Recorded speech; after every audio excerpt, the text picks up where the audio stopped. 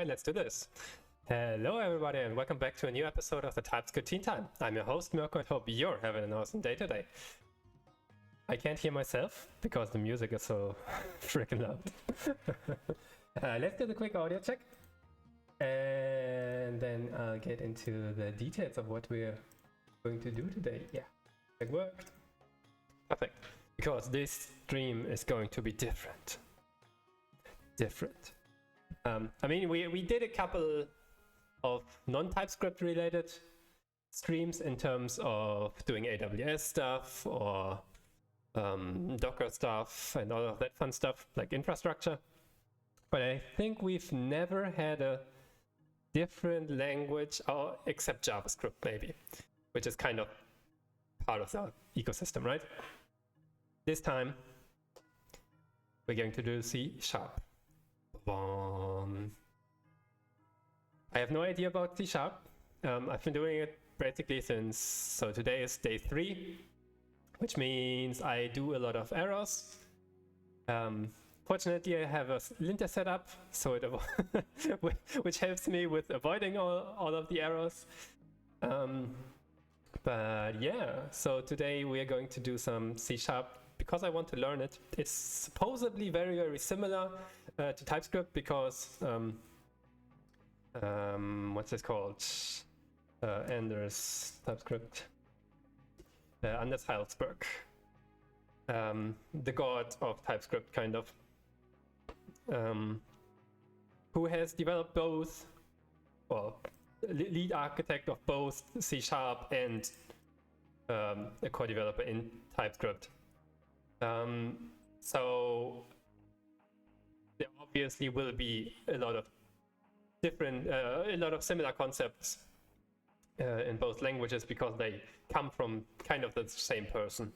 Of course, this is always a team effort, both TypeScript and C#. So credits to all the other people who I do not know about. But yeah, you know what I mean. So what are we going to do today? So what I did so far is I basically have a backend where I can talk to a database, to the Poker API, and to Redis as a cache. Why? Because it's over-engineered, but I want to have over-engineering in this case to learn, right? To learn the how to interact with these libraries and these infrastructure components like Redis and the database with C# and ASP.NET Core in particular. So what we are going to do is kind of a Pokemon trainer application. What I so far have set up is basically the possibility to query the Poker API.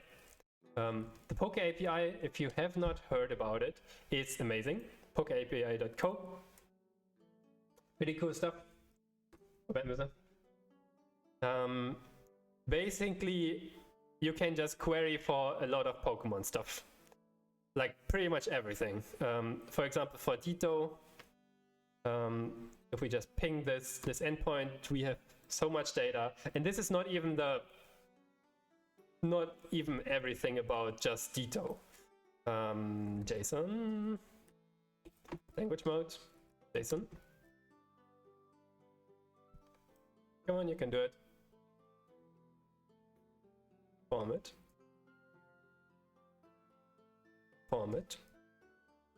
There we go.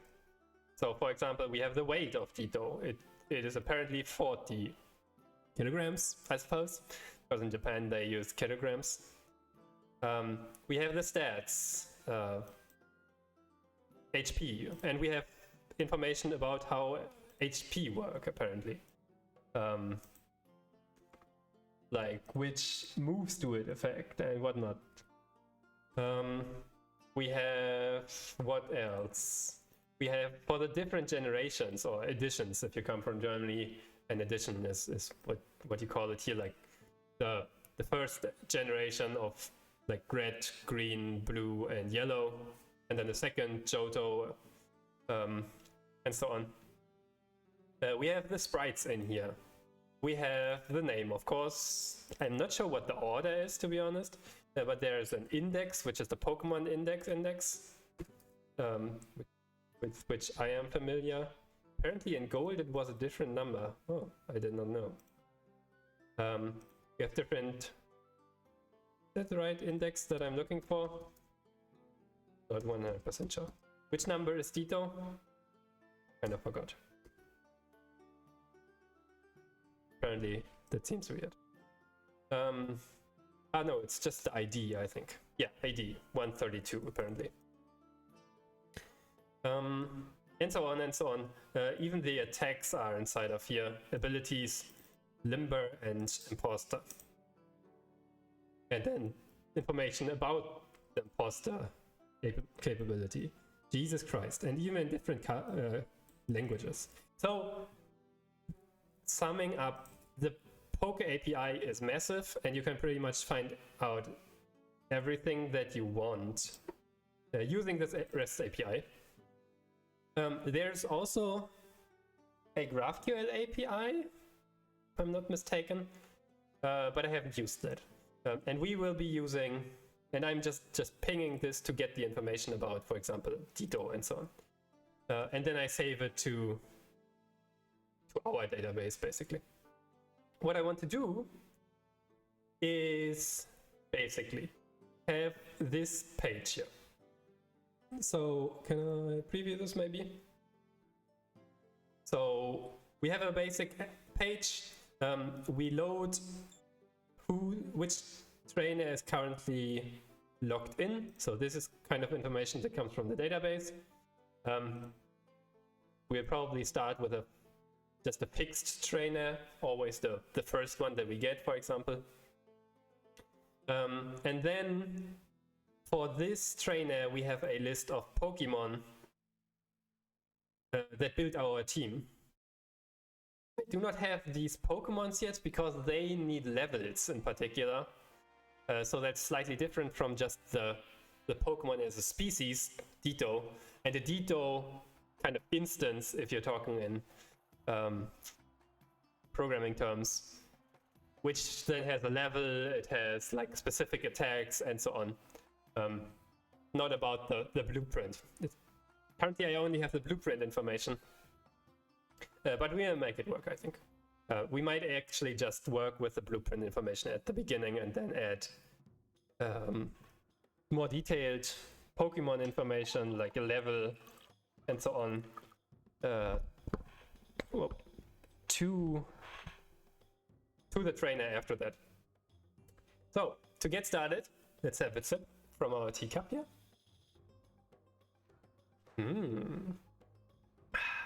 Nice. And then I would say we kind of do a little bit of planning. As I said, I do have a trainer API kind of set up. Basically, half of the REST API, of a CRUD API. I can create trainers, I can read them, and that's it. So with that we can work. I also have set up, as I said, the kind of the blueprint Pokemon, the species information. And with that, I think the first thing that we need is add Pokemons to a trainer. And currently our Pokemon species, for the time being, as I said, species to a trainer. And let me zoom in a bit. So I'm just editing the doing column so we can update our to-dos here. And people that come in can immediately see what we're working on. So once we have the Pokemon species on a trainer,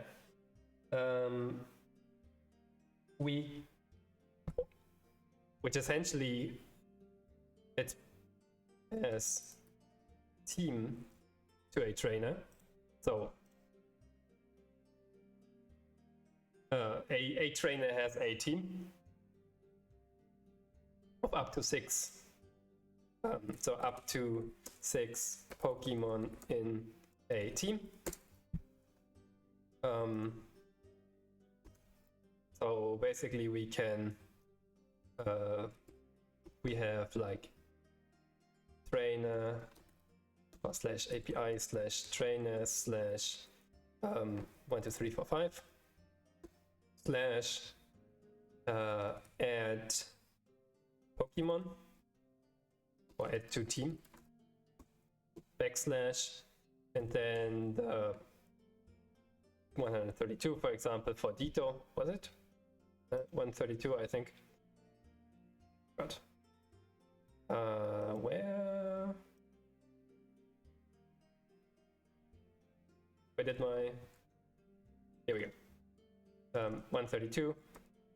So in general terms this is the trainer ID, and down here we have the Pokemon ID, and that's a post endpoint or put, I guess, put example. So that's one part. Add a Pokemon, currently species, to a team. We do not have any kind of authorization and authentication set up, so that's something that we will look another time. In fact, I want to look into Keycloak on Wednesday, I think. But I want to first look into Keycloak from TypeScript, so I don't have to learn Keycloak and ASP.NET at the same time. I think it will be better to do it separately. And once I get an understanding of Keycloak inside of TypeScript or communicating with TypeScript, I then want to move over to also use it from ASP.NET here. I know it is possible at least. So if you don't know what Keycloak is basically an identity provider which you can self-host. We could use something like AWS Cognito to do that, but we did that already, so there's not much learning to it. And I wanted to check out Keycloak for a long time. So if you're interested in that. So we can add a Pokemon to a team.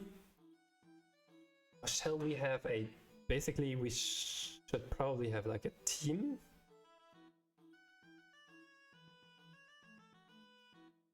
We could also do it like this.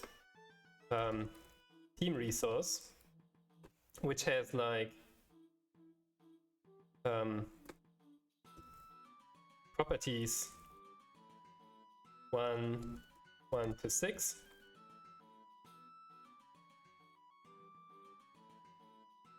First, second, up to 6. Because it's only 6 Pokemon, and then we can actually more easily access it.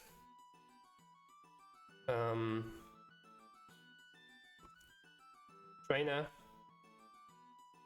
and then a trainer has a team, and the team then has, it's totally over the top. The good thing about this idea here is we can use something like slash API slash team slash ID slash at first, for example, and so on. And then we can replace them individually instead. Which is not terrible. Or basically we can just put with then, sorry, not HTML, HTTP. I like this idea, which then has a content type of application slash JSON, and then we have a like first, and then the ID 1, 2, 3, 4, 5 ID of Pokemon.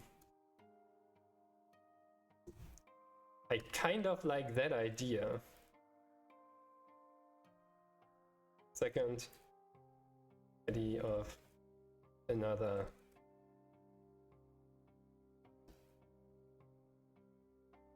And so on. Oh, that didn't work. I think we have to set a space there. Yep. I don't hate this idea.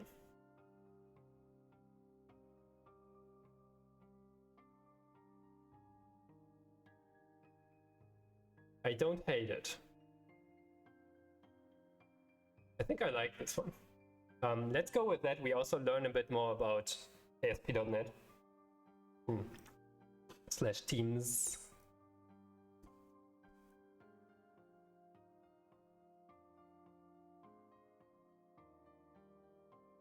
Yeah. It gives us a bit more freedom, I think, instead of having it as a sub-resource.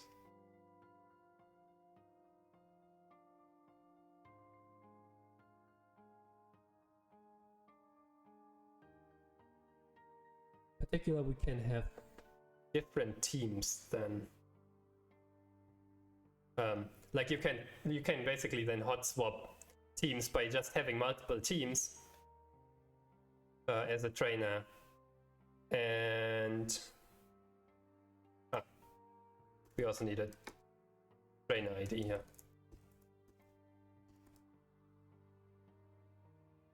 One.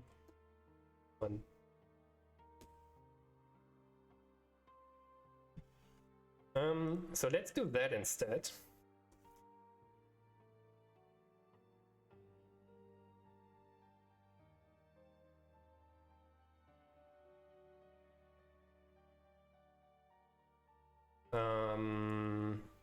Although it brings us kind of away from actually implementing this. I think the first thing that we do is we render this page up to. Well, first of all, we render this part here. So what I do have is this currently as a welcome page. I also kind of have the ability to navigate ever so slightly. In the backend, this is using ASP.NET with Razor. So for example, here we see the index is pretty much HTML. But only pretty much because, for example, here we use this Razor template language, very, very similar to Django, which I have worked with. ASP.NET is apparently very, very similar, except that you use $ equals or something. I don't know. Percent equals. Not quite sure. We need the edge in Razor. So let's start here.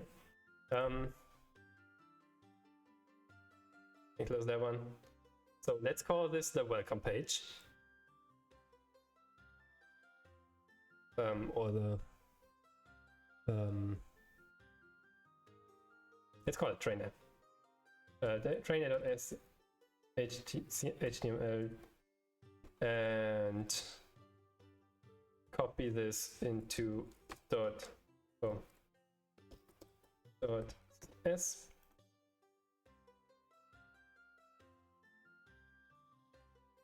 I will just copy and paste over from here. and call this a trainer model.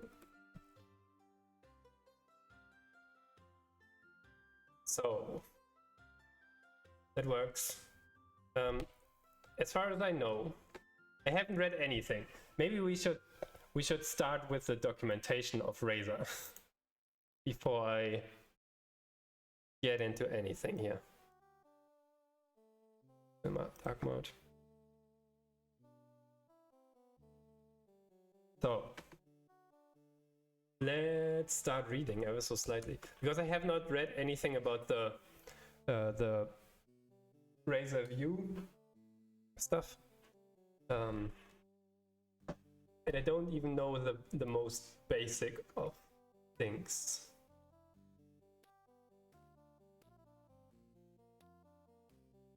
So at least getting the basics down, and as of then, I think we could make this work by just fiddling around with it.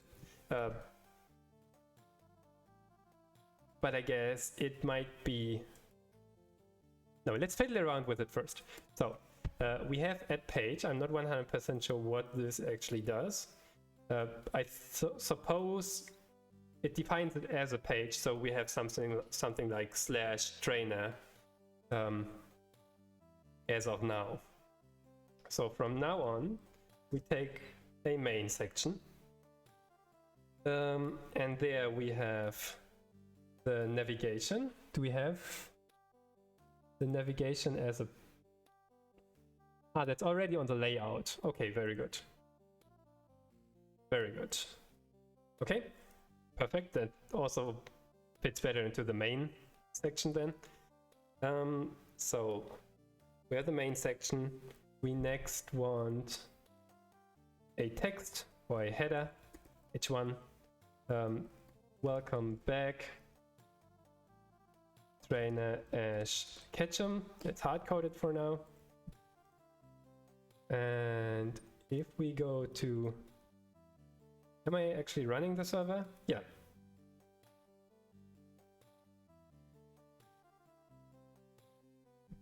That is not there anymore. Very good.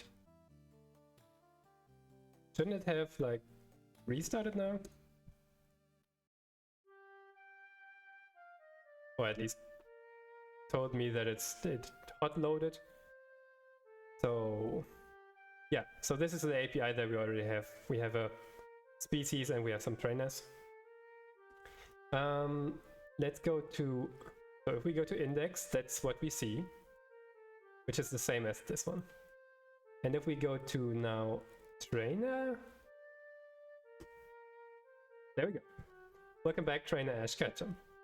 I do think, so since this is in the background using Bootstrap,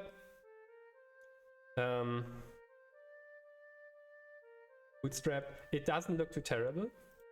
Bootstrap 5 had a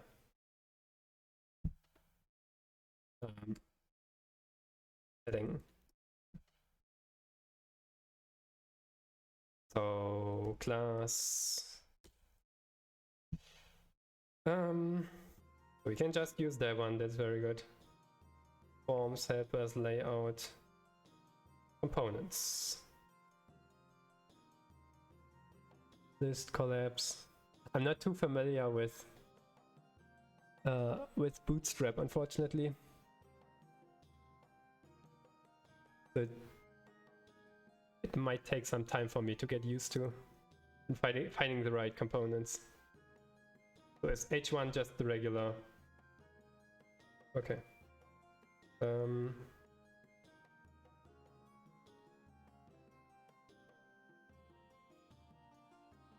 There we go.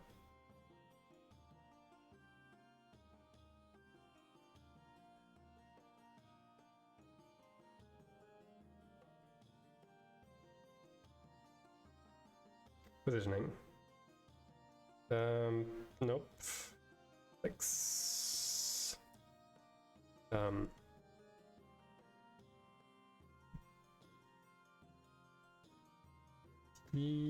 Flex. Display flex probably. So we do want display flex. Oh wait, we need a container, right? Isn't...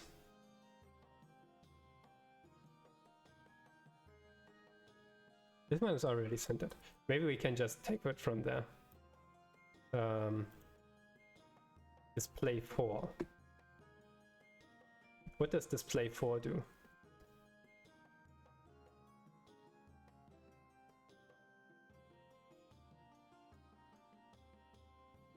Okay, that didn't center it. Oh, okay. We can just text center apparently on the main component here. Class is text center. There it is. Welcome back, trainer Ash Ketchum.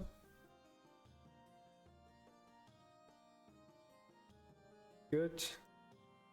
And now we need to find out how we can inject the data to show this here.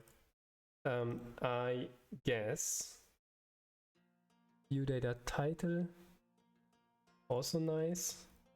Oh, we have a model, so we have to use the model here. Trainer model. We can set the title to trainer overview maybe.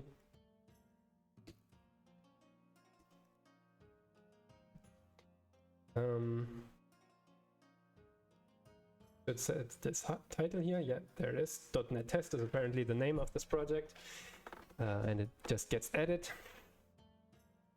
And from there, we want to have this trainer here. So how do we do that? Here we do not have anything currently that is dynamic. I do have this login component. Can use something like this apparently, okay? Trainer add model dot name.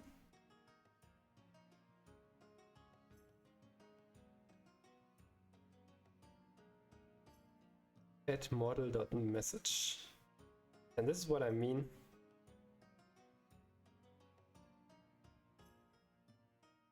By I have no idea what I'm doing. So the model doesn't have any properties because they have not defined anything, which makes sense. I think this is the point where I actually want to look into the documentation. So Rick Anderson writes, in this section you modify the controller with the help of Razor view files.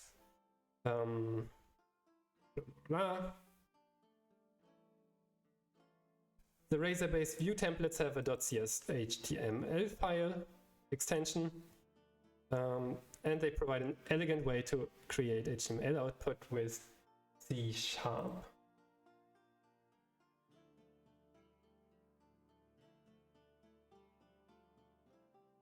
1 second here.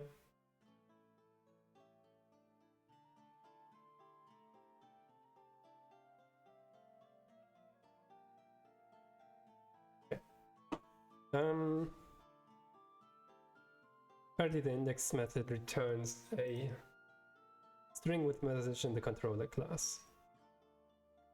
In the hello world controller class, replace the index method with the following. Return view. Okay, we don't need that. Add the view. Blah, blah, blah, blah. They just have a static string. So we can do that already. It wasn't too hard. We want to have some dynamic data inside of the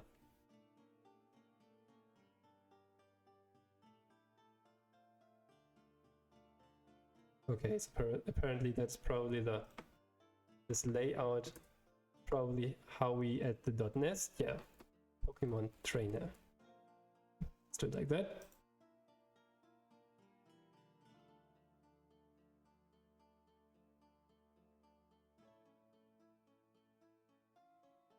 Blah, blah, blah.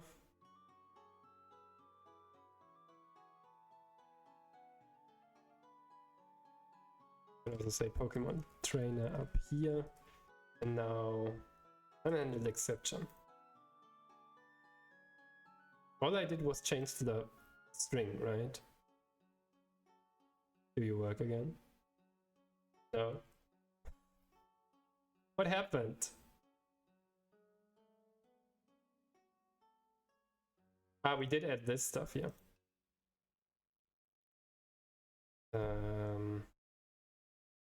We have this add model dot. That's probably the problem. I would expect.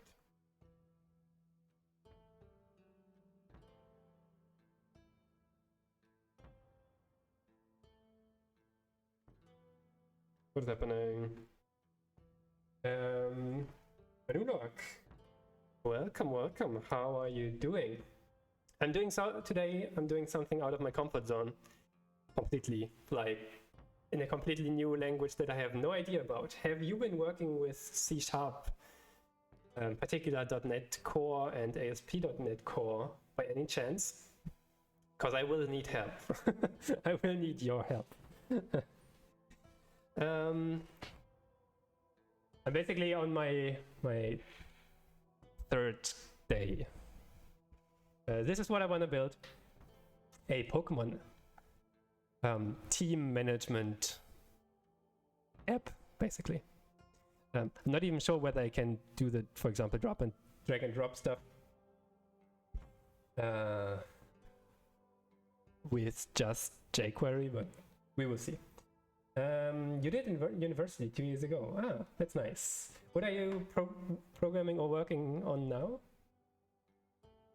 Fluent in C#, but that's fine. You probably know much more than I do.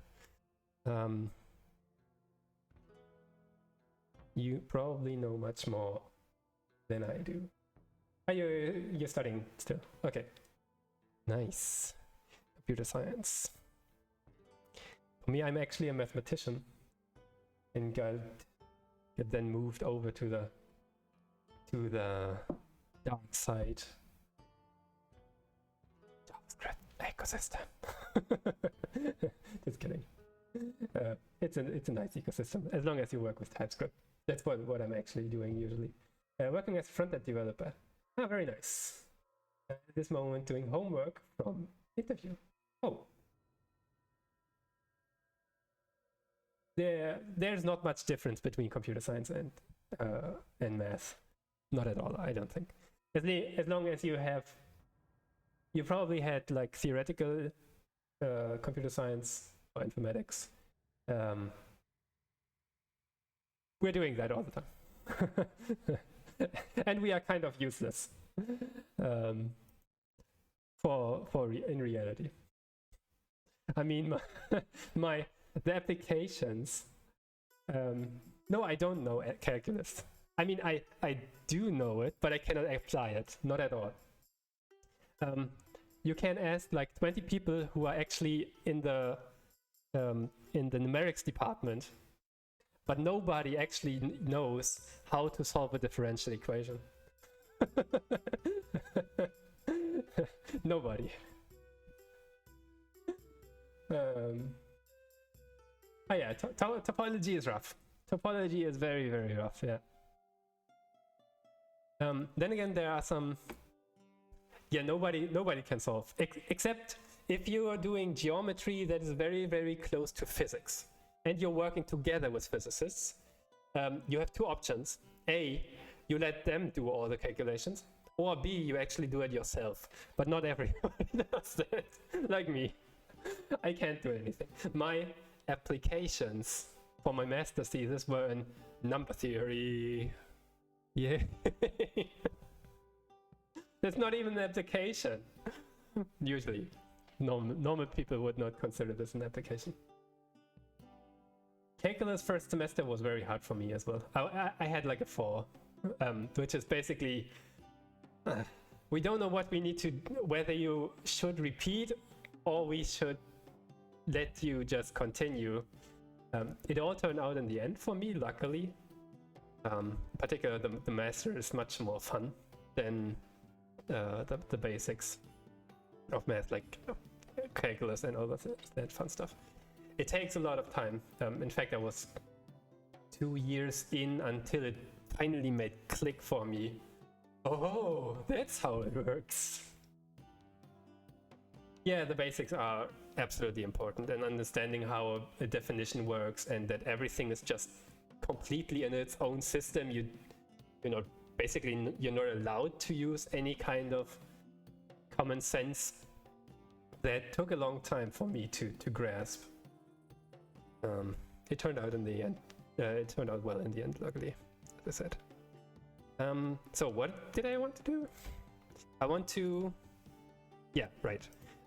I want to have the trainer loaded from the database. Yeah. Do you mean like my regular stack is TypeScript and then React on the front end side, although I'm usually more on the back end. Nest.js most of the time. It's the one with the cat. I love just showing it because there's a cat. Ah. Look at it. Oh, there's another cat. Oh, I want to have like this kind of cat. Oh. On the Norwegian forest cat. I'm a cat person, sorry. When it comes to cats, I'm like, oh. Yeah, Nest.js is a Polish. Oh, you're from Poland. Nice. Yeah. I'm actually from the fairly close to Poland, on the eastern border of Germany. We the region that I originally come from, we also called it before Poland. Like Vorpommern. Vor means before. Guten Tag. I cannot speak anything in Polish. Sorry about that. But we do have a couple of, like, one more person from Poland regularly in chat. Although he's living now in Denmark. He also has a kind of a interesting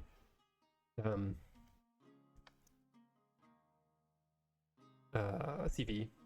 Anyway, currently, so 2 days ago I decided to do some C# because, well, it's fairly similar to TypeScript.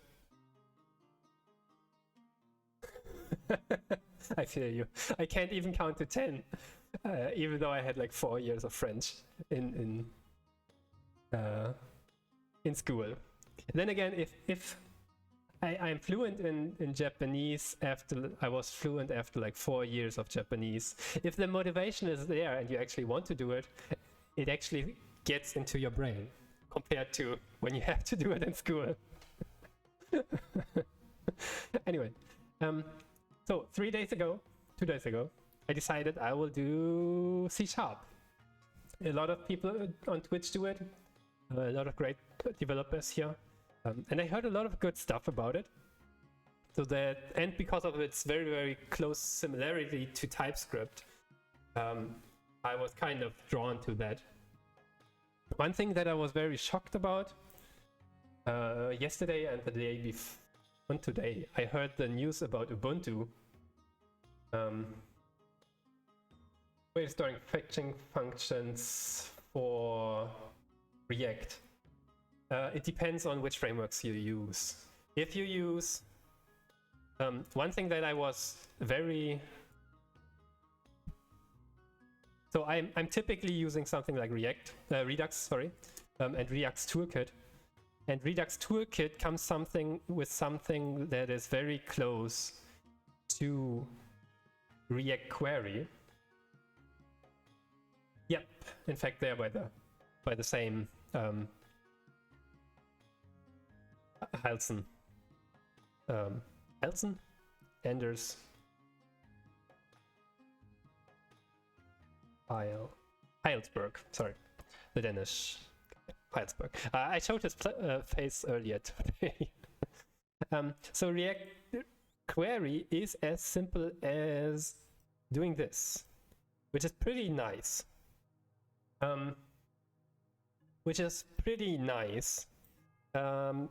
As long as your application is not getting too large. I am typically using Redux, and then you have to, so Redux is a state management system. Yeah, he did. he did. I heard that he was hired, but that's already a long time ago, by Microsoft. But I haven't heard that he's also working on the C# stuff. Interesting. I've heard that. Have you heard of Pylance? Pylance is basically the same approach as TypeScript is to. This is essentially the same approach to Python as TypeScript is to JavaScript. Basically, you're adding type safety, and I think it's much more even than the built-in types. I mean, Python already has types. They added it like 3.5 or something like that, or 8. Unfortunately, I was always on 2.7 when I was working with Python. So I had a job as a Django developer.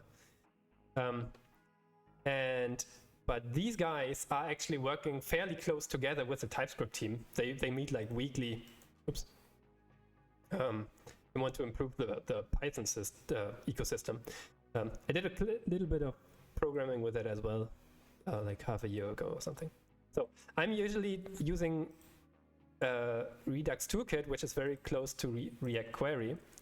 So to answer your question about React, and then you, in the case of Redux Query, you can just do it here. You can also have it like in a separate API file, for example, or one for each API that you're talking to.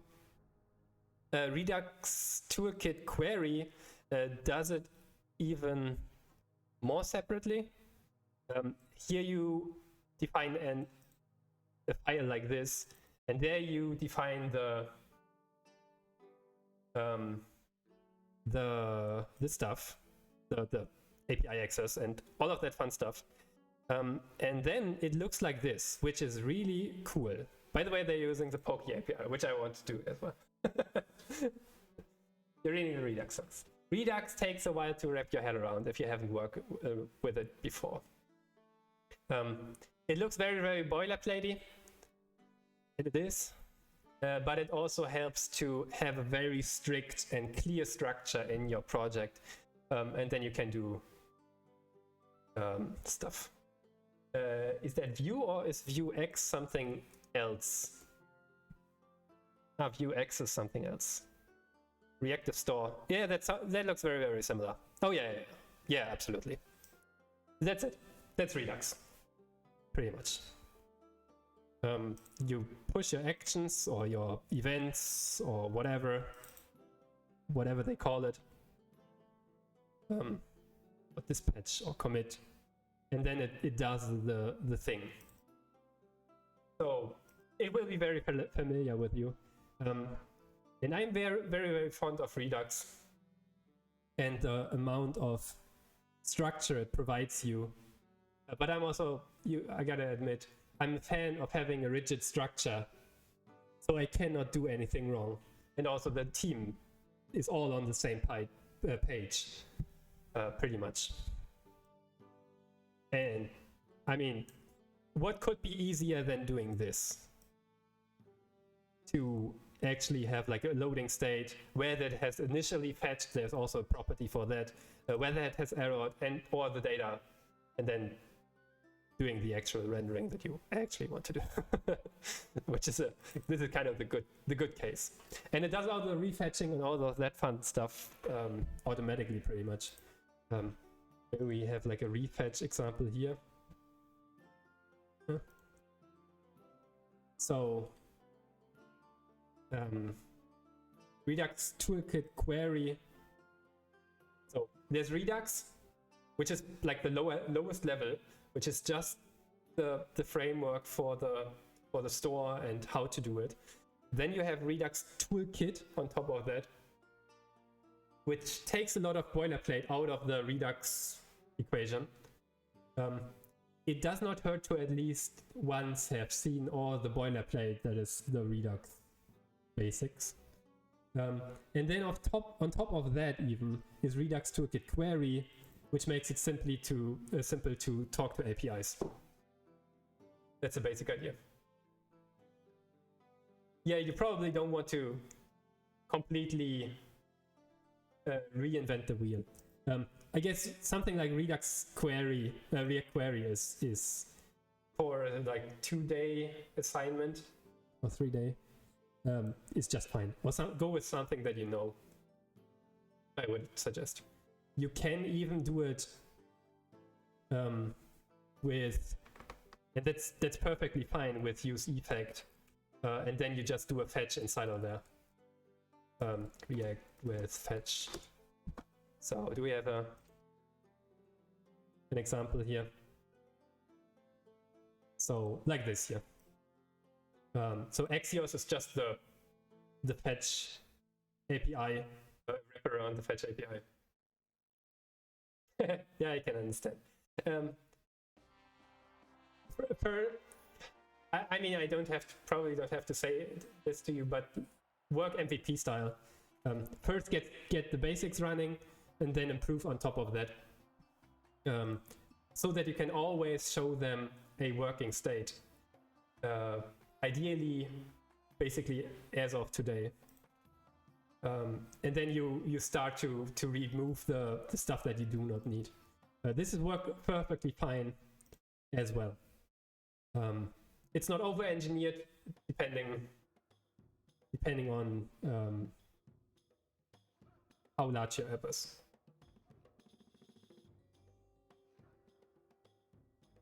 Yeah, I can absolutely understand that you want to make a good impression on the interview.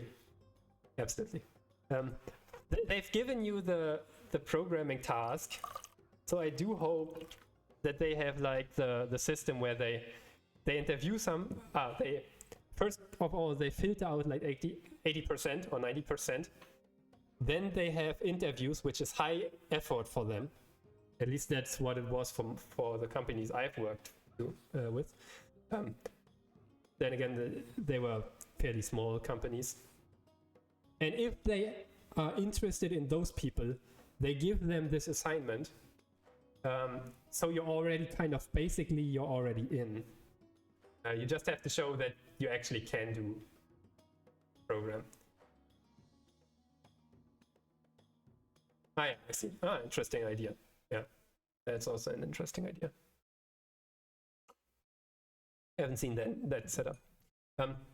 Most of my companies that I've worked with, they did not give a programming homework. We basically sat together in the call and then said, so let's take 20 minutes. We have this basic React app here, and it was very, very similar. So very, very simple.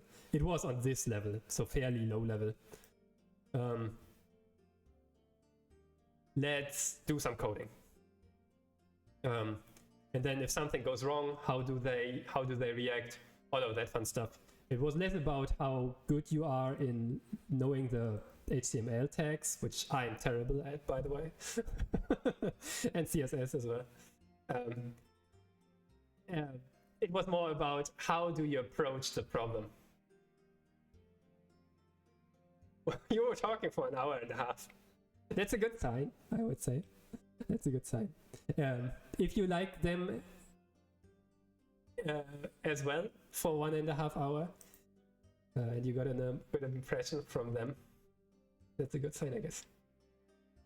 Hope everything goes all right. So in Germany, it's pressing your thumbs. I don't know what it's in Poland. Otherwise, it's fingers crossed, right?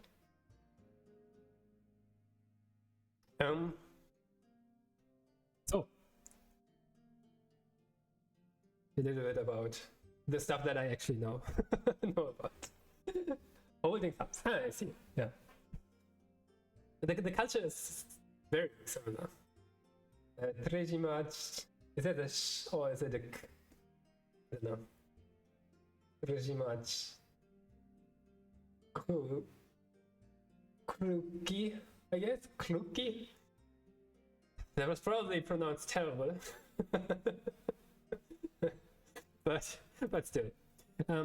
So I want to learn how to get something from the model, or at least not bad. you're so nice.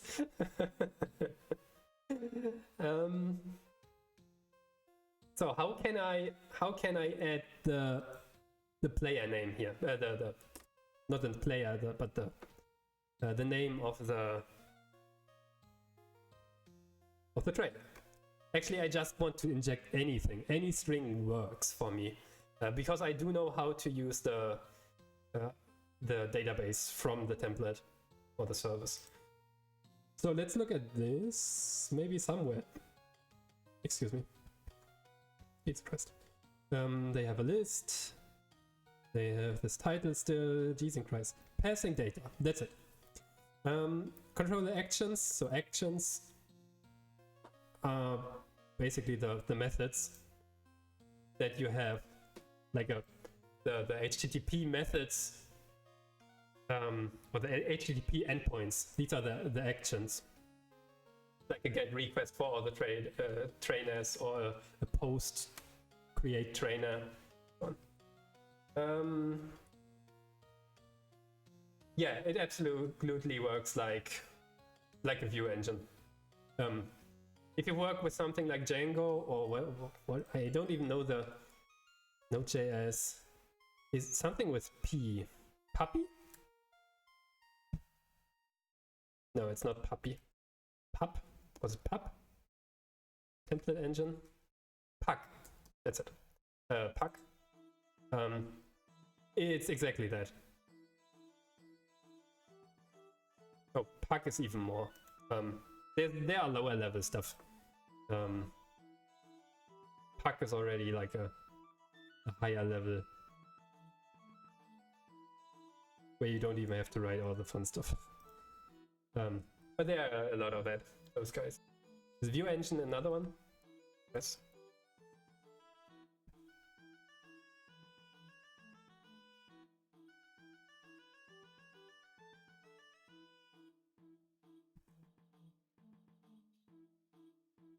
The View Engine. Ah, yeah, I see. Yep, exactly. All right. Oh, thank you for the follow. It's to you.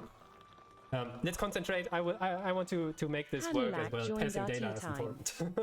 That's the basics of everything. Thanks for the little chat.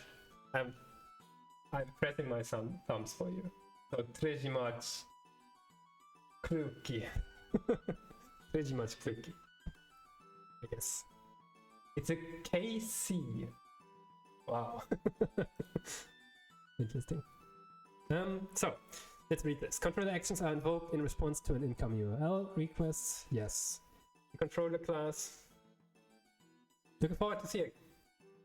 My regular time is Wednesdays at Central European Standard Time. Summertime currently. Central European Summertime at 18 o'clock Wednesdays. But I'm also just streaming from time to time. So look out for that. I think we do. Yeah. I think as of France, it's different again. It can happen that I'm streaming on Monday. Currently, I'm in vacation mode, so I'm a freelancer, so I can define when I'm working. And currently, I decided that I will not take any projects. So it can happen that I will be streaming on Monday, maybe about TypeScript, maybe about C#, maybe about AWS, or infrastructure stuff. But something in that direction. Not 100% sure. It always depends on my kind of will to do something on that specific day, and whether I'm doing something completely new and it's worth to look into it, or whether I'm just diddling around. Anyway, you can feel free. I think I have my in the about part. You can also follow on Twitter. I'm trying to be more active on that as well.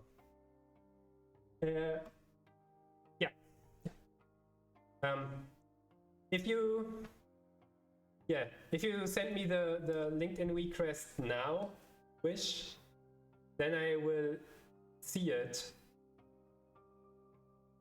And maybe write me a message.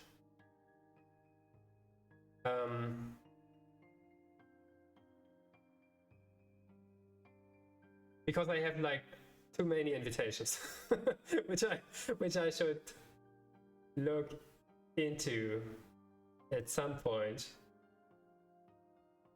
Because I suppose you don't want to dox yourself right now the way that I want. You cannot message me, right? That's not an option in... there we go. Yeah, perfect.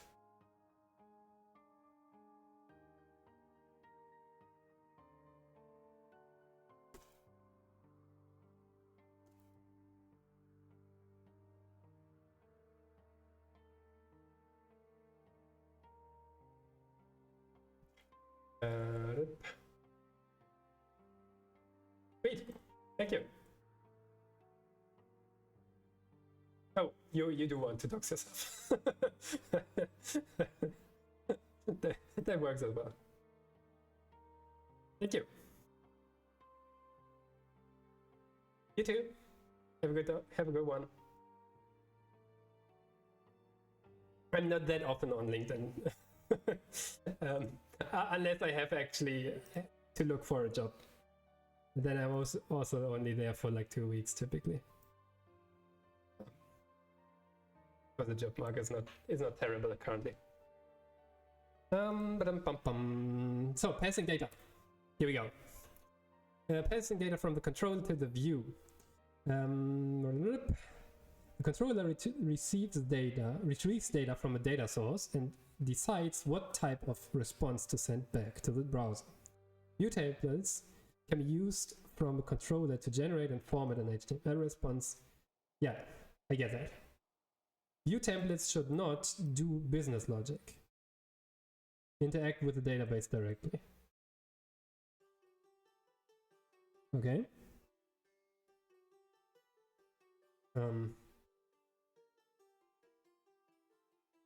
Which one is the view template?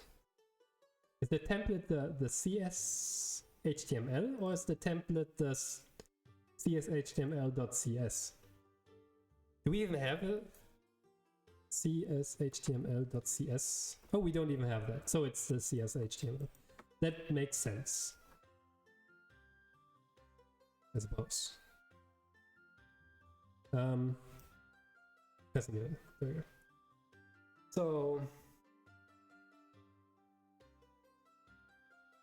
first of all, I want to make it work.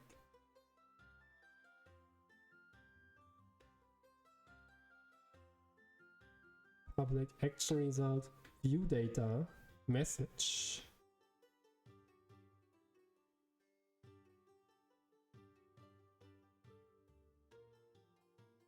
So they define an endpoint welcome here for the welcome page, most likely, which receives a name and a number of times.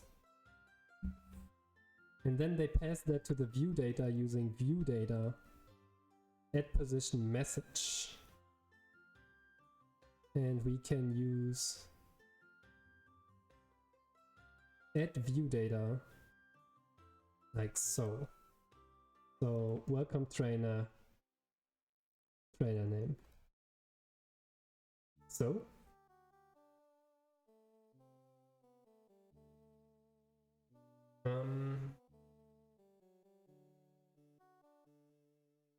on get, I suppose we can just do something like where is it? View data? Where does view data actually come from? At position trainer name is equal to parenthesis ash catcher.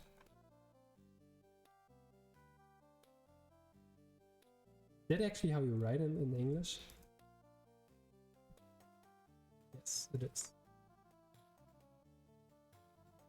Did that work? No. Great.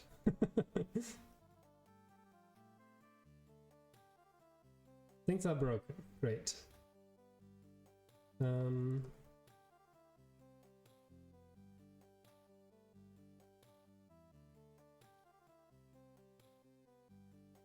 So view data, message, argument out of range.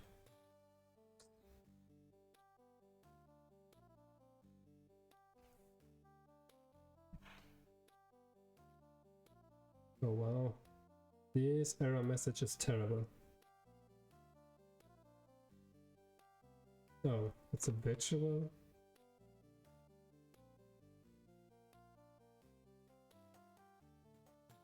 But that didn't work.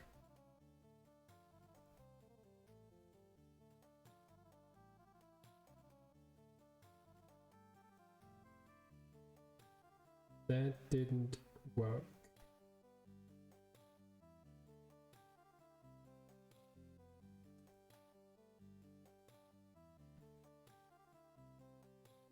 Man, stop it. Why does this keep popping up? Jesus.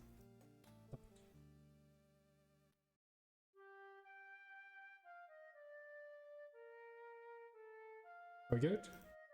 We're good.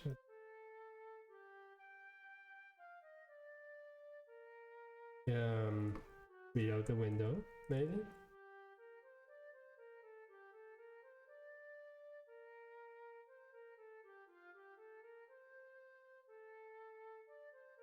Okay. Can I do something now? That didn't quite work the way I wanted it.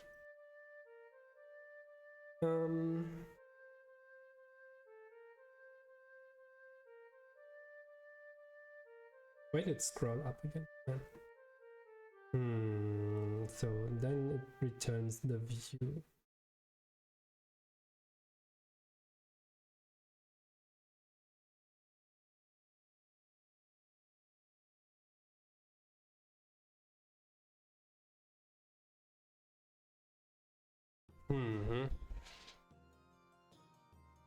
So is the view data the query parameters? Data is taken from the URL. Oh, I see. So view data is not what we want. It passes to the controller using the MVC model binder. Controller packages the data into a view data dictionary. Actually, I think we need to look at Razor pages instead. Let us... Ah, that's it. Okay. All right. In that case, let us look at Razor pages. I think because that's what we're currently using.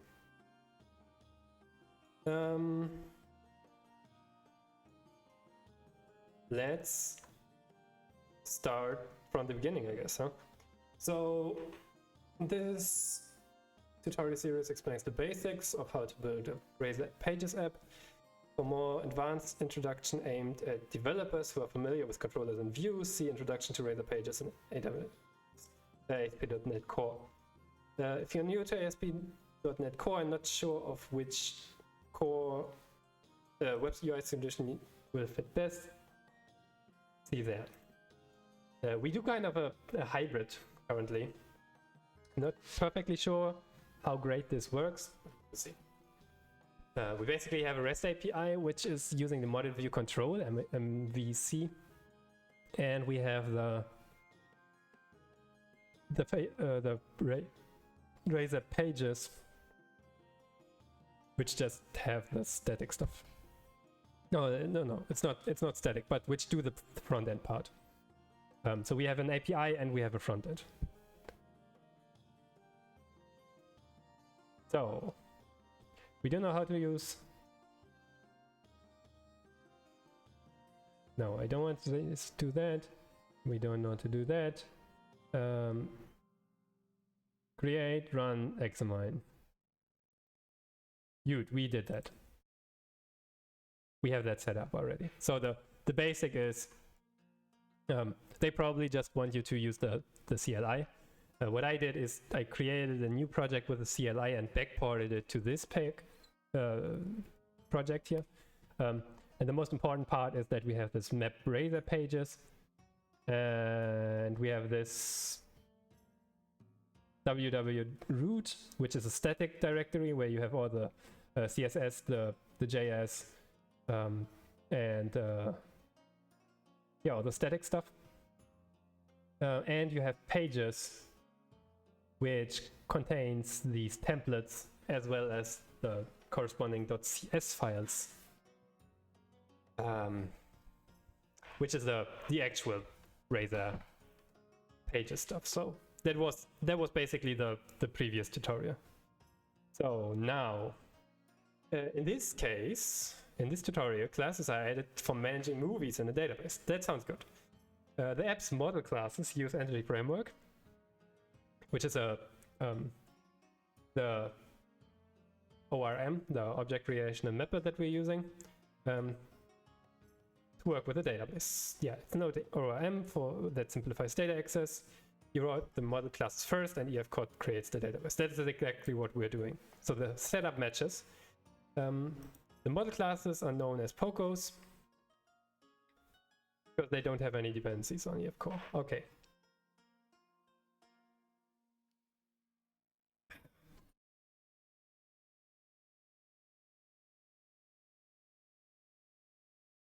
So we already have a data model. Here we have a trainer which has an ID, which has a name, or who has a name, who has an ID, and who has an email. And we also have a unique email enforced by this index. The ID gets auto-generated unless it's provided by the client, which is possible. And also useful for testing, actually. Yeah. So, and we can create, read, and update those. So, or create and read.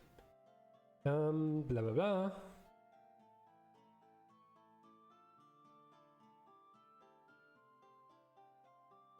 What are they actually doing here? Uninstall, then install. Okay, whatever.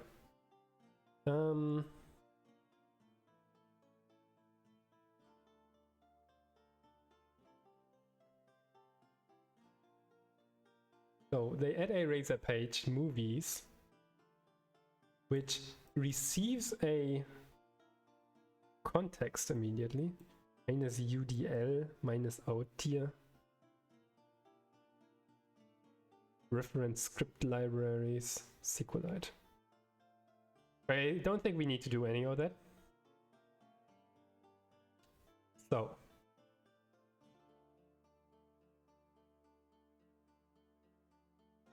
we all have all of this fun stuff set up already. All of the setup logic is done. Create the initial database schema. We already have that as well. We have a database. We can actually look at it. If I go to add miner here. Super secret password. Never. We already have some Pokemon inside of here, like Butterfree and Bulbasaur and I don't know, Lugia and so on. They have an index, which is actually the number in the Pokédex.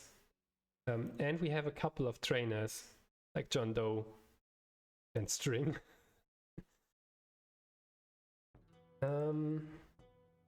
Next thing.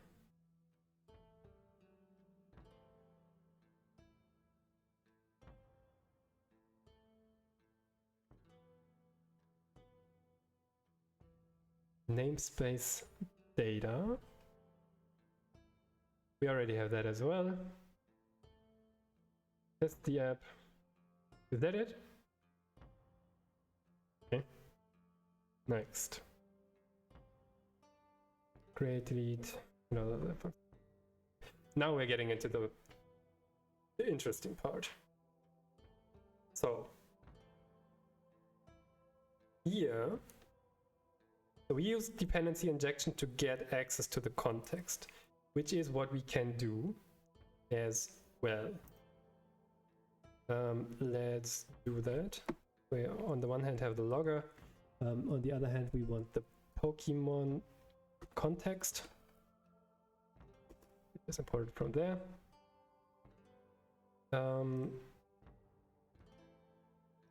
Pokemon context, just that.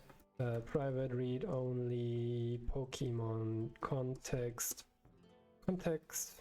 subscript convention subscript context is equal to context. So now we have access to the database, and we can actually do something like this. Pokemons dot, let's say trainers dot first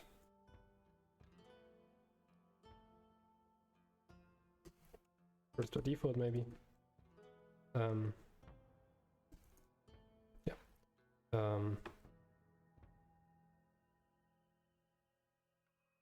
Semicolon. This is how far I got already. So if I do trainer is equal to this, and then we can just log this with the help of this logger. Log information. Trainer dot, I think it's name. We have to make this into that one and that one, so that it's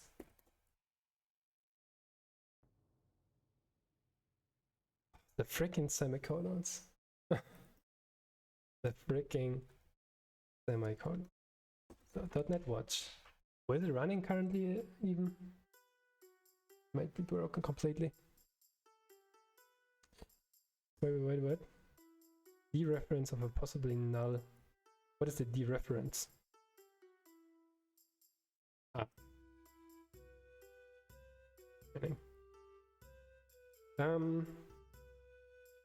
So going back here, did I add this to index? Yeah, I added it to index, damn it. I want this on trainer. I want all of this on the trainer instead.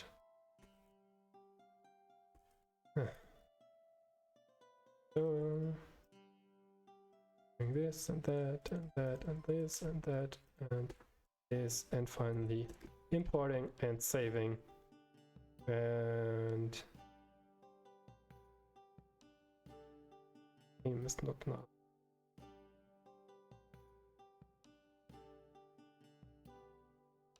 Why is it complaining? Because the format is wrong. Okay. So do that, and okay, we need to restart apparently. Did I overwrite the index quickly now? If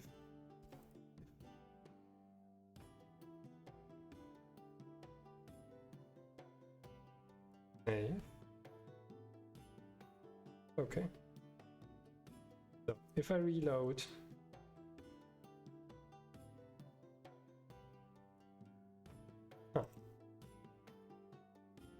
this function is never called, huh? Probably because we have removed this line here. Get rid of that one. Yeah, there we go. So trainer John Doe was loaded from the database, which is an actual trainer in the database, but for this one to make work, I think we have to say something like ash. Yeah, that working? No, that's also not working. Okay. Okay, so we can reference the model. Question is, how do we access the data from inside of there? Framer, we can close you. Bootstrap, we can need you. So on get async, There's a list of movies, blah blah blah.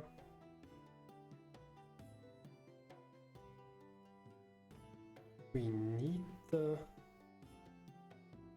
property. So, oops. Yeah. Public read only trainer.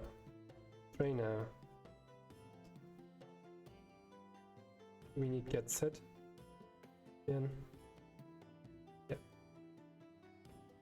Full exclamation mark. Oh, that's something new. Sharp.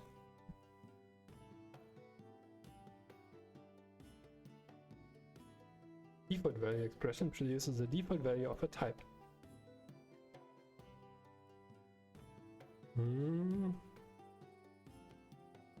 Interesting. Okay. Then something new. Let's add that.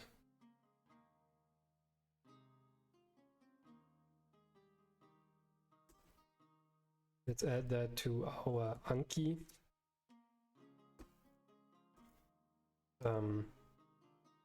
C# keyword. And let's copy this example from here. Yes. This is Anki, my flashcard app.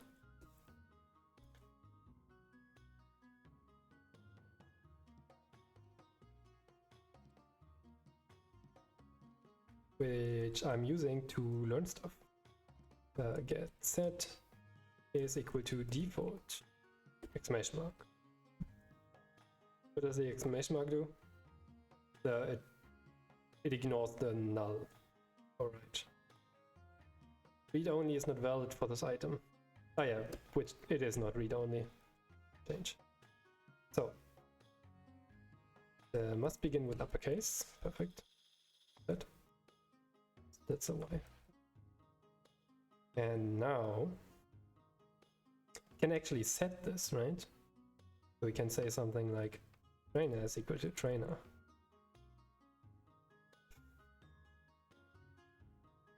So null reference. In that case, probably want to do something like that. In that case, we don't need the default.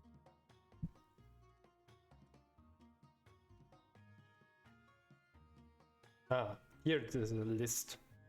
Probably it's defaulting to the list because it's an inbuilt, I guess that works. I don't know whether it works for custom objects. So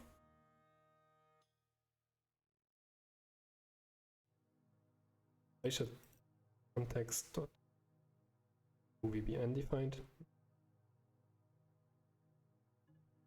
So we have a trainer now, and now, well, if we do it like that, we can just trainer is equal to, and we do trainer is equal to, and we do need the question mark. Okay. So where the pages are derived from page model. By convention, the page model derived class is named page name model. Okay. For example, the index page is named index model. Correct. The constructor uses dependency injection. Yep, it does. Here it's using async. Not sure why we should use async in this case, but fine by me. So when a request is made for the page, the onGetAsync method returns a list of movies to the Razor page. Okay, yeah, that's the same as onGet. On a Razor page, onGetAsync or onGet is called to initialize the state of the page. In this case, onGetAsync. Oh, I think I have an idea of what I need to do.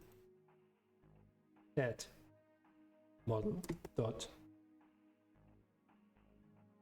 trainer dot name. That's my best guess. Doesn't work.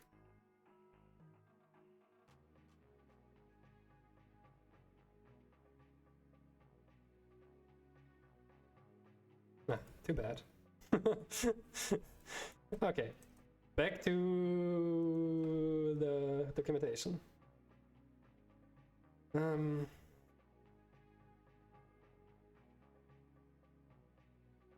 So when onGet returns void, no return statement is used. Yeah, okay.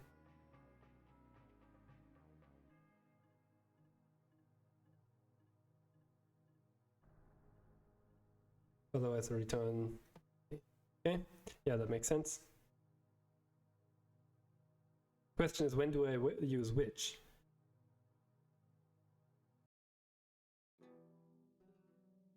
That's the much more interesting question.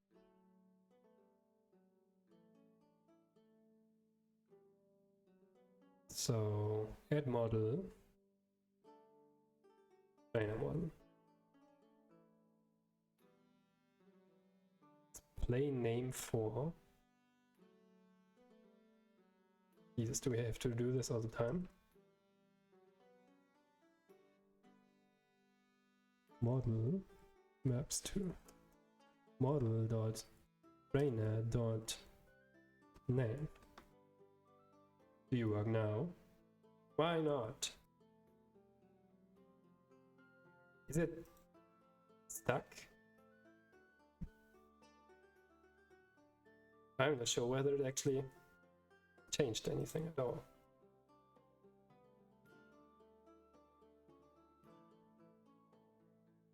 Trainer name.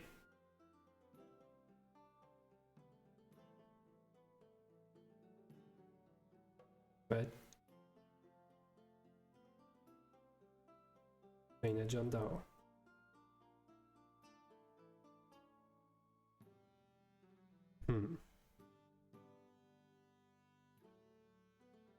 So it did seem to find the right one, but it still didn't render it properly.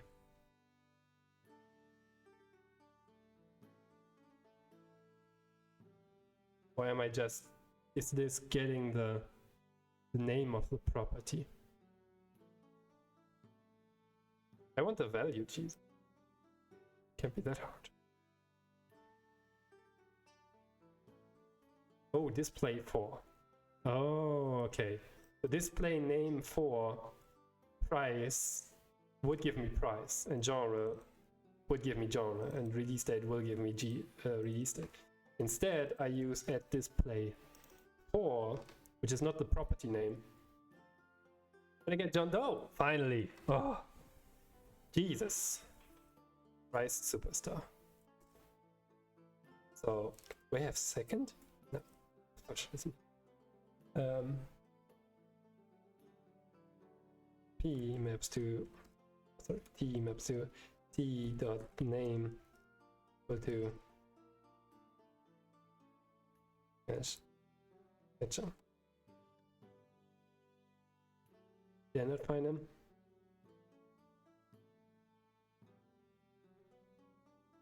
Is Ash not in my database? He's not. Okay. Well, that explains it. We can quickly recreate him by going to test.htp. There he is. Internal server. Oh no, that's not great. Oh no, that's not great. Duplicate key. What? Oh. John Doe, you're using the name. You're using Ash Ketchum's name. Let's just rename him. Ash Ketchup.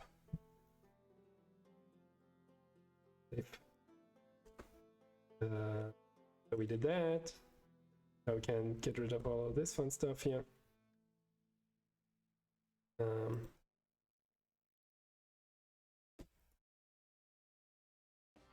Done.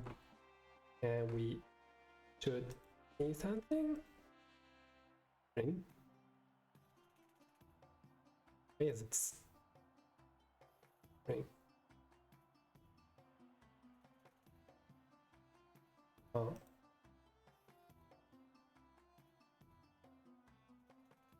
Did the order change now? Oh, interesting. Probably because order is by oldest first, maybe? I don't know. I mean, we can just dot order dot, is it order?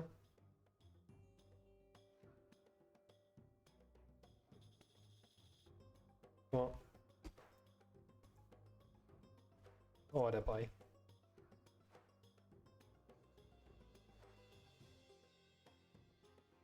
Order by. T map to T dot name dot first by default.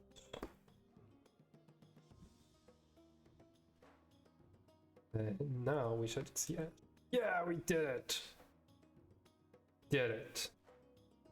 Good job. So html.display4.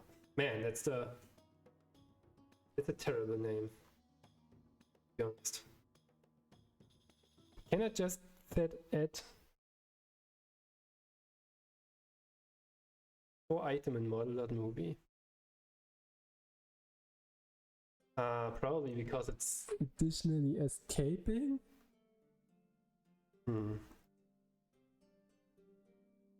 Why use generates HTML text?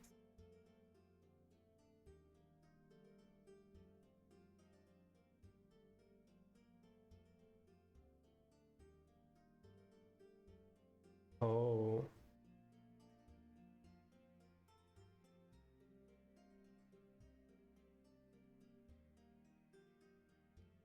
So if this would be a string, it's basically calling the toString property, huh? Or something like that. How it's... we can define a display format, and with that can tell the property of how to render. So for example, can we do something like this? Oops.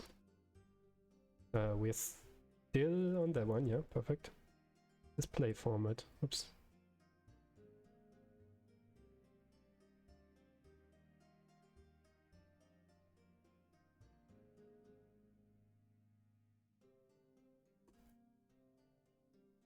Does that work? No.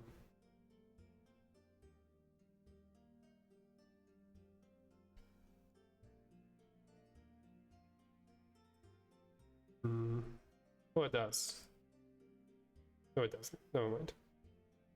Doesn't contain a constructor that takes one argument.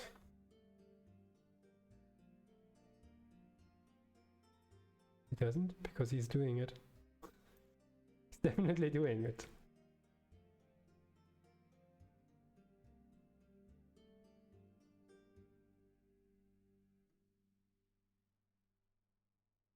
Where does this property come from?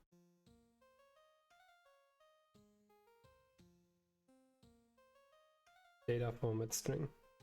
It sets the display format.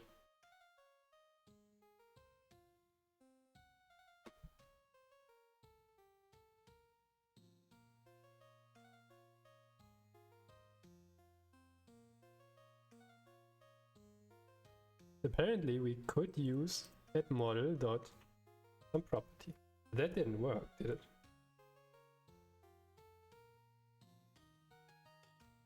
Add model dot trainer dot name.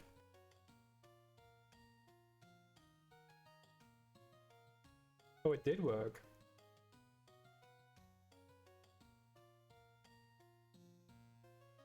Didn't I try that? I'm pretty sure I tried that. Or did I just say dot model dot name? instead of, oh, I probably did. No, that doesn't even exist.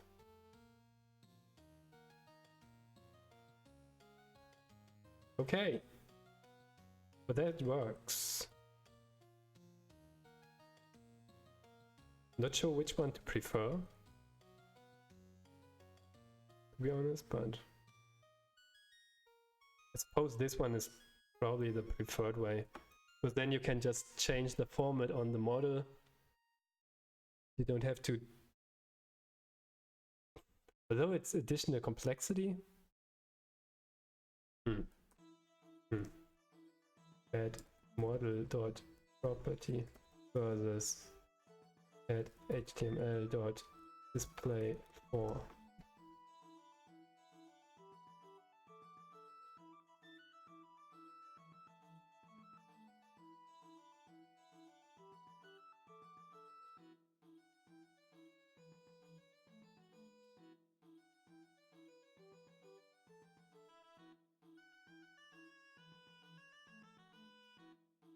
So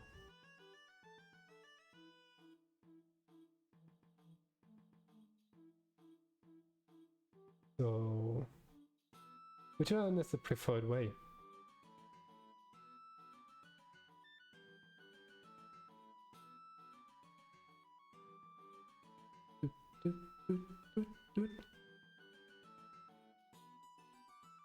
This guy says abusing it.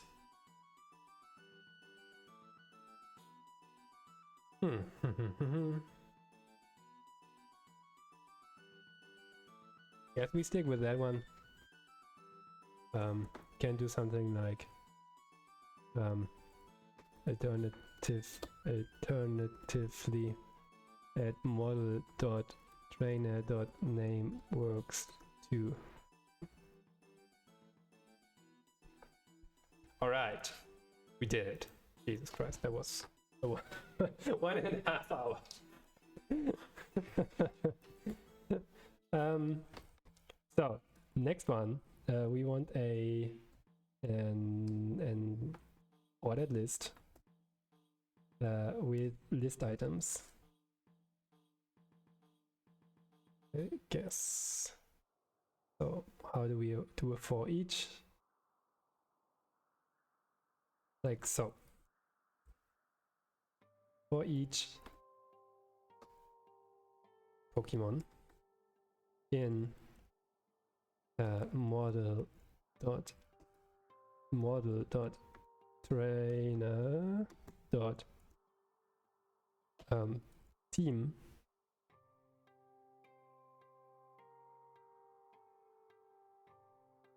I guess. Oh.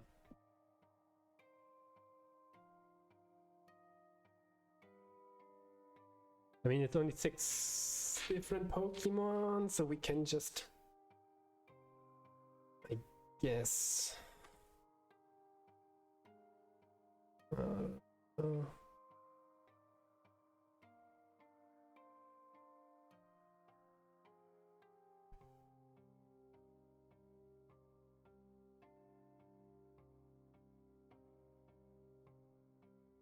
Okay, so what I want to do is now this part here. We essentially have a list of items. For each one we have to render it.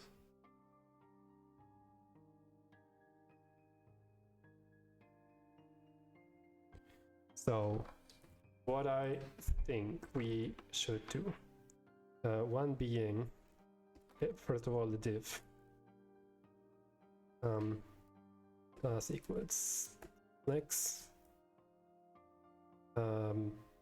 We want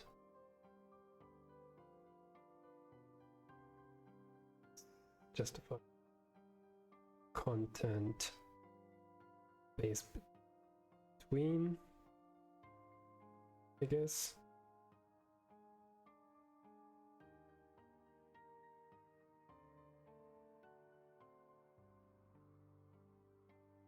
Inline flex.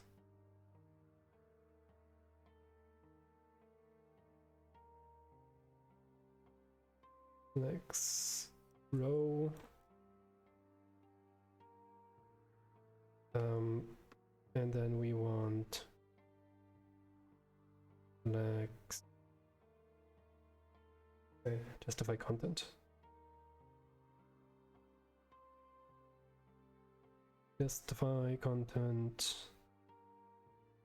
Center between, yeah. Between. So, then I don't know, we can just put some buttons inside of here for the time being. Glue rock. And they are called differently in Bulbasaur and Lugia. And who else do we have? Is that how you write him? You can just ask our API. Oops. So which species do we currently already have saved? Butterfree. Butterfree! And Mr. Mime. Mr. Mime type. Skyther. And we have empty. O minus O. Yep, that's apparently how you do it. So, save those. Look at it. Isn't it beautiful? I love it. We need deflex here, we need flex column here, we need justify content between. Not working? We need full widths. Doesn't work. Bootstrap. Oh, there it is. Full width. Full height.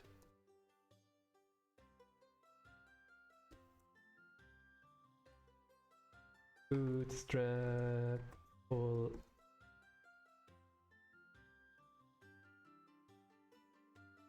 Wait, do we want,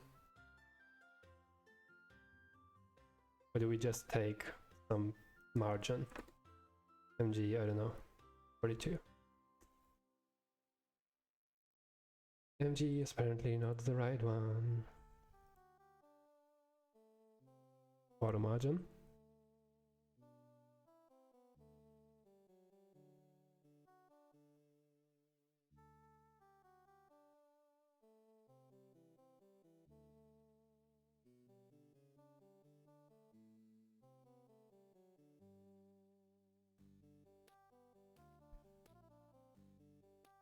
Deflex B3. That didn't work.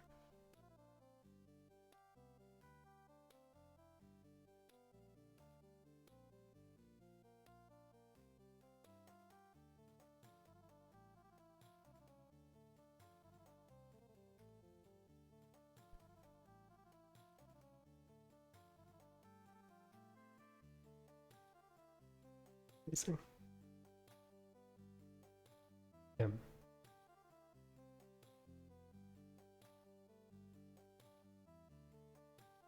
B.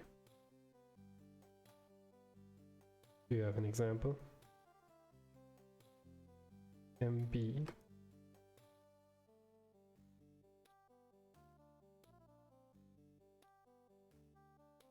That's already what I wrote.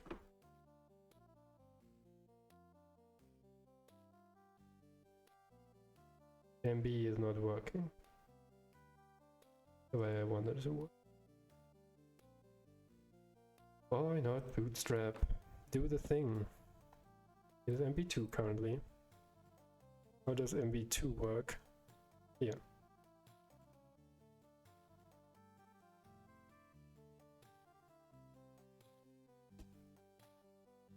Okay, it's just terribly small.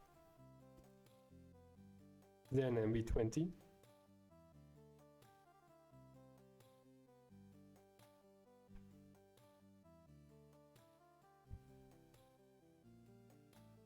There is... I cannot see, it's too small. Display.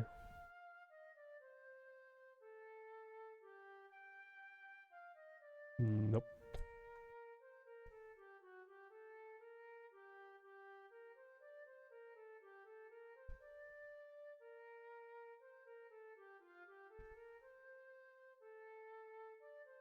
Doesn't show at all the margin. Why not? Oh, because it's up there. Wait.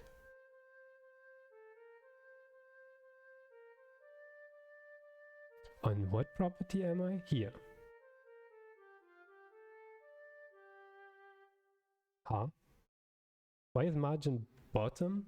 Moving it to the top, the element itself. Shouldn't it just be... Huh?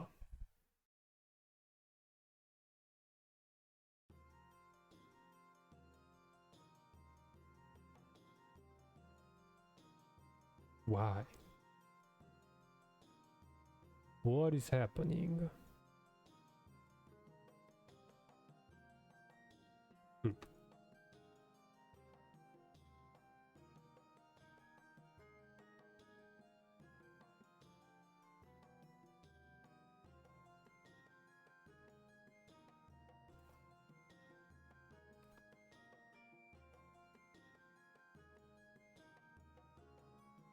Yeah, that looks terrible. But anyway, we have a couple of kind of Pokemon here. So now let's... I would say we do something like this. Add model dot team dot first, and then dot second. But it's exactly 6. I don't really have a problem with that. You know what I mean? Model dot team dot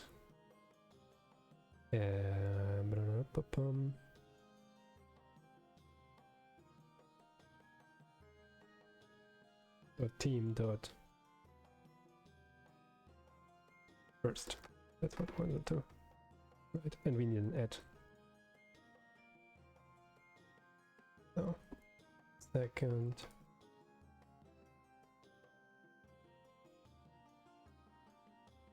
Third.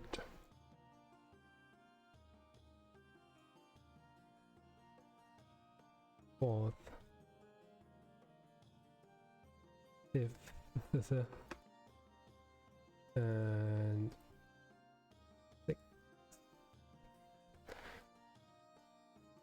we will never have something like team fight. Right? No, even then it's only 6. Even then it's 6. So we're good. Let's add a public team.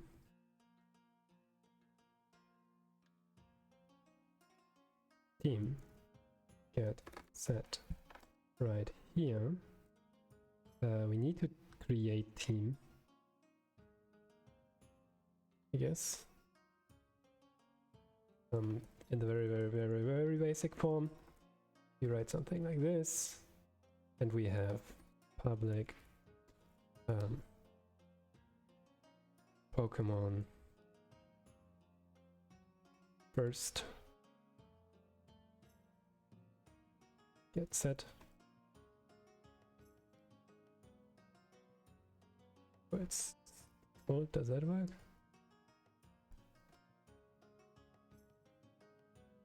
First, second.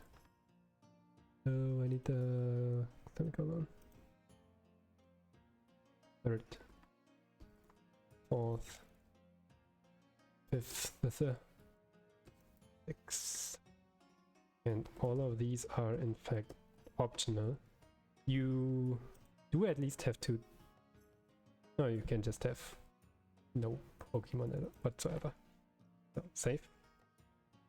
Let's go to the trainer model. And we add in here a team.cs, which looks like this, which we just save.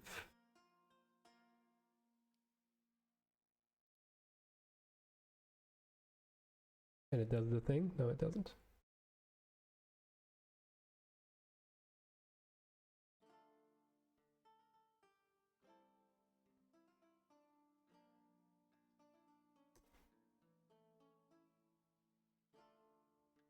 And it has a public. There needs to be some kind of trainer as well, fortunately.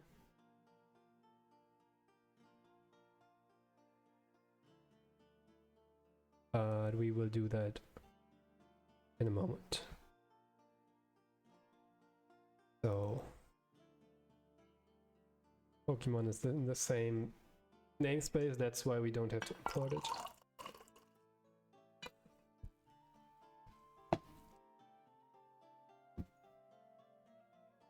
Alright. And now we can just mock this team here. Equals new team.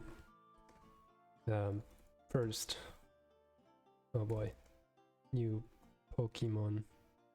Well, let's get one Pokemon.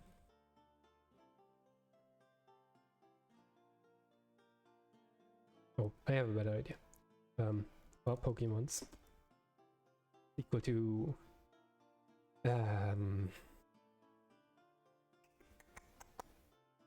is equal to context.pokemons.all many limit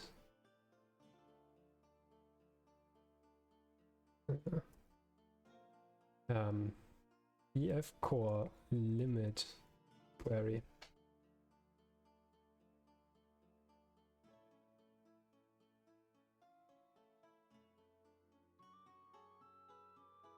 Take. You want a specified number of contiguous elements from the start. Yeah, perfect. 6 dot. Is that it?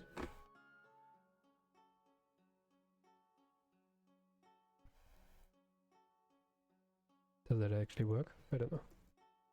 First is equal to Pokemons dot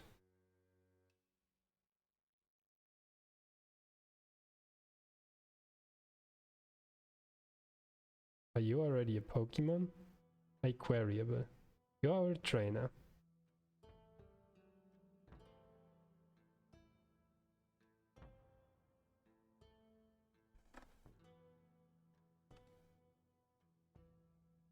Yeah, this one returns a trainer. Dot all, I guess. Why not all? True if every element in the source sequence passes the test. Okay. T maps to true. We just take everything.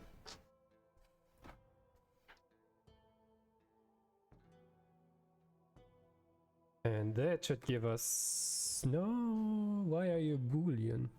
Ah, all is not what I expected. All is a test. It's the JavaScript every function.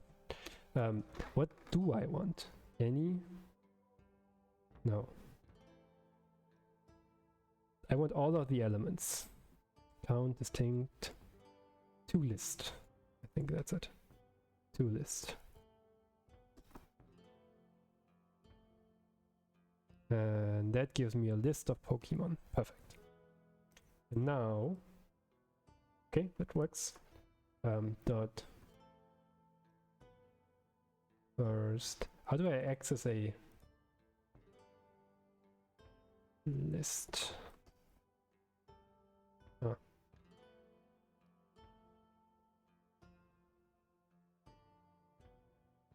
C# list get index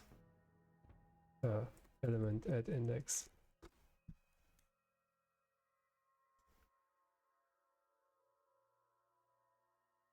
Assuming it has an index defined.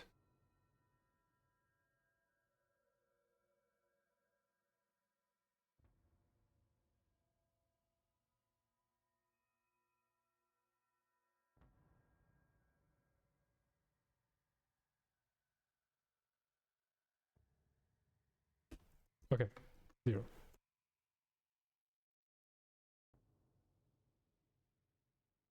Second. I think we need to use commas here. And we take 1. And then we take third. Again, because it's exactly 6 Pokemon, I'm doing kind of this approach here. Is it nullable if I do it like that? Does it explode? It gives me an argument out of range exception, possibly. Meh. Oh, that's not quite what I want. The argument out of bounds, I mean. The 6th. Shave. Semicolon. And with that, we should... What? Fitness Pokemon... What is happening? Oh. Oh, it worked earlier. It's printing me the class. Because I have not accessed the name last time. So it was working from the very beginning. I was just too silly to notice. Great. So we're getting into the territory where it actually becomes fun. We have a button instead currently.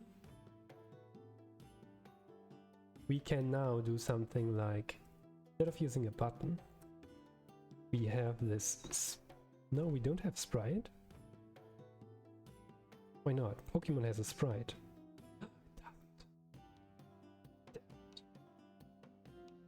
Damn it. Oh no. Oh no, I don't save the sprite. Meh.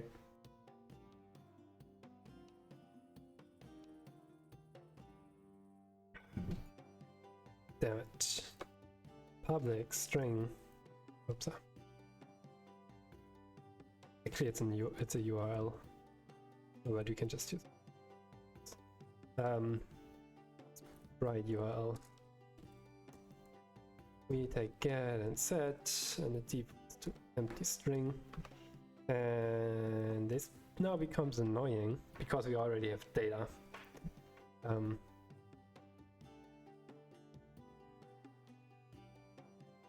Yeah, I guess I have just to destroy everything. In particular, Redis. Clear everything.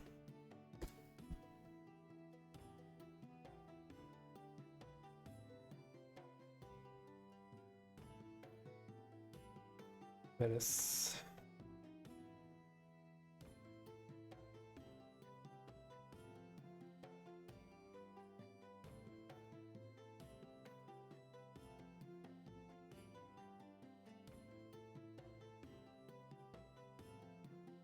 Cache. Fish. Nope. Fish. Fish dot. Remove. Refresh. Where's the value in the cache based on it? E.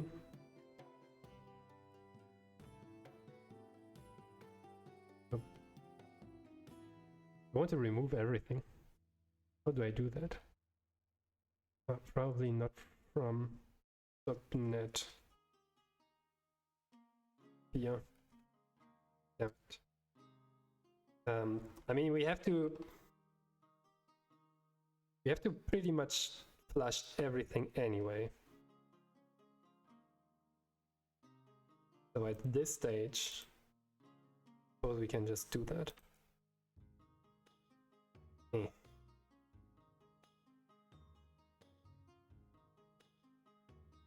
Would be nice to have the... I want the sprite URL.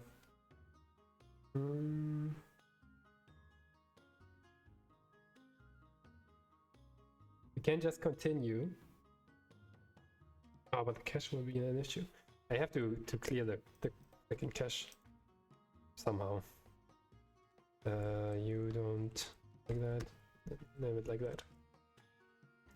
By the way, stage. It's currently working. Not a terrible idea. Let's restart, please. Not a terrible idea to refresh it.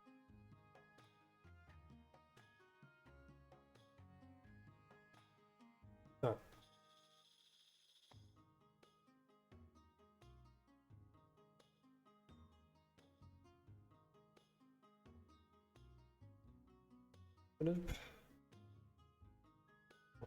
Why is it exploding all of the time? Oh, there's...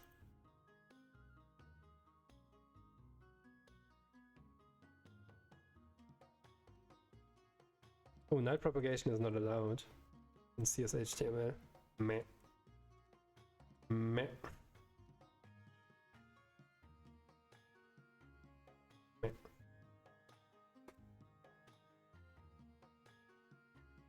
think we can... Meh. Let's see, so we have to now...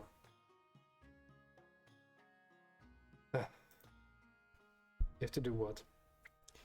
A. We need a migration. Add sprite. Link sprite URL to Pokemon. Do it. Then we need something like here. We need this sprite URL. Ah, there's a comma missing, that's fine. Don't get IntelliSense. Is API Pokemon dot sprites dot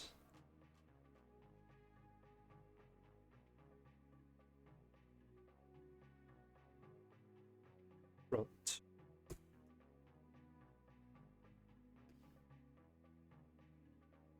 Oh. You don't like this? Oh. Dot string.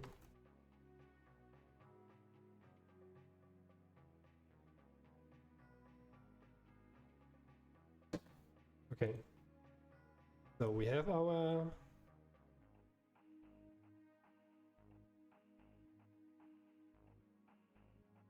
okay, perfect.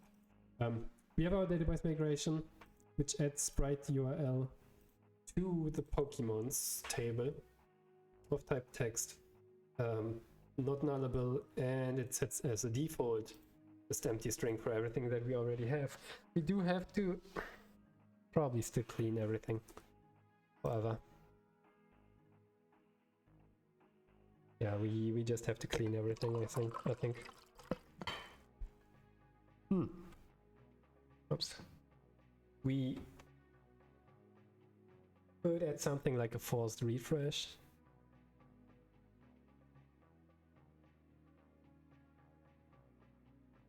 Yeah, let's maybe do that for the time being.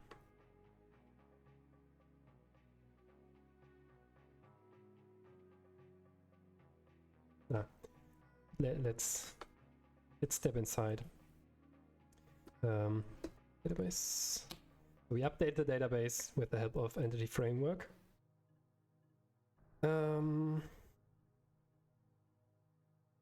Next, so removing everything from our friend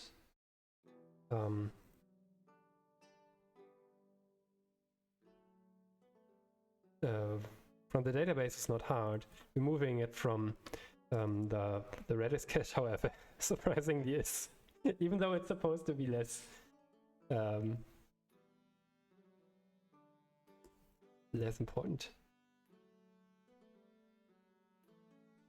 Why? Well, whatever. We can do something like docker execute -it interactive terminal .NET test in his name -1 /bin/bash that container. I think we can also use docker compose execute -it. We have auto-completion, we do not have auto-completion. Docker execute. We not have anything.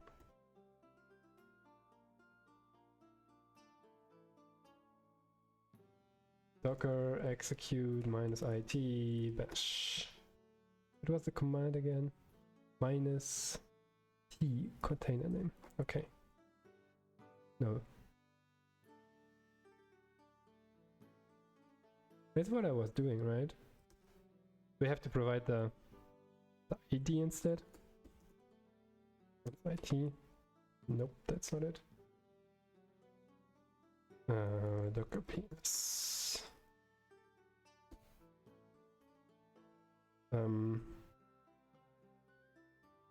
This one. I have no name. Great. Redis. Redis command that exists. Redis CLI. Should be something like that, I guess. Redis -CLI. There we go. /all. Ouch.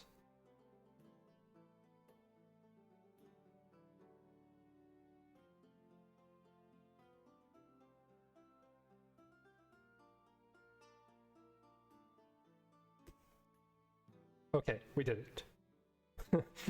I subconsciously added the subscript, but it's apparently without the subscript. Okay, so that takes care of the Redis stuff. And now, what are you complaining about? That one is fine. Can I ignore that?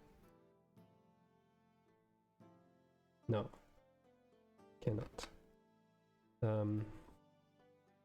So .NET watch this.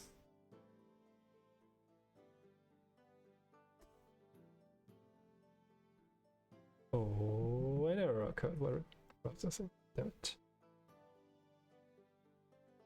Because we do not have, no, we do not have 6 different index out of range. Yeah, we do not have 6 Pokemon. There are not 6 Pokemon. Let's keep it simple. We get the species 1, get the species 2, and this adds it. At least that's what I was thinking. No, it's not. It's broken. When did I break that? Oh no.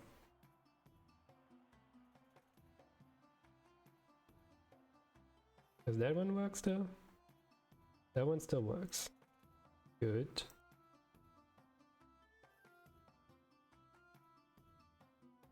When did you break, my friend? This error message. Species. Your eye is empty.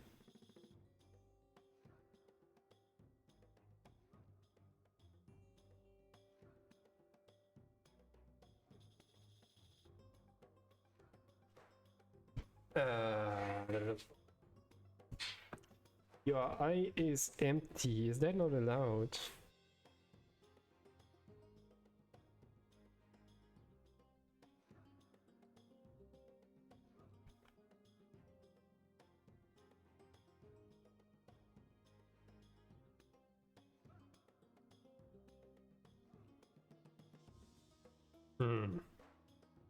Why is that not allowed?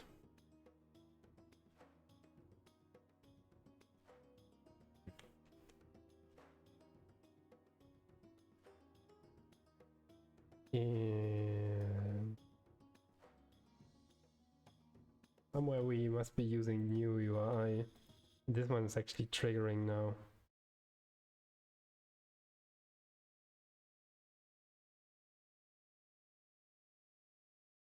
One of these.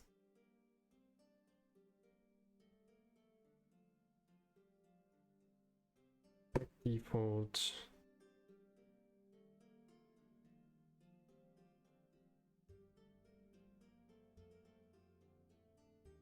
Actually, I don't even need these as URI objects. I just need them as strings. We can just use that and then say, well, you are empty string, worst case.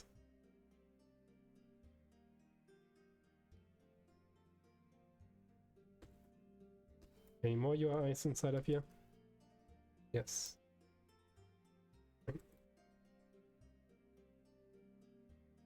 Oh no, it's the property is named URL, not the... Okay, never mind. URL anymore? No. Does that work?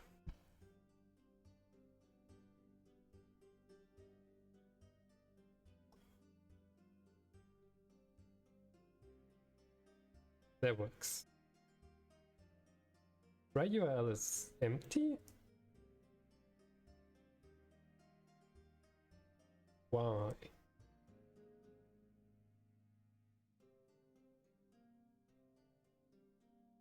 Let's take a look at IvySaw. Oh boy.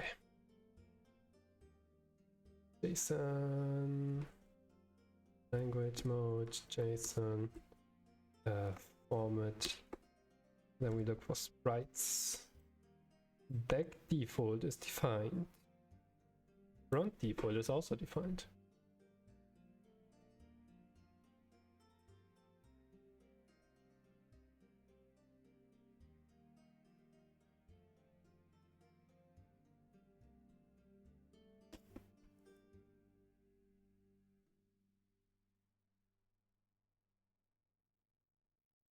Sprites, front default. Sprites.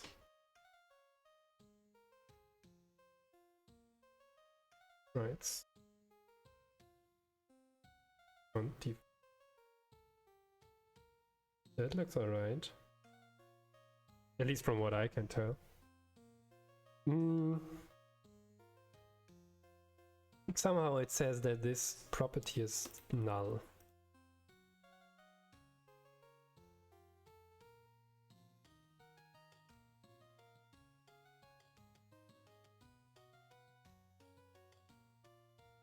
Wait, that's right. Right.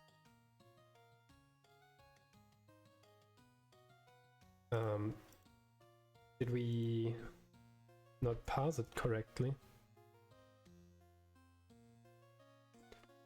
I just want to do this, I think, then close that.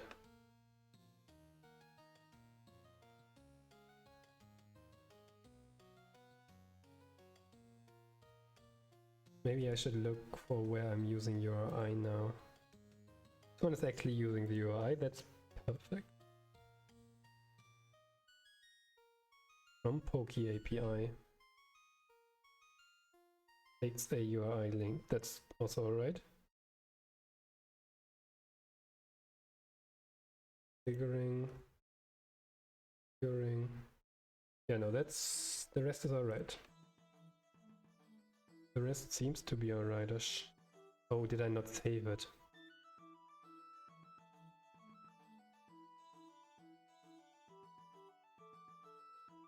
I'm not sure.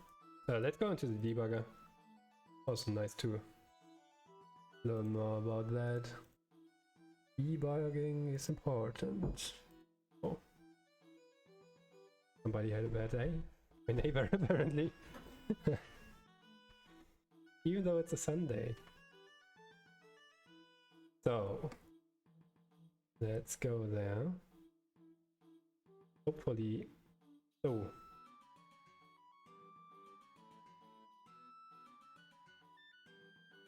Oh, that was wrong. The wrong. What we actually wanted to test is this. That worked.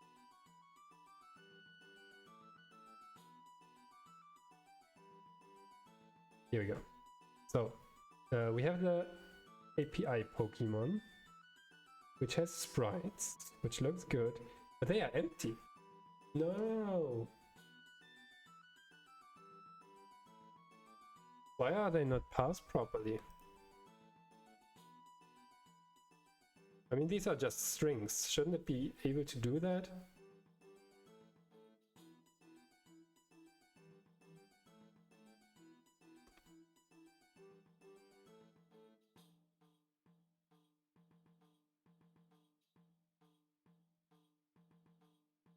That one also didn't work, right?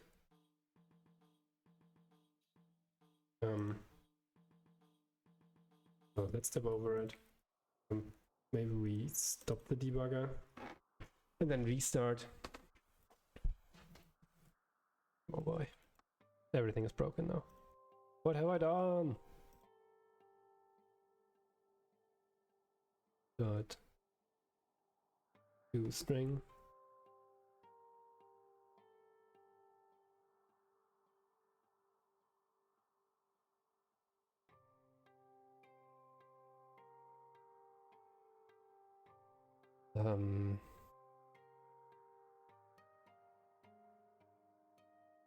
That one is alright now. Still want to have the breakpoint right there. Or maybe just we do something like, well, x to 5. So we have one. No, don't remove that. I want to have a breakpoint right there. Do it again. You're doing it again. Did it do the thing again? No. Something is terribly broken right now. Destroy this, please. Thank you. Okay. Are we good? VS Code?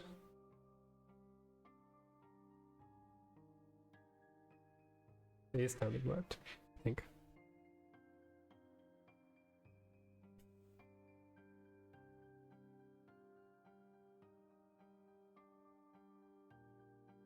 We need another number. 3.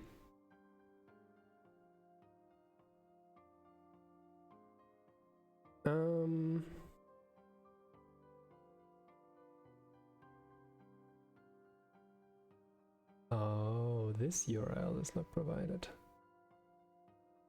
What is this property anyway? Do we have Bulbasaur still open? We do. URL. On the... Where's this property? On the species we have a URI.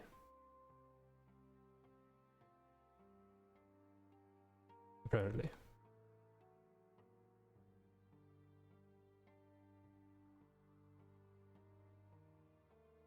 Oh man, this is so terribly free to view. Alright.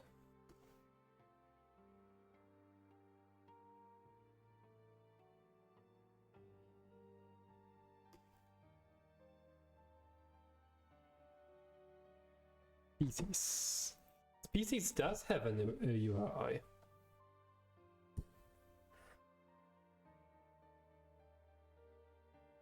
Why? And why did it work earlier?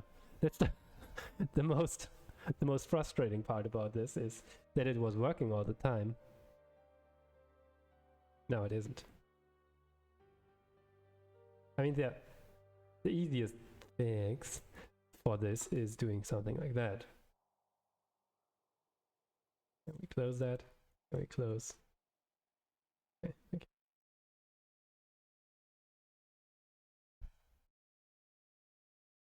So, and maybe I do that here as well.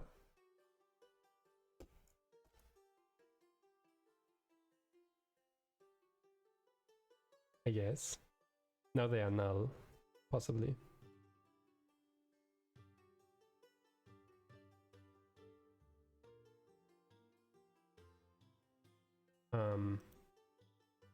Let's debug once more. Did I only recently add that and have not tried to call the API ever since? That might be an option. So it's now working because it is in the cache, I think. Oh no, never mind. Species URL. There it is. I was complaining about that. Apparently the when it initiates the class,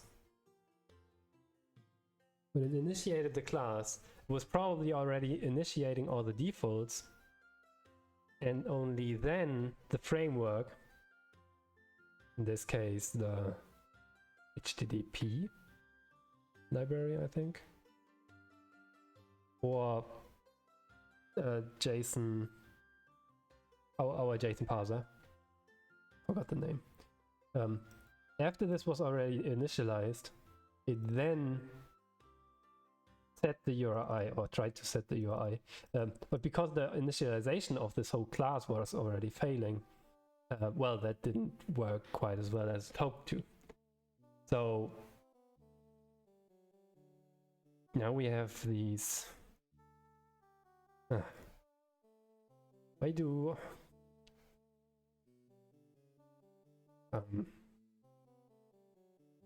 C# URL URI default object.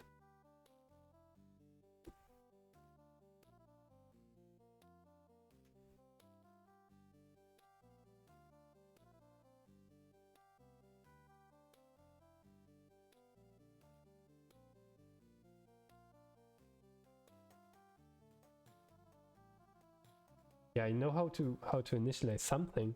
The problem is why does not have a.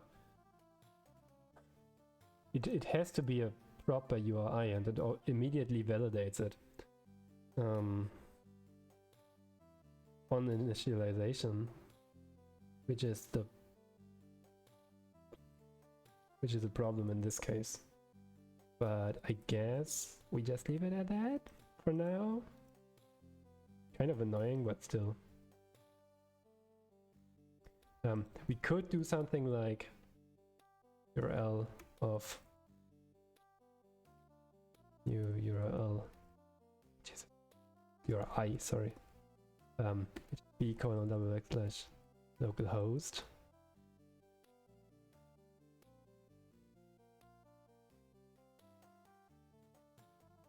Going on, I don't know, 6535. 65535. Is that the last port?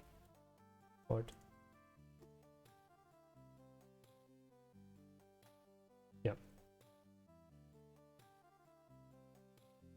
We could do something like this to get a default value, but it's not great. It's not beautiful. If we do something like that, does that work?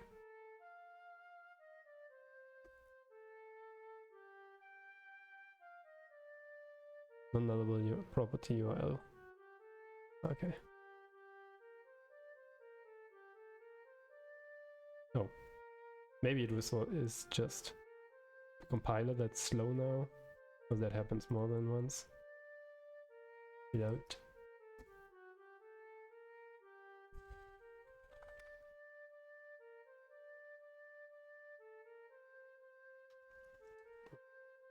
Take off the headphones for some time here. That seems to be okay-ish from their perspective. Let's see where that breaks again. And if not, we take that one.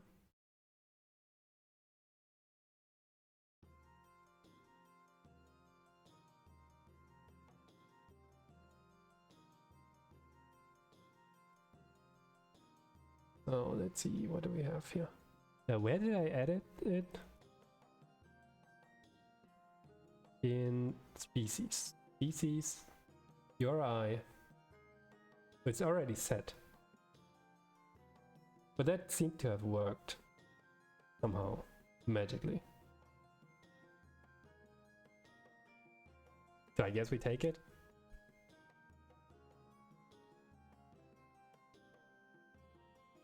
I take it. Well, not perfectly happy with this solution. Workaround. Workaround is better. Workaround is the proper name. But yeah, well, it is what it is. You can also, if you want, language server, you can also just notice that I've changed something. But then watch it. Watch it.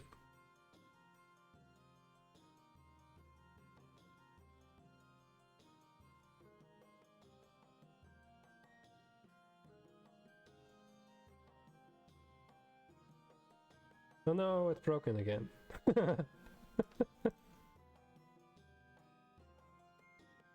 Object reference not set into an instance of an object. Okay.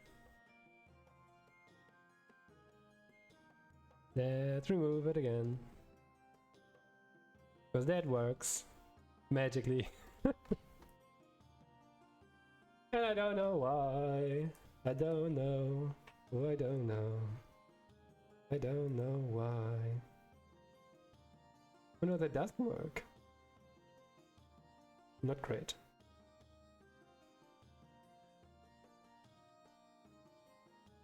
What is happening now? Jeez. Why is it not working anymore? Or? It worked like a minute ago, didn't it? Darn.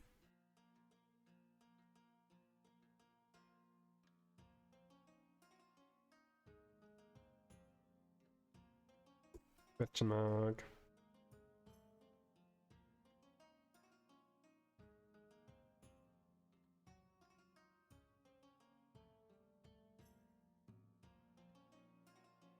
Object reference not set to an instance of an object. Where?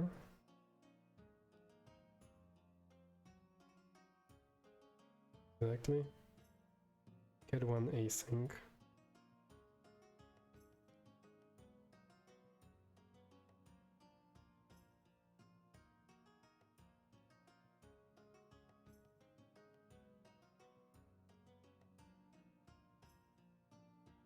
When did I write this?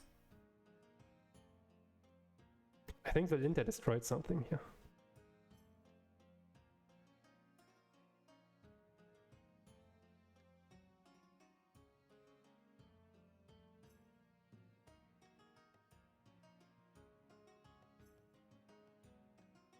Is this necessary?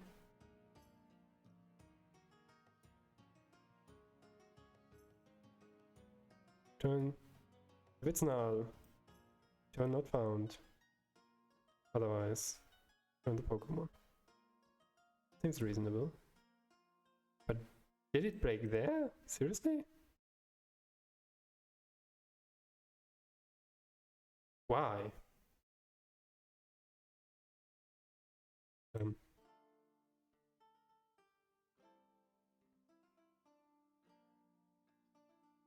Oh man, the linter definitely did some changes.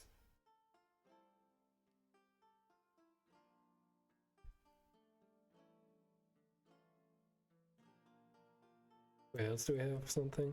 Here. This made.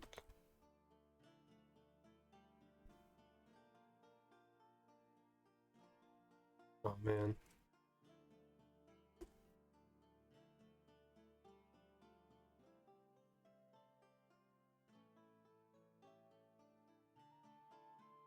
Does that help? No. Not. Chance. Not a chance. Oh boy. Null value in column. Oh, now we have a broken database.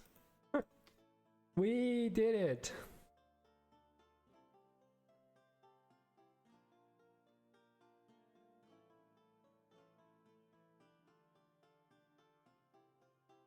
Index out of range.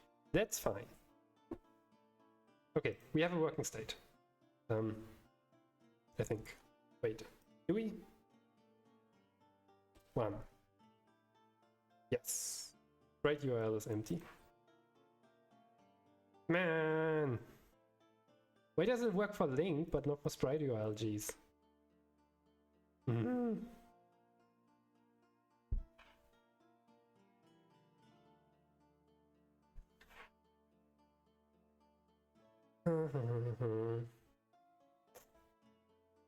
I think I take a break. I'll take a 2-minute break. I will just run an ad. Nobody will see it, but I think Twitch will be happy. And we continue.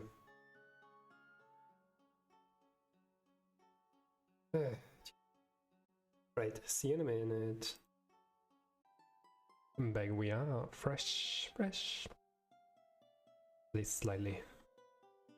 So, things are broken. We learned that much. So when we try to add this sprite URL, things go wrong. I think we go back to square one. See what has actually changed.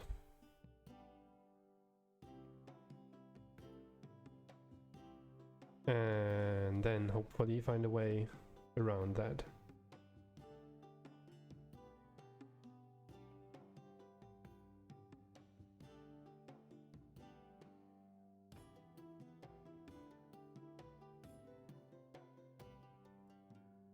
So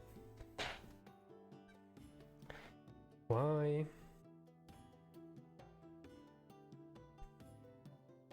do you break, my friend? Why do you break? As the team.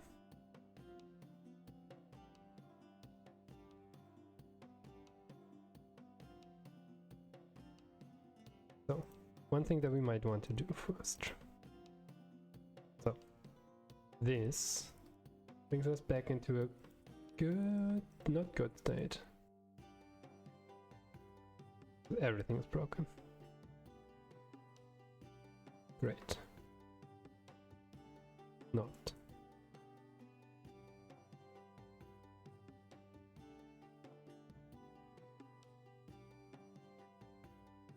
Why does that not even work now?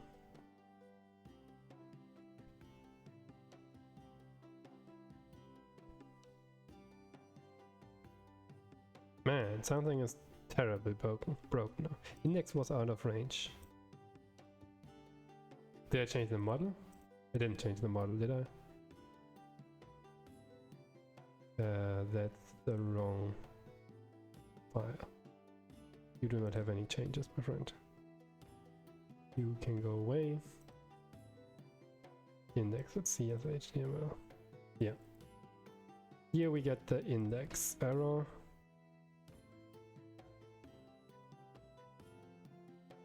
Do we have to provide all those properties for it to work? No. Do we even have to provide team? No. In that case, let's not do it. Okay, back to a running state on that front. So this one is failing because we don't have 6 Pokemon. It's that simple. I can provide like 1, or maybe not.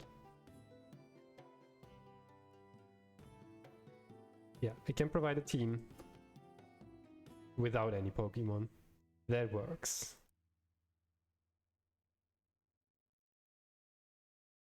Interesting. That's even an option. Because they are optional.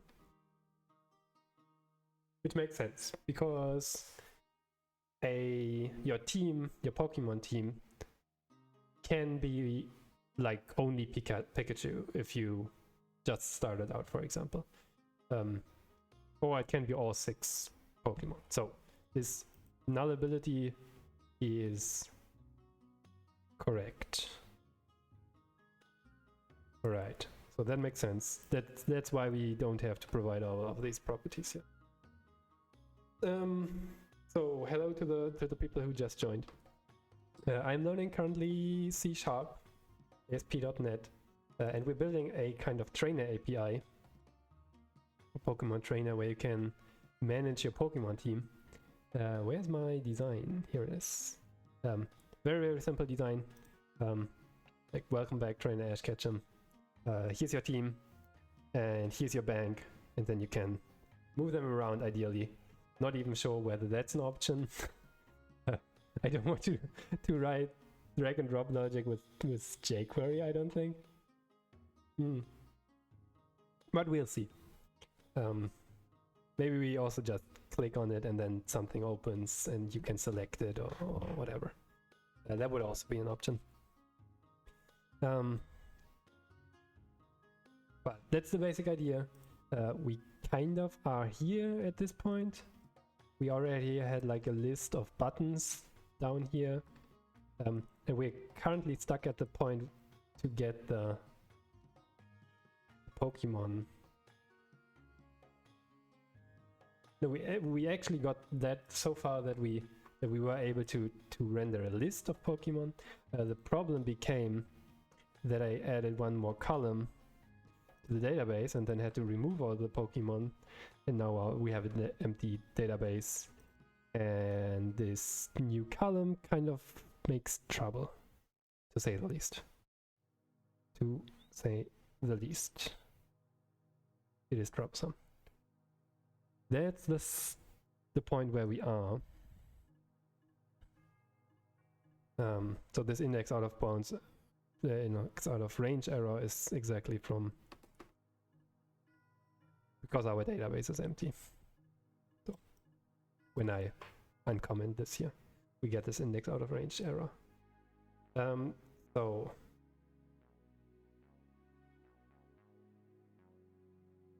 cannot do optional chaining.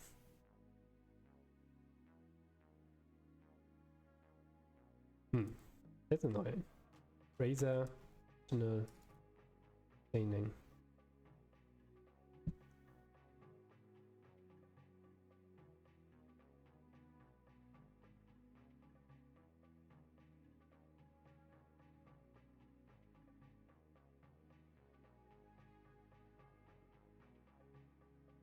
Oh, seriously? That it? Okay, we can at least make that one slightly better. Oops. Oops. Why do you... Oh, it doesn't even support that one. Parenthesis.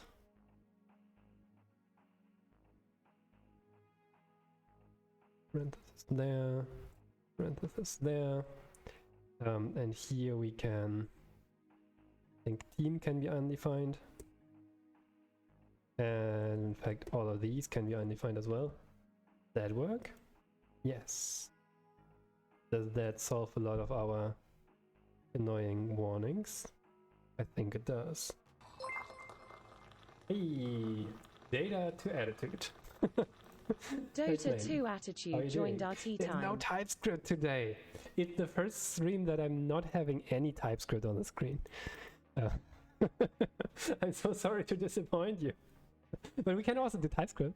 I'm always up for it. I'm kind of frustrated at this point anyway. So that's definitely an option. You were hoping we do some Dota to attitude. I saw you yesterday, right? On who was I watching yesterday? Who was I watching yesterday? Alter 4 stream, right? Was it? You don't even remember. Same here, as you can see. I proved it. So that one doesn't work. The Alt F4 stream. No, maybe not there. I think I saw you there. I think I saw you there. You're being followed. In the Alt F4 stream. Yesterday, I think. At least your name is not. I know your name from. I mean the Twitch. The Twitch community is not that immense for the coders, so you kind of see the same people in all of the streams. Like Surly Dev is everywhere. You're a regular everywhere. Dude, hi. That's nice. I like being a regular. It's always nice if you go into a restaurant and they start knowing you. I mean, some people are also kind of, at that point, they switch the restaurant. But I always like that. When they start remembering me. So, we fixed one type of our errors. And I think I will just do the same here. Oh, I'm in the wrong browser. Yeah, so you're here for TypeScript, right? There's only one software and gaming. Ah, you mean the category? Yeah, that's true. If you have anything specific, I am very much open to that.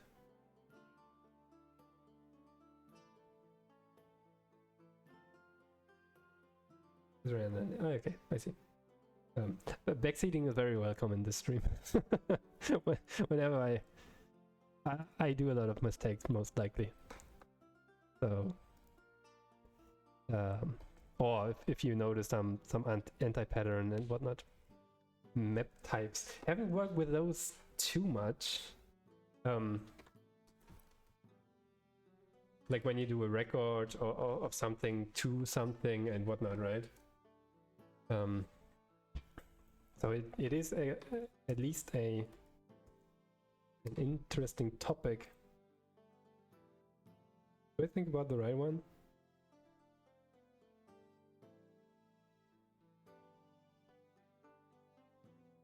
Map type is a generic type which uses a union of property keys to iterate through keys to create a type. Wow, that's kind of abstract.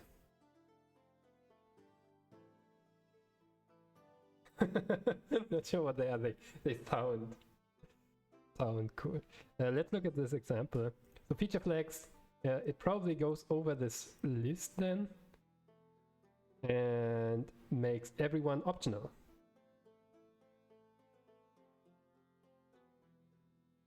Everything.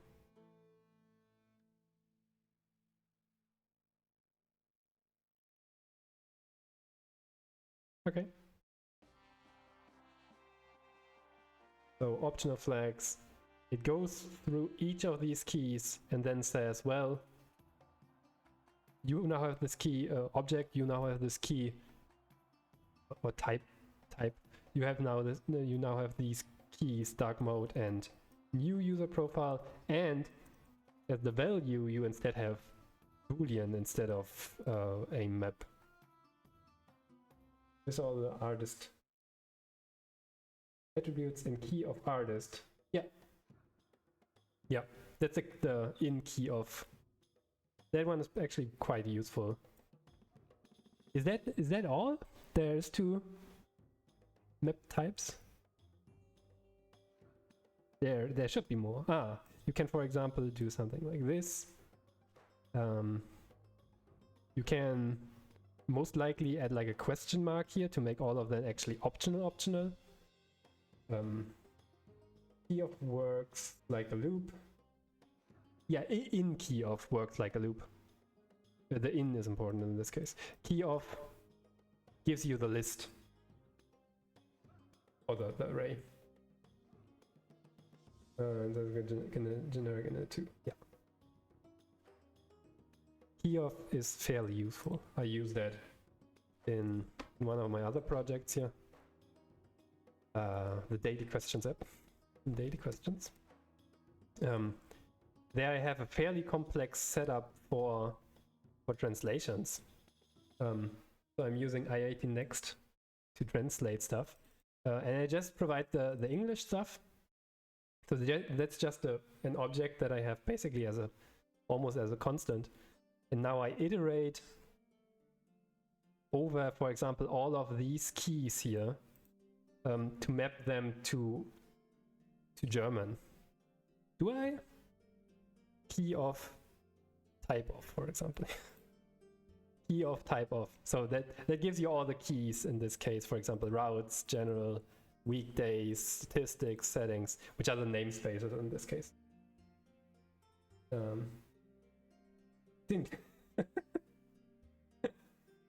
Yeah, whenever you have a generic, it basically evaluates at the time that you write the type inside of there, and then basically it is a variable. Yeah, very right. Very right. This one is fairly complex, yeah. It's also still not perfect, unfortunately. I would like to have it completely mapped automatically. So when I do something like I add a new setting here, my new setting, hello. Oh, I'm in German, my bad. My new statistic, my new stat, it immediately notices here in my German translations that, well, you are missing this my new stat property, even though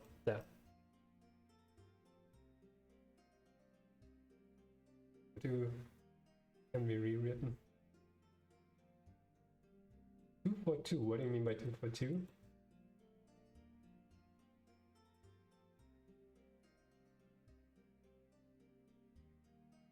My English is not good enough, I think, for something like that.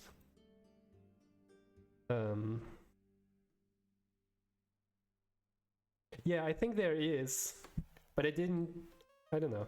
I didn't. It picks all the keys, right? I'm now doing this manually to pick all the exactly this. And I would have expected that a distributed type. So basically I just write this of keys would have done it, but it didn't. This one didn't work. Or it does too much, in fact. It does too much. Because, for example, routes : off is not a thing. It now matches this off from general with routes. So it takes basically if you're a mathematician, it takes a cross product essentially between routes and off. But it should just take the subpaths of route and so on. So that's not quite it. If I do this manually like so, and I would have expected that's the same, but unfortunately not. Fortunately not. So basically, distributed type is when you have something like hello, A or B. That is the same as saying hello of A or hello of B, because this thing here, it is essentially the distributive law from math. Hi, how are you doing? Good to see you. Good to see you. Long time no see. You're just right about the time where I'm back to doing a bit of TypeScript.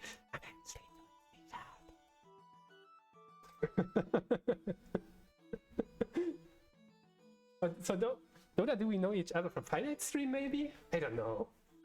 We were wondering where I've seen Dota before. it is very likely that one of these streams. I was there yesterday for like 2 hours. Then probably I saw you there, because I was listening to a lot of Final stream. Actually, I was there from the very beginning, but I was like doing other stuff. Gotta get around. You're a regular in every stream. Didn't you say that like 5 minutes ago, Dota? Become a regular here too. I need some. Very nice. Yeah. So this is essentially the distributive law, which you know from math. A times A plus B is the same, or B plus C is the same as A times B plus B A times C. That's exactly the law, and that's why it's called distributive type. But it doesn't work in this case. Not the way I expected, at least. It is not quite as distributive as I would have hoped. Instead, it's building a cross product, for whatever reason. When I just do this. Translation keys. Where is it? Translation key of routes or general, for example, is too much.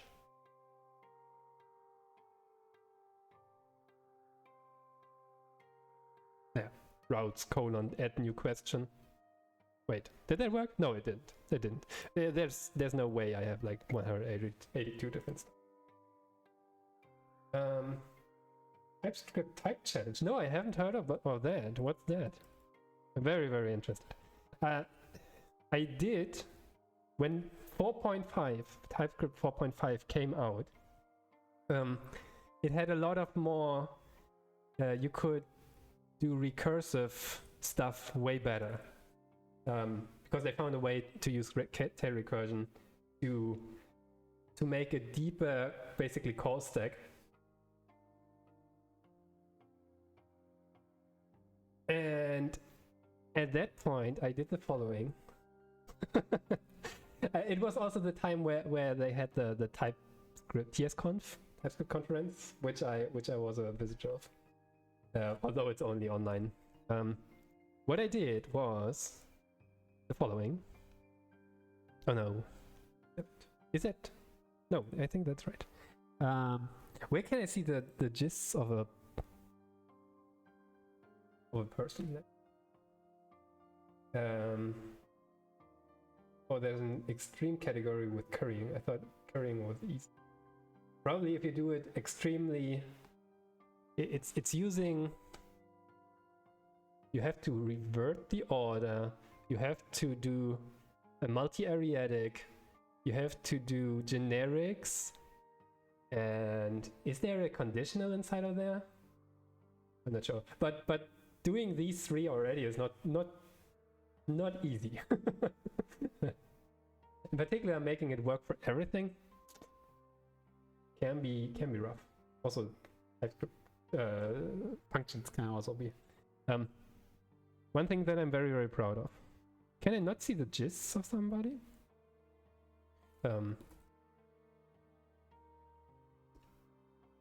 Gist.github. Where is that? I did post it on Twitter at some point, but it's. Can I not see Twitter posts from outside? No, don't do that. I want to have grants. Not you.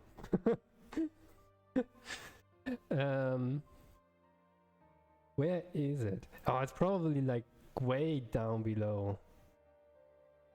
Thank you. Twitter fun. Thank you for nothing. Where is it? Give me just a second. Somewhere I have to see my gists. And in here. There it is. This one. It is FizzBuzz, completely written in the TypeScript system.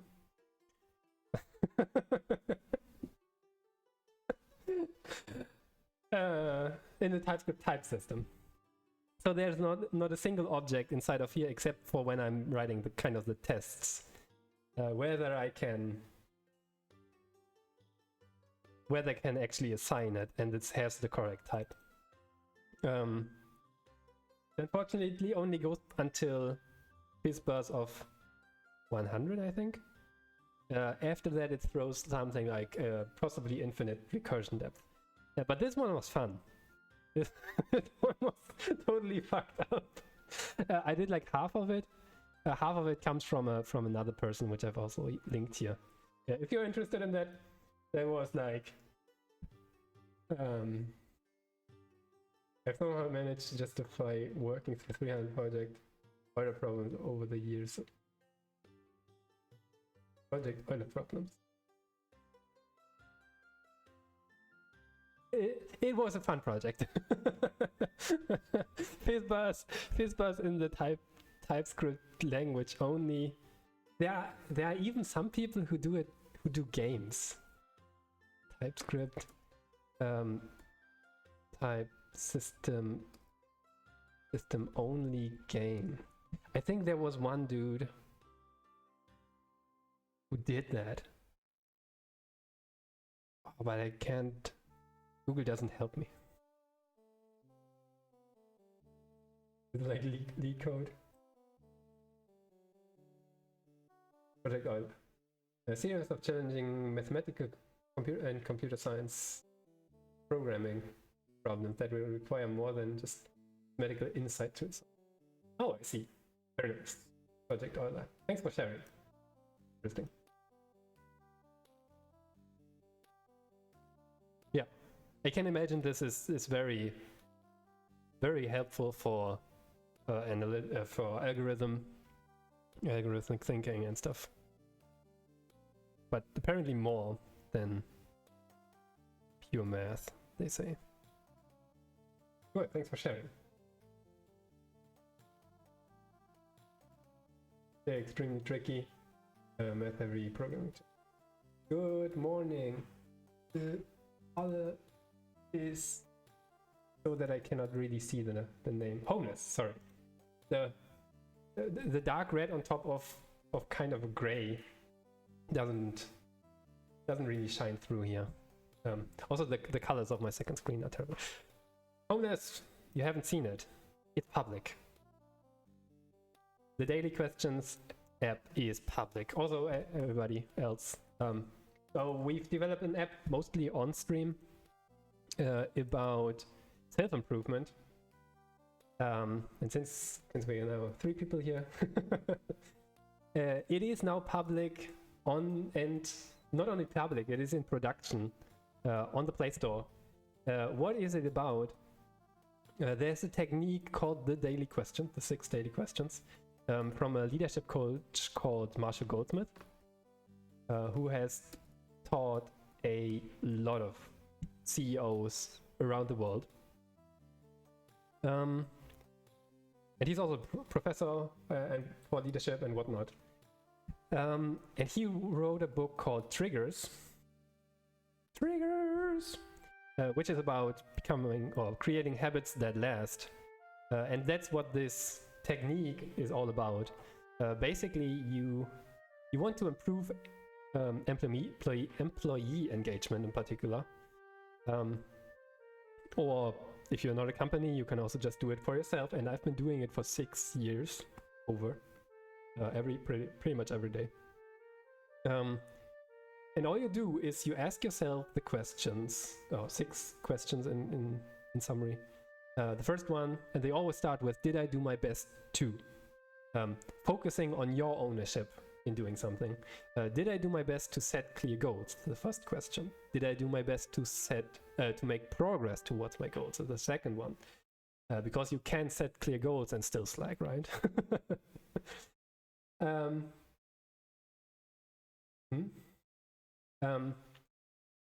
did I do my best to find meaning? Did I do my best to be happy at? Because you can actually try to consciously be happy, which is also a thing that, at least according to Marshall Goldsmith himself, a lot of leadership people, CEOs and so on, never really realize that that's a thing. Thank you, Homeless. Yeah, and this app, basically you go through these questions, you answer them, giving you kind of doing a small retrospective of the day, and answer them with a number between 1 and 10. And this app basically simplifies the process of doing that. It's not for $14, it's for free. It is completely free. It also does not have any type of analytics, except for the stuff that comes with Google Play Store. $14 for, oh yeah, it's a good book. It's a pretty good book. It's also a light read. It's a light read. So we developed this app. I've been using it for 4 months, and like by now it's 5 months. 2 months ago we started streaming development on it. Originally I just wrote it in one day.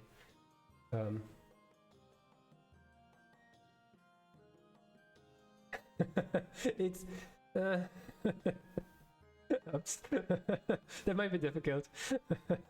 It's not very technical. It is a leadership and it is basically a self-help book. Why did you buy it so quickly? Just ask me first. But it is good. It is pretty good.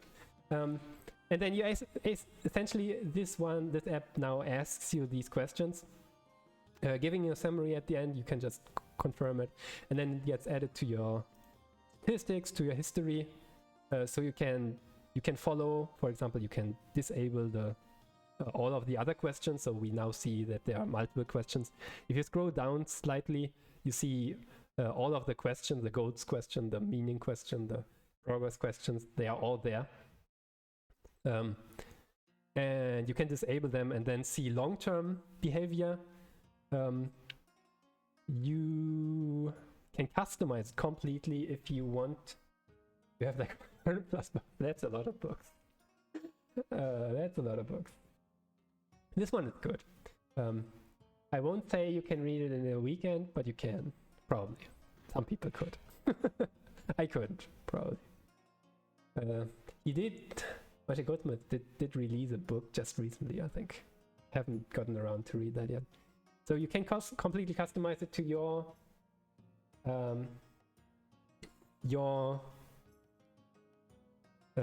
use case. If you think, so for example, for me, the engagement question didn't quite fit. I have a question: did I do my best to take responsibility today? Because that's one point where I personally think I can do more and I want to do more. So I replaced this question by that one. But I kind of stick with the default questions here, except for this highlight question, which is one of my personal ones, to exemplify that you can actually use full text questions as well. There's dark mode, woo! And it has a lot of accessibility. So even if you turn blind, you can still use it. How about that? I get bored and start skimming, and at that point I'm usually like, I should stop reading this. I kind of understand what you're meaning.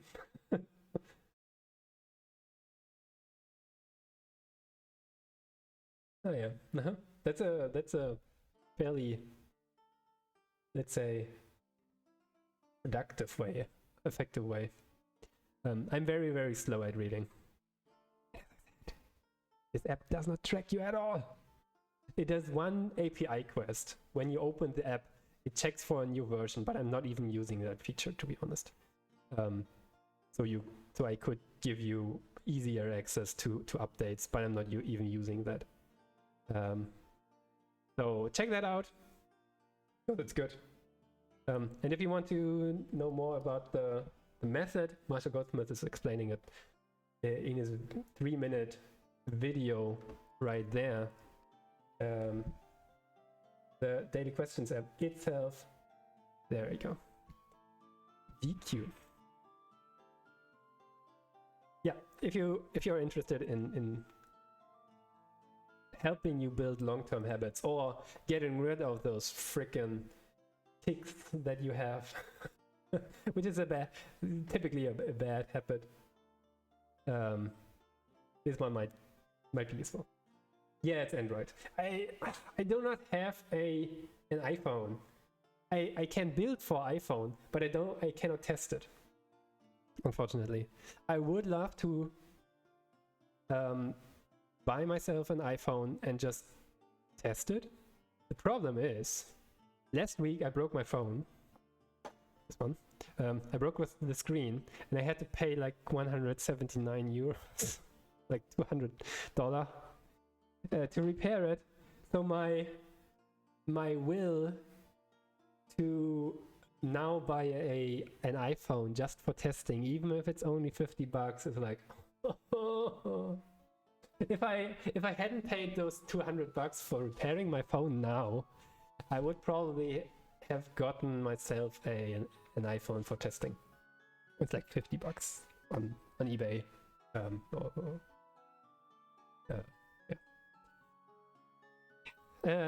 Finance said something about the TypeScript type challenge. Was it type challenge? Forgot the name. Can you repeat that? Maybe TypeScript? Finite is still there. Singular finiteness. Lead code, blah blah blah. Where is it? Be Sunday. Type challenges. Oh yeah, there it is. Type challenges solution. Unit and intersection types.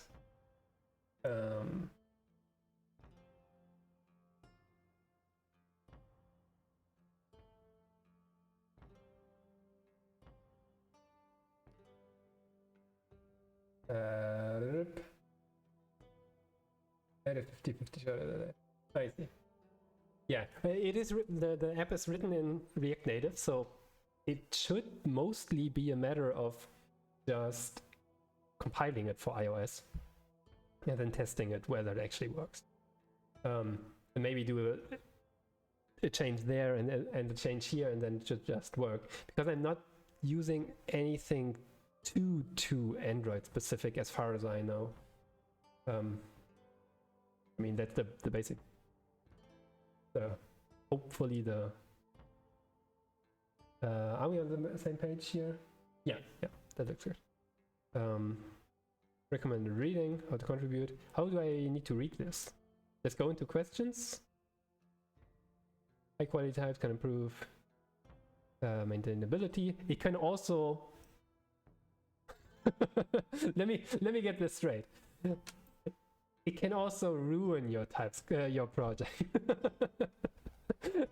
As much as I love doing it, because I'm a nerd. Too complex types and having a team that is not familiar with too complex types can actually be a minus. And for example, this kind of translation key stuff that I'm doing here.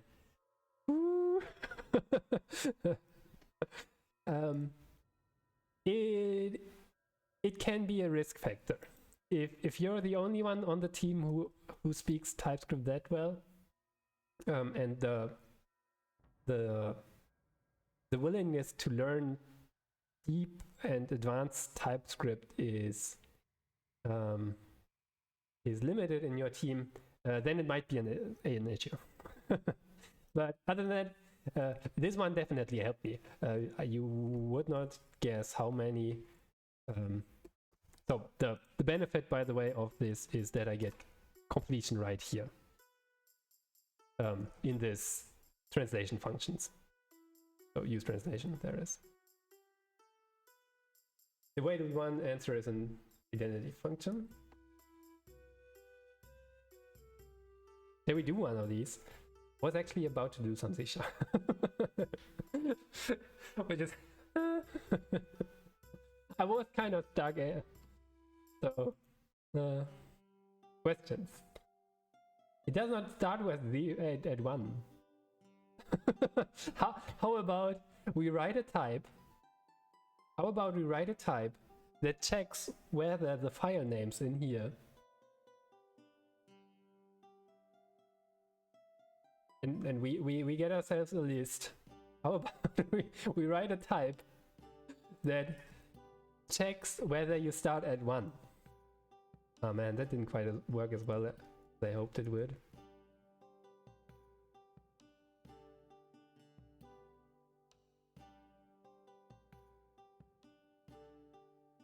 $186 is way easy weighted.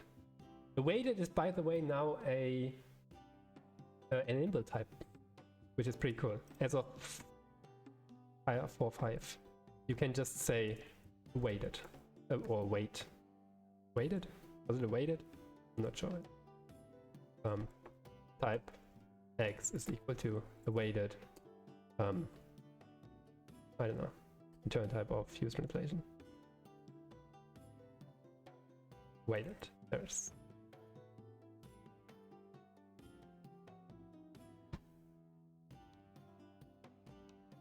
Oh, that one is inbuilt now, but I did write that one a couple of times, in fact. And the weighted type is always useful. 100, you say? Oh, now you see that I'm not that good at doing it on stream. It's something different. Where's the 100? And anyway, wait, come on, wait, numpad, work, please, thank you. 100 is not there. 186. My bad. My eyes are terrible. Easy awaited. Awaited. Oh yeah. I can. This one I know. I think I did that one a couple of times, if I remember correctly. By now, the weight is inbuilt, as I said. Language server, yes. That my awaited is switch you off because you otherwise GitHub Copilot will show me the answer. So this should be something. It needs to be a generic because we are evaluating it at runtime. At compile time, when you use the type, right? So it needs to be something T extends something like a promise, maybe, and so and a generic is always A extends B. Then, if that is the case, then return type C. Otherwise, return type C. That's always the pattern for writing a type, a generic, a conditional type. Sorry, we need a generic plus conditional. So we can func of T. Yeah, that goes in the right direction. So T extends promise. I think we can use it. Yeah. It's even simpler, right? Is it? No. Let me first write this one. Of any question mark. Can I use infer u here already? Then use u. Otherwise, I don't know, never. And we need to use otherwise it. So that one is a string. So this uses a couple of things apparently. It uses infer, it uses generics, and it uses the conditional.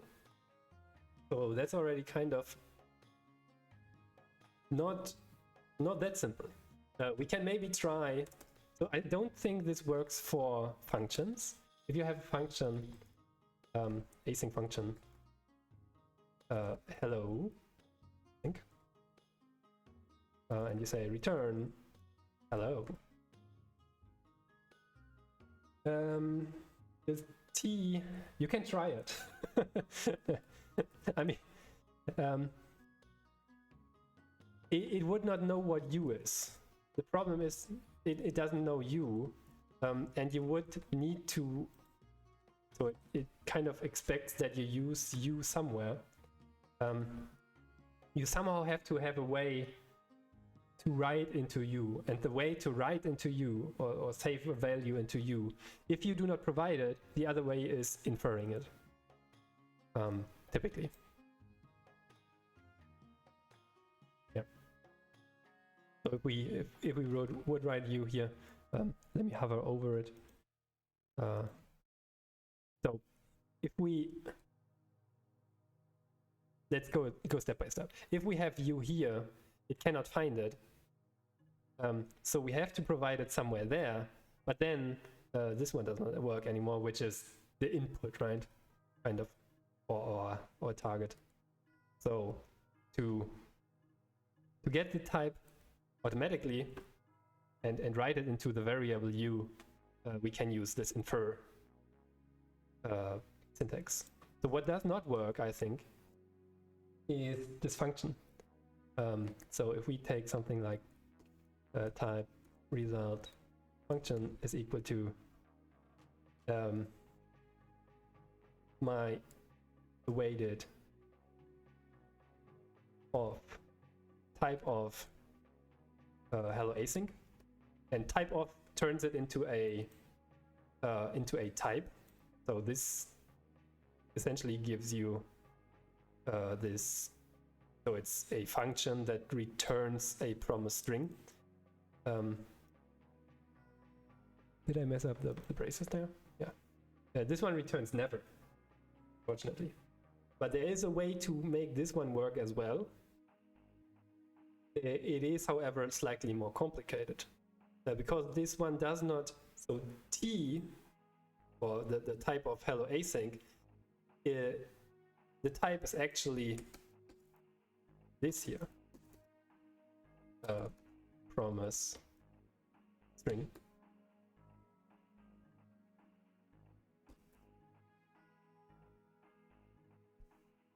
That the right number of parentheses?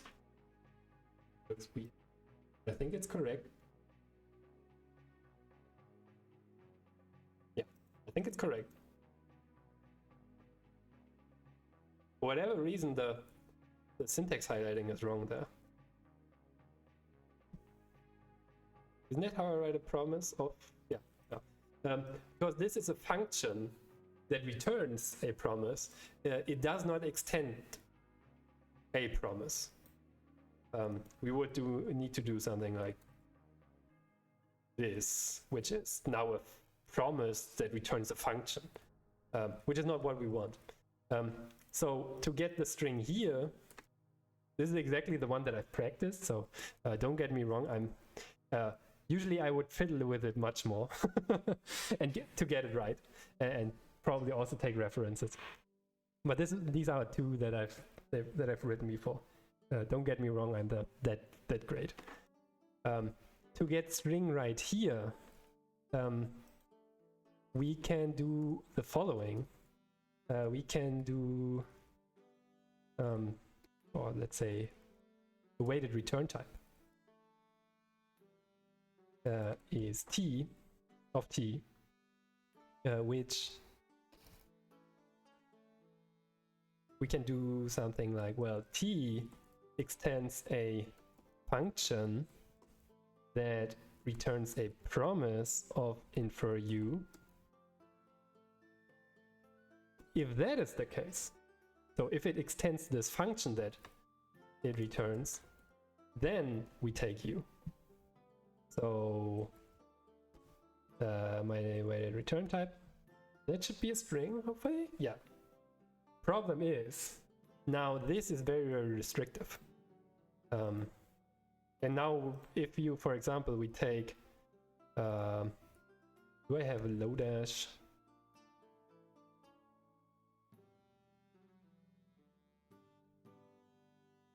import from Lodash.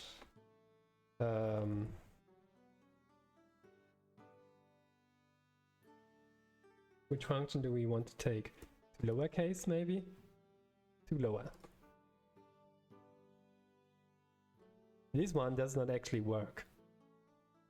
Type of. Type of. 2. Oh, it actually works. Wow. No, it's never. That's because the type of lower does not extend this. Because it doesn't return a promise. Okay, that's the problem in this case.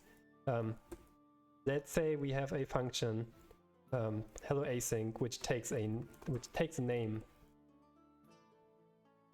and we take type of hello async. I think that should not work.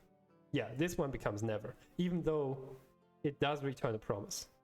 The reason why that is because we have this name property right here, but we do not have any arguments right there, so we actually do not extend this type with hello async. What you can do there is using something like that to work with multi-arietic functions. That should give us the right type now. Yeah, it does. So this now matches any function that takes any amount of parameters. You can also use it in regular functions, by the way. Like hello ace of function hello many takes a list of names or name 1 string name 2 string and maybe ... more names string array comma names, this kind of REST parameter style. So this you can now provide as many hello many of Dota and finite and homeless. So that works. And if we currently does not return anything, can do something like return. In fact, we do not even need name 1 and 2. We can just say hello. Let's see. Names.join comma and a space. Maybe we write end. Oh, I don't want to save it. So this returns now hello Dota, finite, hello Dota and finite and homeless. And we can also use async here. So now it becomes a promise. And this should also work, I think. If we fix this, it still returns a string. So now we have an arietic, we have conditionals, we have generics, and we have infer. So we're covering a lot of stuff with 2 simple examples, essentially sitting on top of each other, which is pretty nice. Hello there, Defluxty. Good to see you. How are you doing? We are currently back to TSX. We are currently back to TypeScript because Dota had some interesting questions, and Finite said usually I'm doing TypeScript. Today is the first time I'm streaming C#, but I was kind of stuck, and now we're fiddling around with TypeScript. And Finite Singularity, if you have not heard about him,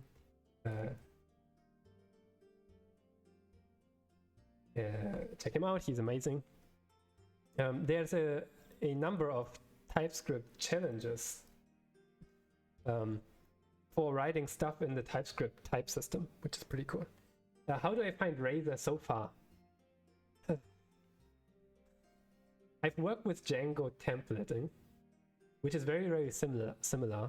And I have my prejudices with preconceptions with template stuff. So I'm trying to fight that. The hardest part that it's fun to write. It's very easy to set up. It's very easy to set up. It comes with Bootstrap built in, so that's pretty cool. I like that. If I would have more experience with Bootstrap, that would also be nice. The CSS framework. What we actually wanted to do, I'm actually not sure whether I will be able to do that. Is something like this. So, hello Pokemon trainers, welcome back, trainer Ash Ketchum. So we kind of have this part. Not sure what I messed up there.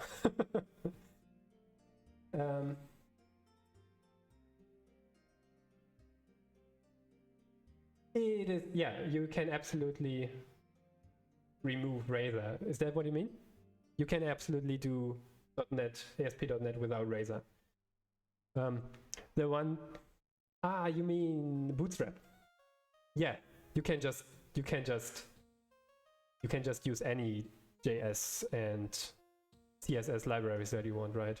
If you put them in the directory and import them. So, but I think the default is not terrible. And the alternatives with pretty much plain JavaScript and HTML and CSS are not that great, I find. Then again, I'm used to writing web apps with some framework, like React most importantly. But it's nice to for a change do something different. So this is what I wanted to create. We have this, welcome back. We have kind of a very, very simple list up there. We can get this variable from the store, or from the database, in fact. The part that I'm fairly concerned about, without having a proper framework like React, is drag and drop. Like if I wanted to pick Pikachu here and move it over to this free slot, or take the is it Bizarre in, no, it's the number 3. Bulbasaur, I think. Maybe the third version of Bulbasaur. I'm not. These are the German names. I want to drag and drop this over to here, but doing this in jQuery purely. I'm not sure whether I want to do that, to be honest. Blazor is amazing. That's the front end that you write with C#, right? The framework. Front-end framework that you write with C#. If I'm not mistaken. Also, Razor is for making iOS and apps also. Oh, wow. I didn't know that. Oh, cool.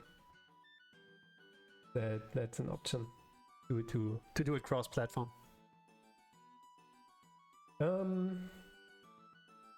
Yeah, C# with Blazor for front-end code, which is nice. I have no experience with C#. Basically, I started like 2 days ago because it's so similar to TypeScript.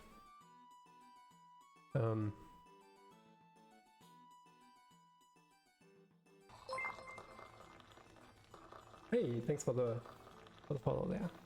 Defluxd that's why I started with some C#. And I've seen a lot of streamers on Twitch, and it looks pretty awesome. It's also from the same from Anders Alsberg. At least mainly designed by the same person. So that sounds very, very promising. And I would like to try a... So I originally started with Java, but going back to Java seems so terribly old. So I'm kind of... I want to go back to Java, but a new version of it. I could do Kotlin, but C# is fine. I think C# is fine enough. No, it's a great language, I think. So, Doctor, I think there is... you're missing something here. You need the extents, right? I suppose. Can you still write in this? Is it still... Sorry for taking my time to open this. Try to figure out how to make it work. Yeah. So you're missing... You have a couple of... What exactly do you want to achieve now? The regular that it should return a string. So number 189 was it? I think. Not that one. Not that one. Not that one. Not that one. This.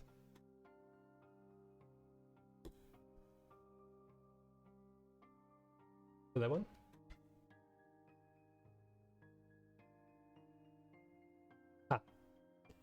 Can I reload?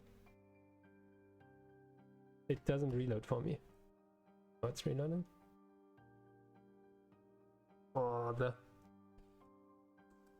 let me make that then larger. Can I format code? Can I do gray? Thank you. Oh, that's much better for my eyes. You just saved it. So type T.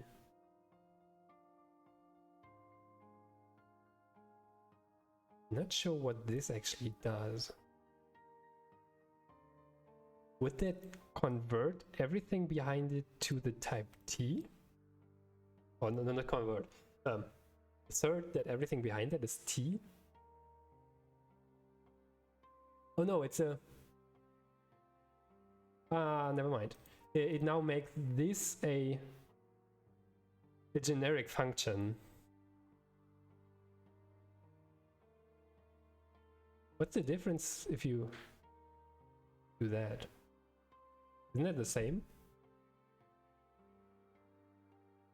But I'm not sure. Somewhere you need to... I think you need to... Are we now editing the same file? I'm not sure about how Playground.io works, but I suppose not, right? I can do an identity function. Ah, I see. Yeah, but that works.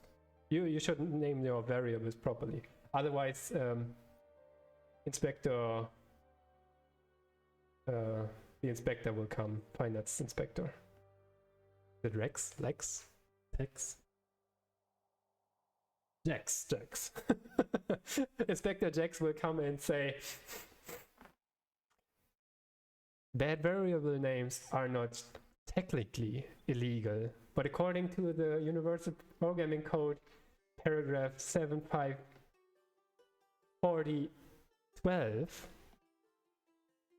they should not be committed to any repo whatsoever.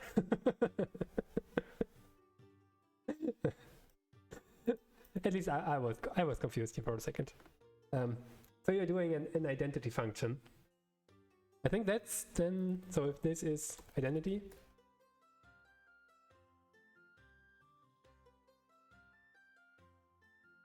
then yeah, I think that works. I think this works as well, right? Although it's not necessarily the identity function. Can you even do that on a TypeScript level? Like the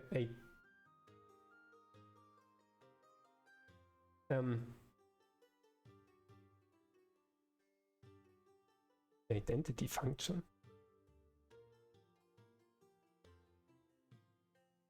So what does an identity function do? It takes an input and returns the same thing. If you want to do this on the type level, I think that's exactly what you would do. Yeah. Although it doesn't, at runtime at least, it doesn't necessarily mean that T is returned. It just means that from a TypeScript perspective, the same type comes in as comes out. So from a TypeScript perspective, this is an identity function. Sorry, TypeScript type system perspective, this is an identity function, I would say. But at runtime, not necessarily. Does that make sense? It's kind of hard to wrap your head around, I find.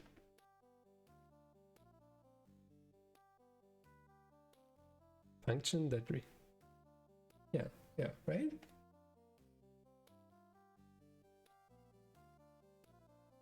Do I have an identity inside of here? No, I don't, unfortunately. Jesus Christ. What did I do? I can't even remember what I was doing here. It took me quite a long time. Anyway, I guess. Yeah, if you have another version, please feel free to reach out. Hexadecimal, hello there, how are you doing? Hope you're doing as well, good as well. We are currently kind of mixing. Actually, I wanted to do some C# and I did some C#, but then people joined and we started doing TypeScript. And now we're kind of stuck with TypeScript. I'm fine as well, thank you. I'm learning C#. I'm stuck, but we did do some, ASP.NET in particular, and Razor, and C#, and Bootstrap also. Anything else? It all comes together. Good to see you. Are you here for the TypeScript part or for the C# part, Hexa? Or just coding in general? Both were. What I actually wanted to develop is this here. So a Pokemon app where you can, where you have your team, you have your bank, basically the Pokemon that you caught, and then you can switch around. Where do you get that? What am I having? I appreciate the backseating. I actually really appreciate it. You're trying to learn C#, C++. Ah, okay. I have no idea about C++. I can read it well enough, let's say. Well enough. But that doesn't mean I can actually write it. I'm trying to make my own game engine. Wow, that's exciting. That's exciting. So, what I was fiddling around with. Let's close the TypeScript stuff. Goodbye, TypeScript. Let's get back to this here. So currently it's kind of working. Very long, boring road. Writing your own engine is rough. Is very rough. It's a long road. I suppose you have worked with other game engines to see what you're kind of getting yourself into, and what you need to provide to actually provide some level of support. So what I wanted to do was, I have this Pokemon entity, model, sorry, new wording. And it has a sprite URL. And I added it to the database as well. We're using Entity Framework. So FluxD, and I'm not talking to you. Yeah, I have that work with other game engines that did. Yeah, I can imagine. Usually you don't see that. You just use your put sprite on screen function. Move sprite functions, not render sprite to screen, and also optimize it and do the textures on top of that and whatnot. So I had the sprite URL. The sprite URL comes from. I do have a migration. Yeah, here it is. Do I have it? Did I run it already? I forgot whether I did. I have it. Is that an array?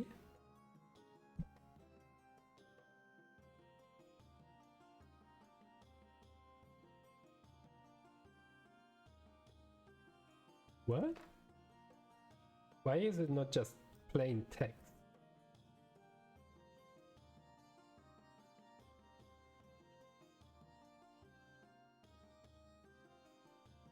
So sprite URL, Pokemon test. I mean, let's do it the following way. Wait, no, drop table Pokemon. Do it.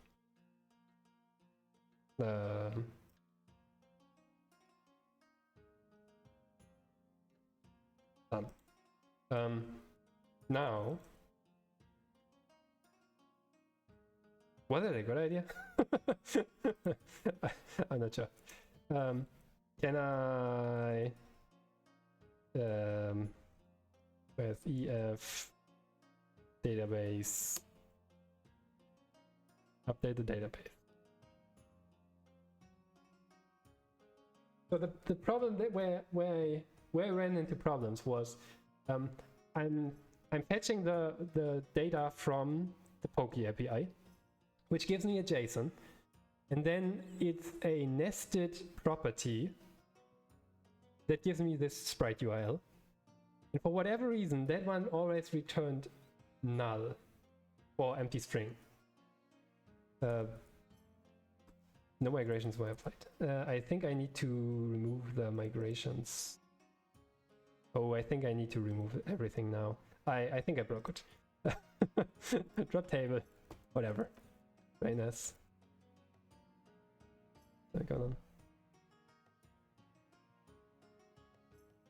Parentheses. There you go. We also get rid of all these migrations. Delete them by migrations. And now we run everything from scratch. No! Damn it! Yeah, I'm using Entity Framework. Damn it. I missed my chance. Well, anyway, thanks again for hanging out. Lux D. Have a nice one. See you later. Good luck with your errand. So, we have our stuff back. Does that just mean it's optional? I think that means it's optional. I think that's what it is. No, it's nullable false. Was that the default value? What do we have for the link? For email. Email has the same thing. Man.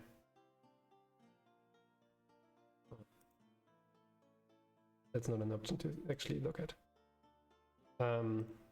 Me is confused about adminer. So sprite URL should be here. It's a varchar. This one is text. Email is just text. That works. In a Pokemon table.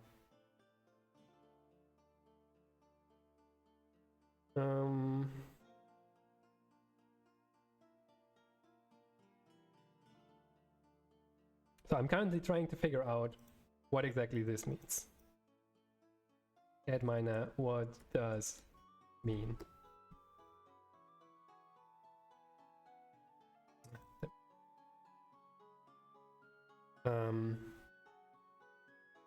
Rename order to index, that's not it.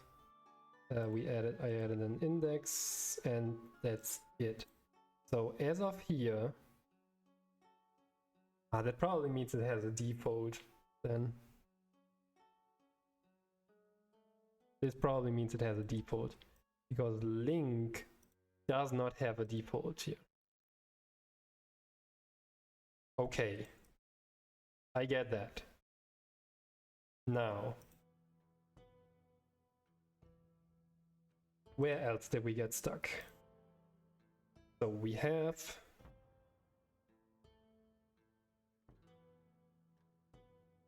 that.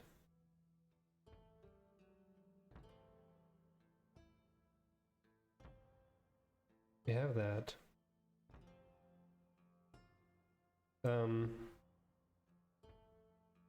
Why? Here. So I want to add the sprite URL from the API Pokemon dot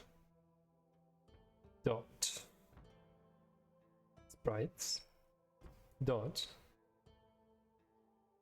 frontend default. Another body of reference types in value of type URL dot toString, right?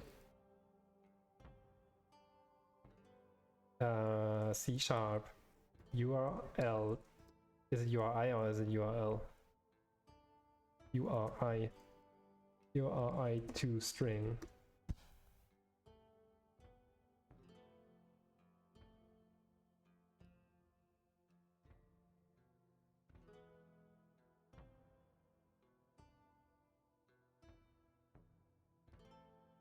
ToString will return something like this, which is good.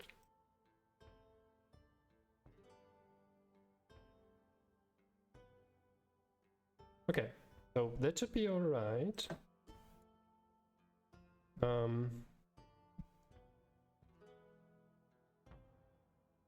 Something is possibly undefined. Front-end default maybe?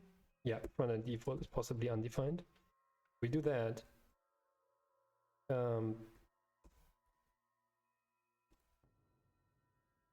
There was one of the problems that I ran into. How do I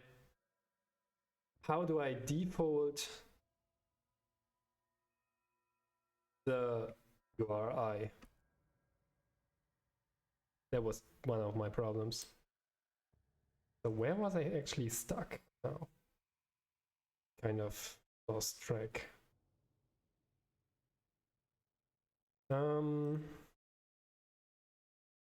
Anyone else who had worked with C#? Because I cannot C# anymore. Eyes are getting tired. And then I stop seeing sharp. But it's actually correct, because I actually do get tired. Not this one. So let's close all of these fun little things here. I'm not sure how many of these I have to close. So API species, try it out, do it. Empty array. So that one works. Species at index 1. This should give us Bulbasaur. And it should fetch it from the API. And it should have a sprite URL, but it doesn't. Damn it. And it also should have triggered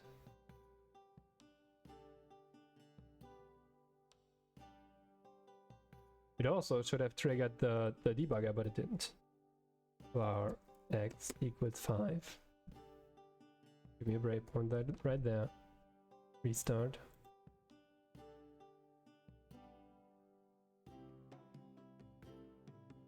Oh, wait. This one is still in Redis. Oh, Redis, man. Pokemon cache. let's just return null here. For the time being, to do re-enable. For the time being, we just return null right there, so that the cache never works, actually. Execute. It still... Why did it not trigger? Ah, it's loading it from the database now, right? Does it?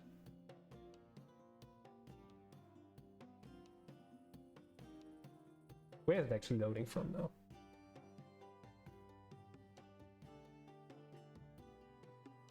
How can I find that out now? Don't I have like... I do not have any log output.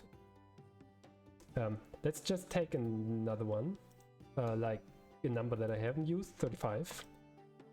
Now we should jump inside of here. Perfect. So we didn't make a... So it reached the API. API looked into the cache, didn't find it or the database, and made instead a request down to the Pokey API. I'm kind of double caching. Why? Because I wanted to work with the technology. Now, API Pokemon is alright, but front-end default and back-end default are null inside of Sprite. Why? I have no idea.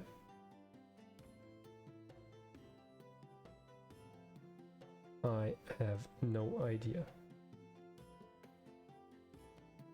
So, let me take that one.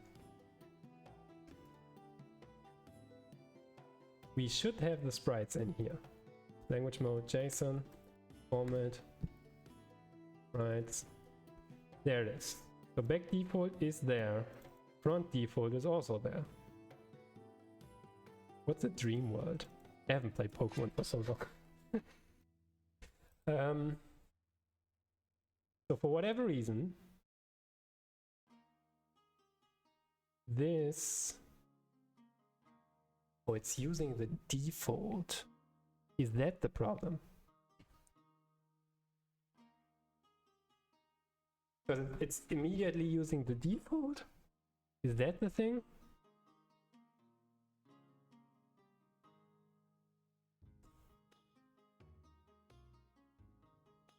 How does species look like? No, species work. So species was fetched, even though we use the same pattern here. Why does it not find... Oh, God damn it. Sprites. JSON property. Back default. And front default. I cannot parse it to URI. Is that the right one?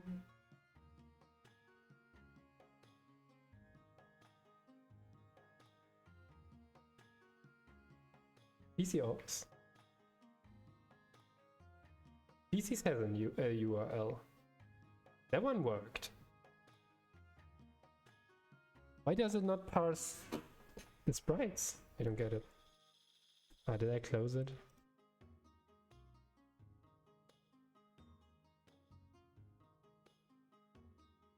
So sprites.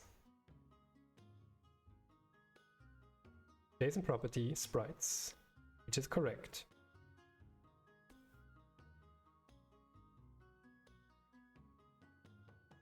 And then... Oh, because this is .png?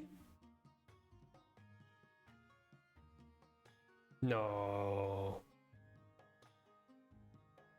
No.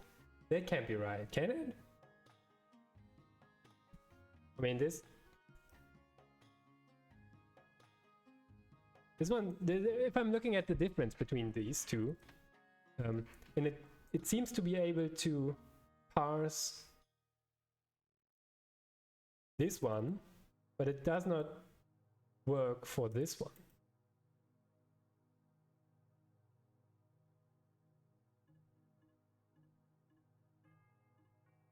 was the subscript a problem?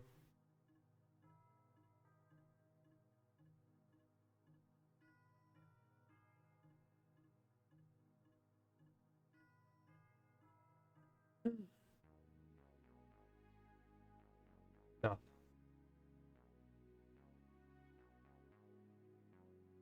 Why are you now, my friend?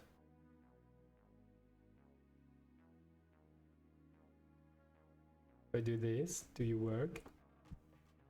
I'm just guessing at this point. I have no idea why this is not working. Inside of sprites, we have back default. We have back. Yeah, there it is.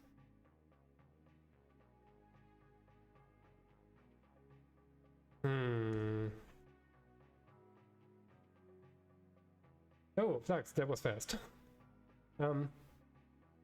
So here's the thing. This property. So I fetch something from the Poke API.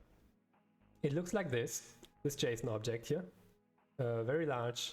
But somewhere inside of here we have sprites dot front subscript default, and I pass this using, I basically generated most of the code. I parse this using Newtonsoft JSON. And most of this code is actually auto-generated. I forgot the servers that I found. Maybe you know. But what now happens? For example, this species here. Species has a... Well, let's look at this one here first. So species is inside of there, and it has a name and a URL. And when I define this as species, the property, and if I go into species, it has a name and it has a URL and gets mapped from the JSON to name. Long letter. Newtonsoft is a little load. Okay, works for me. And a URL. So if I look at my API object, if I have the name inside of the species. Can you see that here? I hope you can. Maybe slightly larger. That one looks good. Perfect. Great.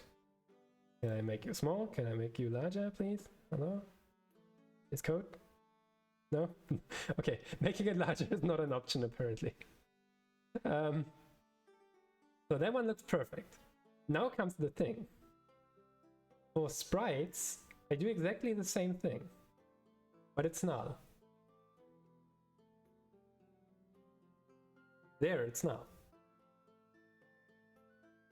So what I had here standing here earlier was this question mark. So for sprites, let me fix this ever so slightly. We have sprites, back subscript default, and front subscript default. And this is a URL, right? Even if it has .png, right? Or URI. I would expect. It's a URI. And I have exactly the same, but if you look at the... So I get sprites from this thing, and then back default, but it's null. It's not defined. And it's super frustrating at this point, because I did fiddle around with it for like an hour by now, even if we made quite a bit of in total, and I don't see what's going wrong there. Uppercase, lowercase. Is that the case? No, but back default is written correctly here. Maybe it has a problem with the subscript? That would be so annoying. That would be so terribly annoying. yeah. So in the JSON, it's sprites. And we have JSON property sprites here on the Pokemon API object, the Pokemon API Pokemon. And inside of sprites, we have back default, and we have front. Here, now here's the thing. If I change this to string, I don't know, make it optional. I think it still doesn't work, if I remember correctly. If I can remember correctly, that still didn't work.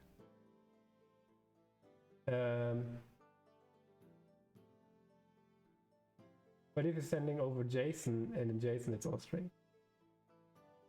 That's right. The weird thing, however, is it works for this URI up here in species.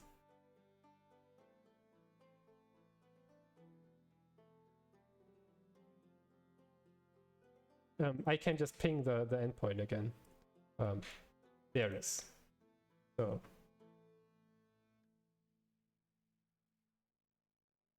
or depending on the number, /35, 30, 36, whatever.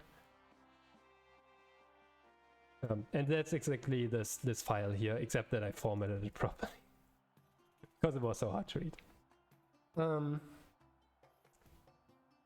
we now have this as a string.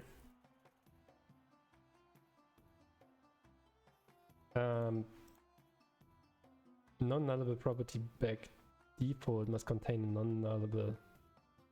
I think that's wrong. That's just the language server that is still weird. So the issue is you hit that with your C# code and it comes back as null. I cannot see the can I see the result? I think I can log the result, right? Can I? HTTP client somewhere. Good point. Good point.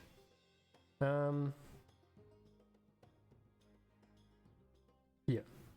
It's immediately parsing it. Damn it. I cannot even see the I cannot see how it's fetching because it's so high level.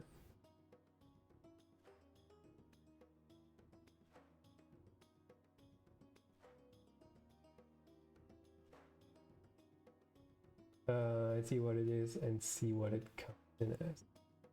I mean, it does seem right inside of here, right? Here it is defined, absolutely. And that's the result that this function should also receive.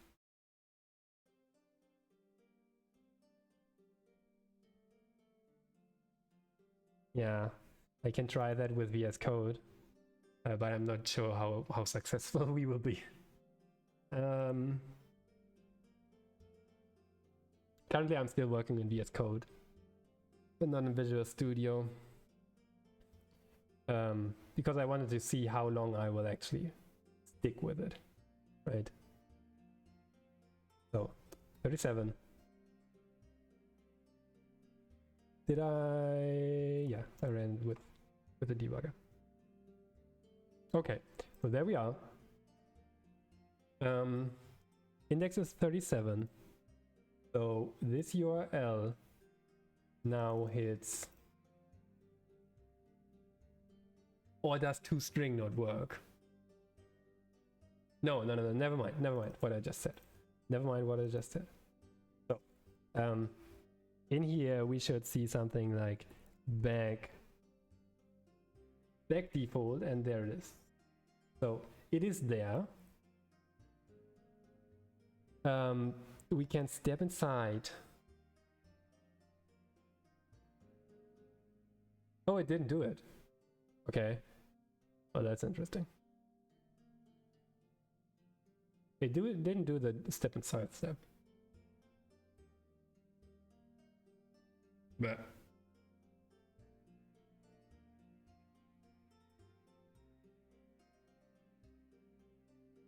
Like T4 looks like a list of strings. Where do you see that?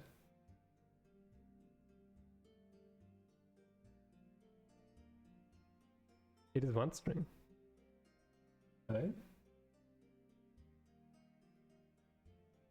Right? Where exactly?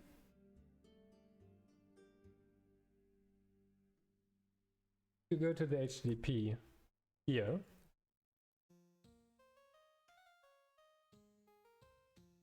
Oh, is that an array?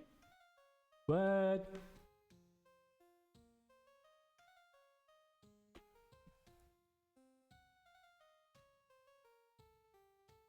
This one is okay. Whoops, what did I do?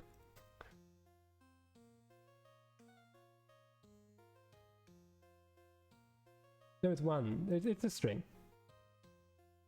The formatter didn't break it. It's a string. But that would be super annoying if my formatter broke the the JSON. That would be a terrible thing. I'm happy that that isn't the case. So that one looks alright-ish.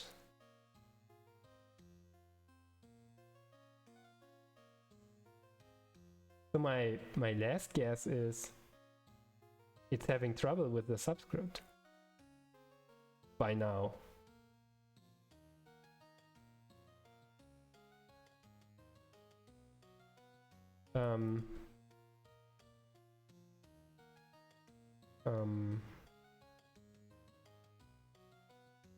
What was it? Mutants of JSON. Subscript in returns null for deserialize returns null.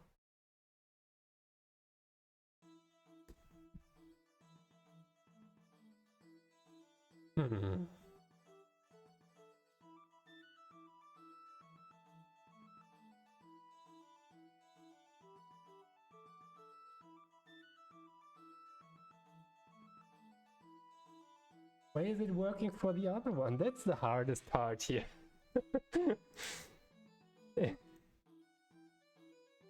It's the most most weird thing. Here's a built-in one. Which is the built-in one?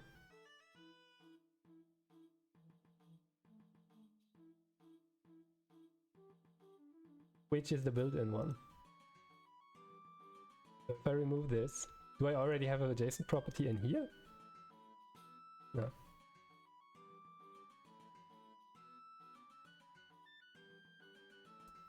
Okay. So, oops, my bad. I appreciate your help and your time. Thank you so much, as I suppose.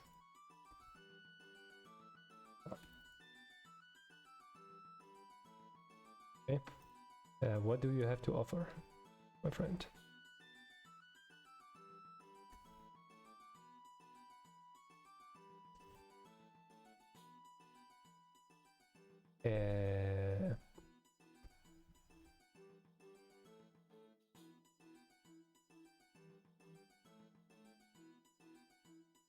JSON property name. Okay.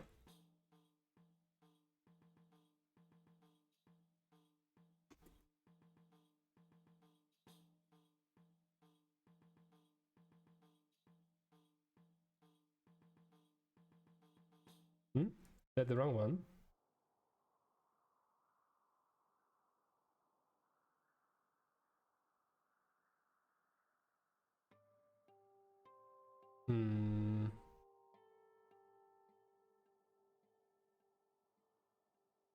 Use camel case for all JSON property names. Did that work? Or is it just my reload? The language server might just be the issue at this point. At least for this small error here. No, it doesn't exist. What's the name of the... Oh, okay. That's why. And the language server was a problem. because it didn't provide this import at first. Yeah. And I don't know the standard libraries that well so far. So, do you work, my friend? Dost thou worketh? I'm not sure where. Oh, not that one. I think we can take that one. Another one. We start again with the debugger.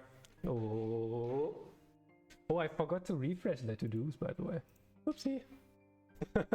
That's what we're working on. My bad.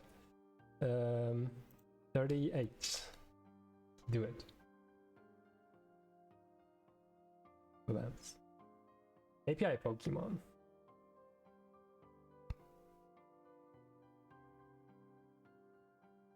I mean, I turned them into strings now. But oh, this is so frustrating. It works. Positive. Lux Tea, you deserve a lot of tea. You deserve a lot of tea and a high five. Thank you so much. So there is an inbuilt JSON library. I didn't know about that one. I haven't seen that. Woo, yeah, more tea. Everybody drink tea. I have a t-shirt which says, make my tea, not war. Cheers.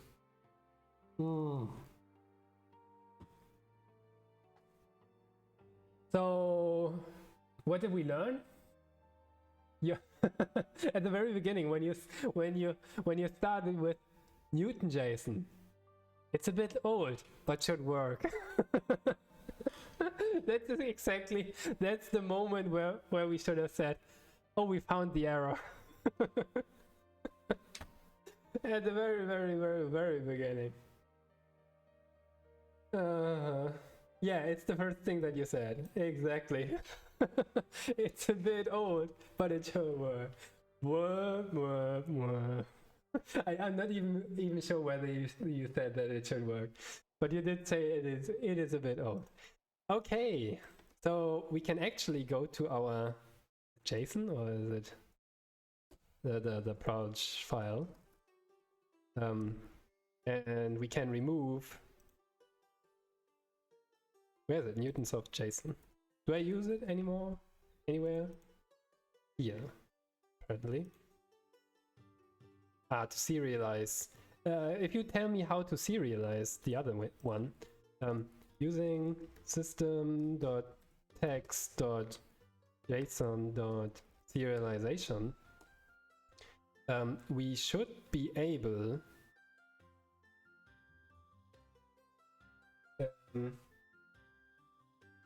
if you share the link again, Dota, we will do it in a minute. Can check my link. Sorry, that's the wrong one. Yeah, serialized D are two serialized. Oh, it's inbuilt, you mean? That's nice. I didn't know that. Sweet.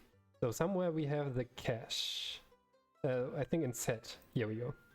So we get the bytes from the serialized object, and we need another way to serialize now. And apparently, to serialize is not a thing. Okay, that's too bad.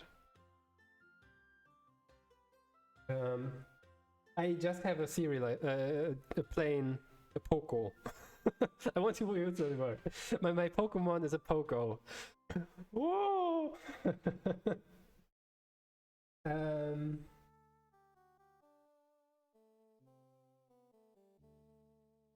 What do you need? This Pokemon. It's just the model.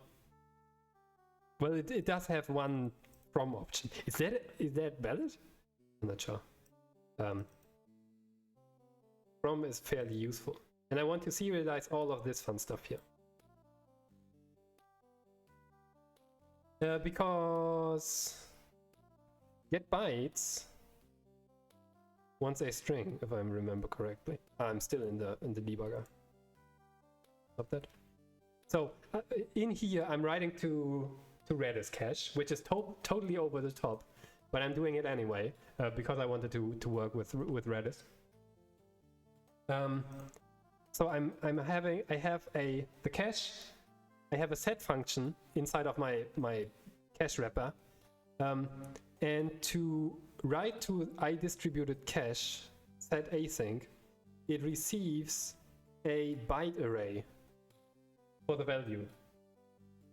So what I need to do apparently is somehow get these chars to convert something to bytes, and then later I decode it. Oh, the JSON convert is there as well.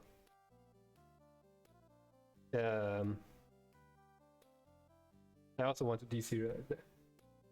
So I want to serialize once, and then I want to deserialize here from the string.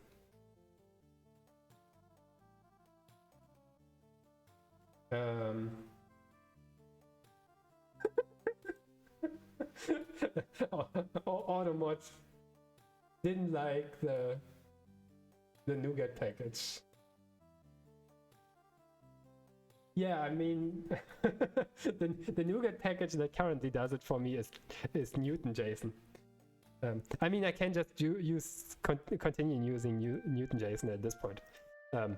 For this part, because I'm not using any of the decorators here, so this one should be fine. And I don't have any subscripts or anything. So we can just stick with it. I was about. There's a new get package that handles it for you. I don't hate the way that it's currently handled, because it's using this Stack Exchange Redis cache. I still need to provide it. I still need to provide which library is it? I did get it from NuGet. It is Microsoft Extensions Caching Stack Exchange Redis.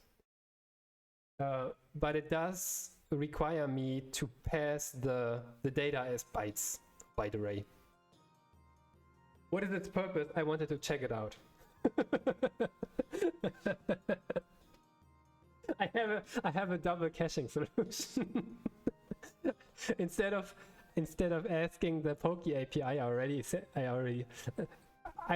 let me get this straight. I wanted to learn C# and ASP.NET.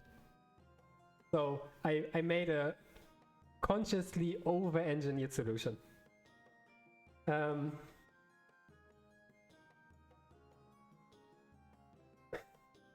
Yeah. One thing that you see in many companies and stuff is a caching solution in front of the database, right? Because to avoid database load. And Redis is not terrible for that. And I thought, well, let's check it out. And it just works. I mean, it just work already. So I think we're good on that front. I just continue Newton stuff here, and I just let me write this here. Summary. Summary. Oh Jesus! I hate that it does not support JSDoc. Intentionally over-engineered.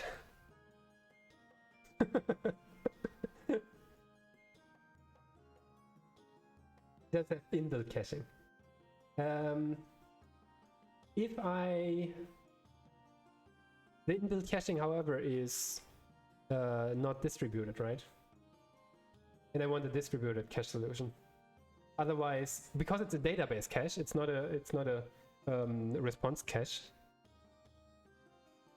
Kind of is as well, but anyway, it might be written from other places. So there are, what I'm saying is, there are valid use cases for this pattern. But in this case, you are absolutely right. I could just use the in-memory stuff and I would be done. I'm not doing it right now because I wanted to check out Redis and how to work with Redis. You are absolutely right. I could just not use the Redis is an in-memory database. So basically just you have a key, you have a string, and you can set it and you can get it. Done. That's the basic. That's the basic one. It's very, very fast. That's the main part. You can examples of using it is A, caching, B, chat applications often use it because it's very, very, very fast. And you can, it's even simpler to get stuff done. By now, there's kind of an enterprise solution for Redis, which is almost a full-fledged database, except that it's the speed of an in-memory database, which is pretty rad. But I haven't used that part as well, that one yet. It's used in authentication for session. Yeah, for example, yeah, you're right. That's another important use case. You have multiple app instances, and you use session data, session. Yeah, we will do that in 1 minute. sorry, Doda. You have multiple app instances, and you are using a session authentication. In that case, you want to share the cache.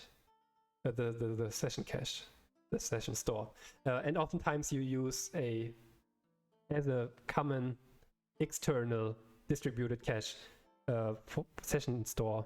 You use Redis because it's so freaking fast and you can do it on every request. The playground. So let's go back to one bit of TypeScript. Can you remind me of what we're doing again? Find inner. That looks good. That looks very, very promising. Yeah, it should return the string. Yeah, perfect. Good job.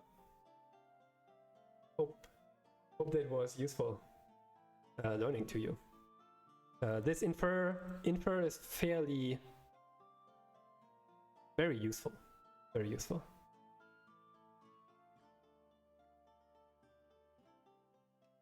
No. It has nothing to do with ASP.NET at all. It has to do with architecture. With architecture in general. And that is completely independent of which language you're using. You could use F# or Node.js or Python or whatever. That has nothing to do with Razor. You're right. Purely architecturally. So good job, Dota. Also, once again, thanks for the input and also for the discussions. So I will leave Newtonsoft.json here. I still need to find out the way of serialization, the inbuilt serialization C#.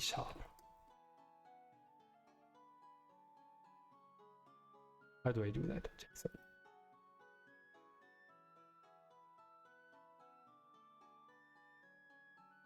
Example, maybe?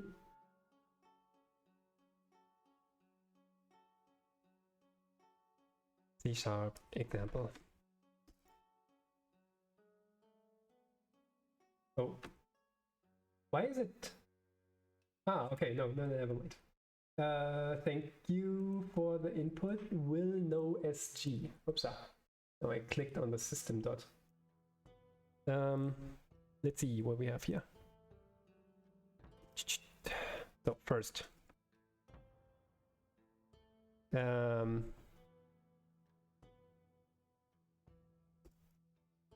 why do I have a task model? Where exactly? In the cache, you mean?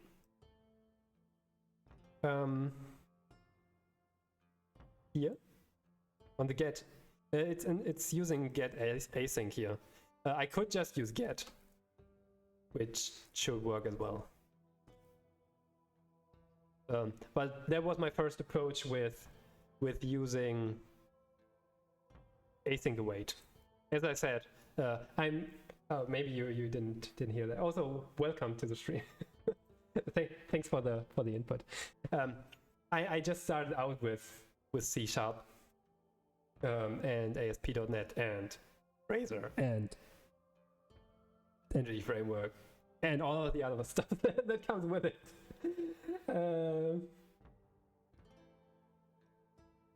Get that start, nerd snipe the hell out of me.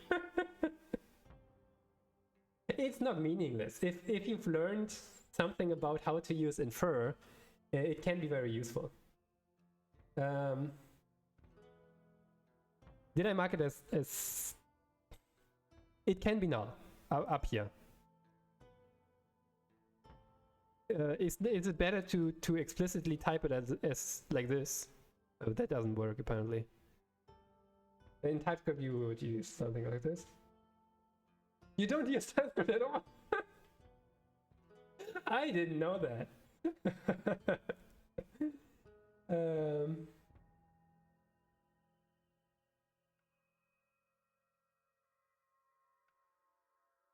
It is automatically now with no value assigned.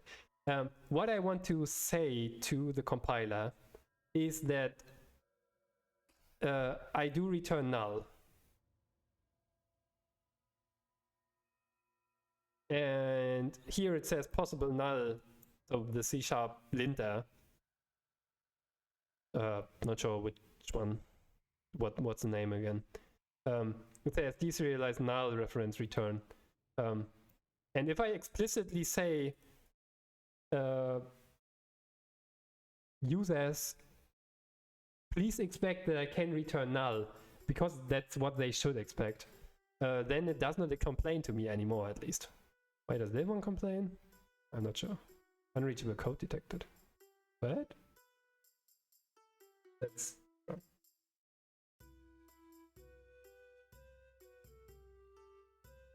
What does return default mark? Where exactly?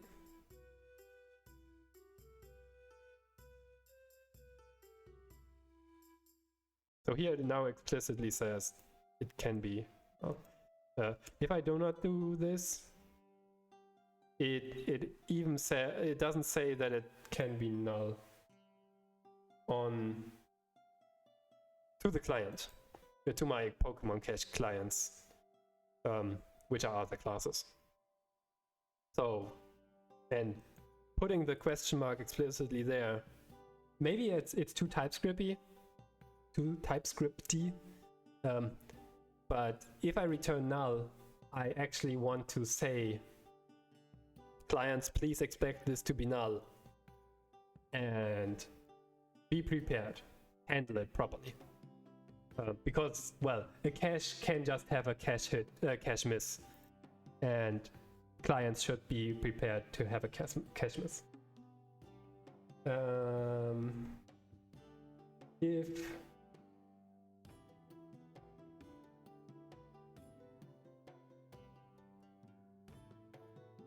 I'm not sure. Cache Pokemon return default. You mean? It is a Pokemon. But what does it do? It's then an empty instance? I wouldn't even know how to handle that as a client. In this, I haven't worked with the default too much. I have seen that it's there, and I've used it like twice without really understanding what it's doing. Oh no, I removed those references. So I suppose it's a null object. So it is a Pokemon, but it represents essentially a Pokemon that does not exist.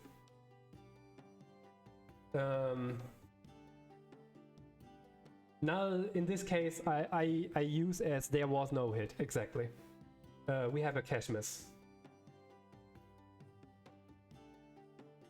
Yeah, if it's an empty instance, that's what I would expect as well. Yeah, if the client now comes and says, well, give me the cache Pokemon, and it's actually the null Pokemon, I would still need to check whether it's a null Pokemon to see that it's actually a cache miss.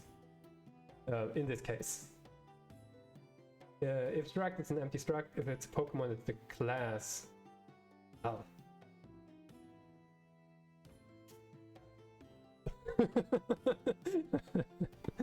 What?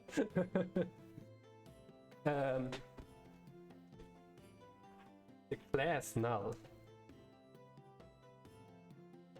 There's a lot of C# specific nullable class. Is that what I'm looking at? What's a value type that can be assigned null? No, that's probably not it, right?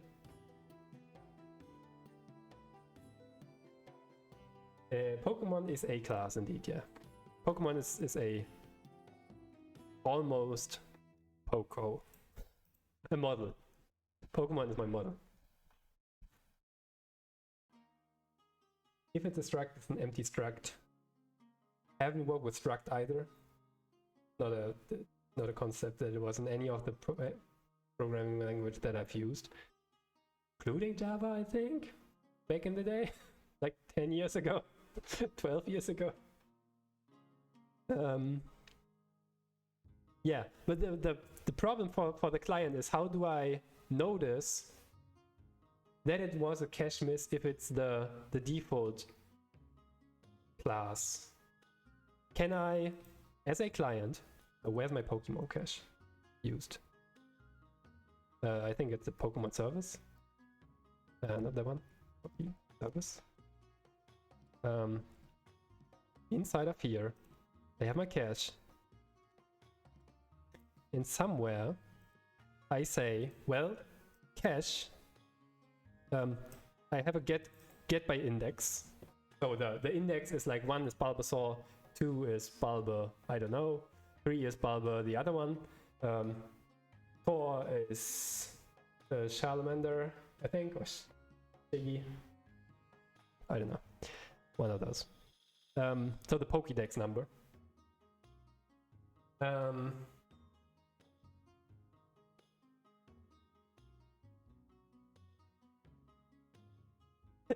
Spending two hours on TypeScript problems is fun. And it's good fun. It's Sunday, my friend. Dota, it's Sunday. On Sunday, depending on the religion you follow, on Sunday you shouldn't even be working.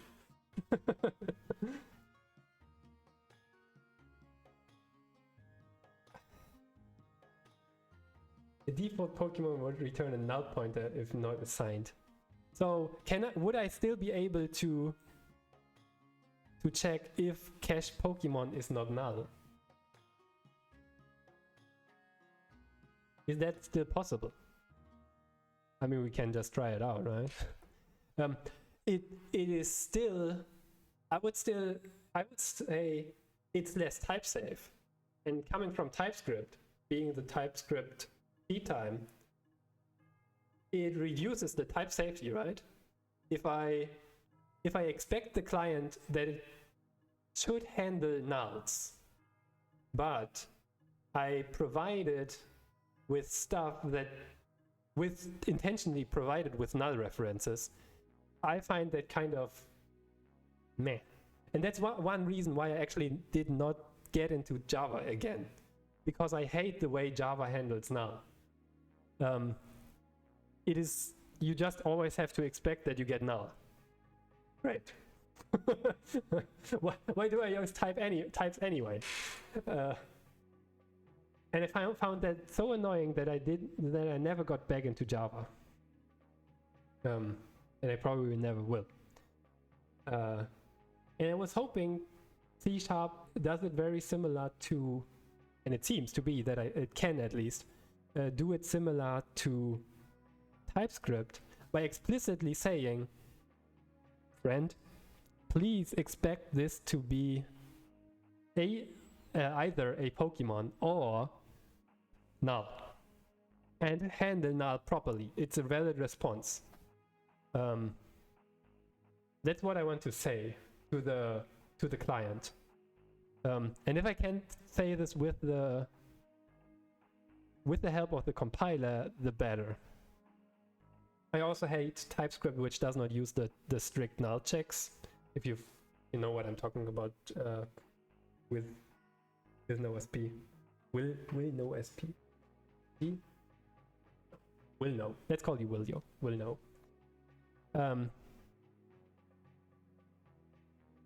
Yeah. Whenever I have to go down to actually checking for null, and the compiler does not help me. Why do I have the compiler anyway? it should also help me there. I find.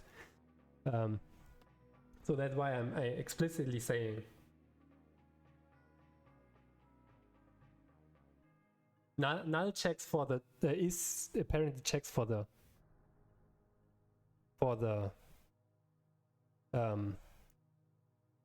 type, or whether it's of class type null. So it might work. I'm not sure. I saw this one in the documentation of ASP.NET, and I find it more readable instead of this one, in fact. Because it's natural language. It's a sentence now. If the cached Pokemon is not null, do this. Instead of if cached Pokemon !equals null, which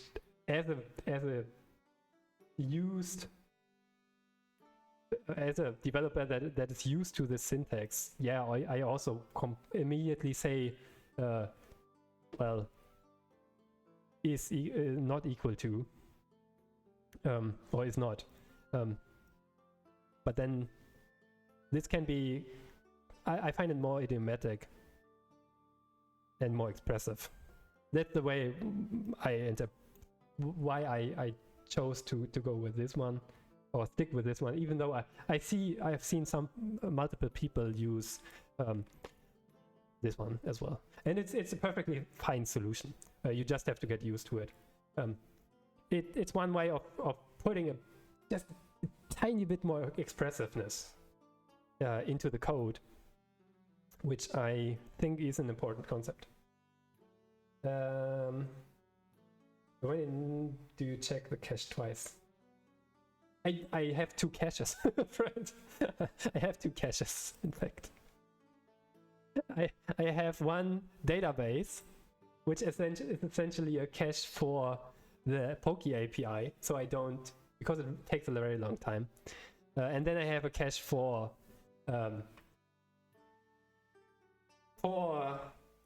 my database, which was only added for fun. Let me say this straight. This cache is added only for fun and learning, and does not serve any useful purpose.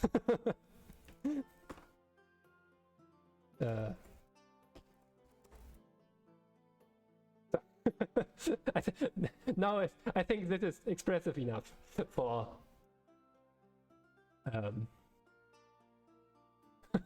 right. The default will return null if the reference type is nullable.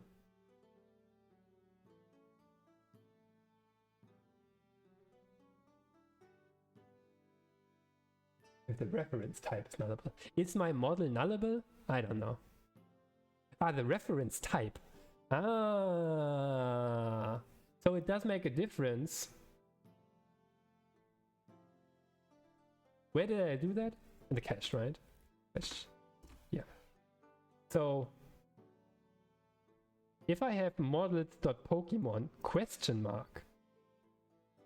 as a type, does that mean this becomes... No, it doesn't. At least not according to VS Code autocompletion code language server. But Don't trust the language server too much.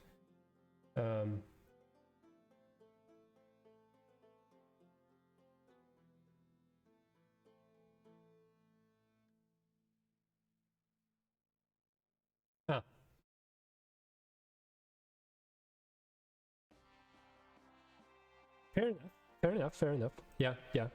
That's a good one. That's actually a nice addition to the cache, Dota. That's a nice addition to the cache. Async task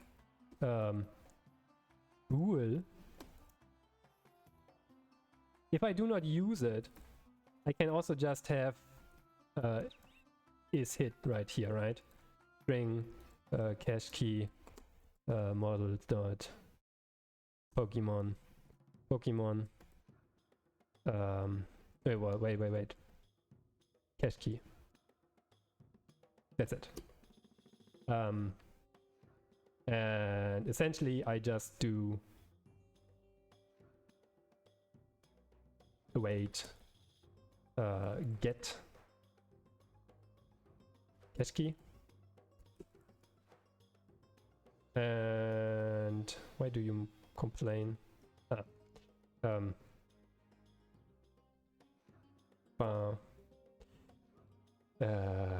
Hit if it is not null, return false. Wait, true.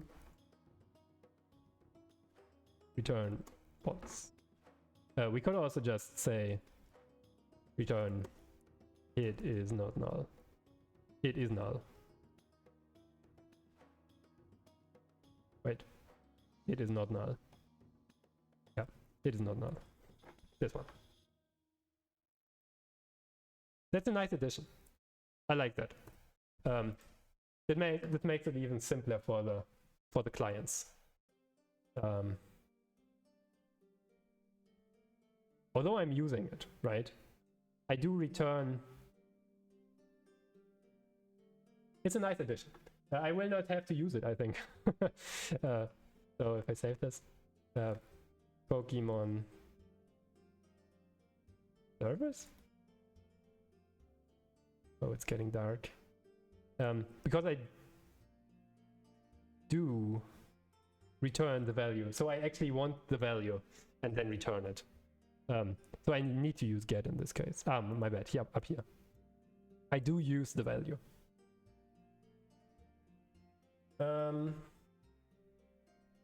Let's see. Missed a bunch of that stuff here. So I'm still not sure about the default stuff. There's more to it that I have to understand.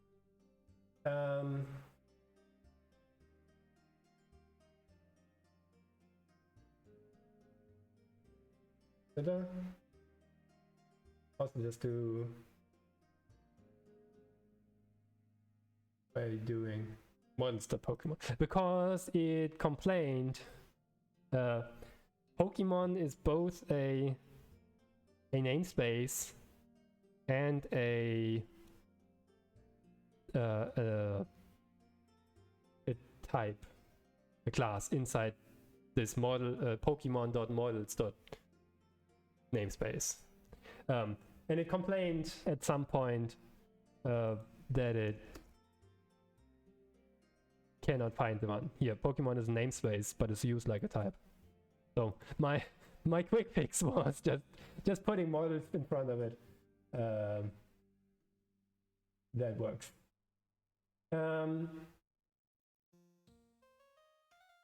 Yeah. So that's the reason why.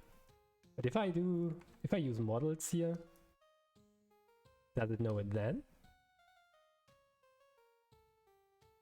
Are you happy now? No, it's still. Or maybe it's a language server again. I don't know. It could just be the language server. Let's stick with what we have. What else do I miss? I'm learning. Thank you so much, guys. And sorry. friends. I'm trying to get rid of that habit of saying guys, because it's not inclusive. So I think you'd want to store hit in the field as well, so that you only retrieve. The cache is fast enough. Reddit's cache is designed to be requested all the time. So I think question is, do you do round trips, then retrieve the value? As I said, this cache is merely for learning, totally over-engineered, and I'm well aware of that. I even wrote on the GitHub page.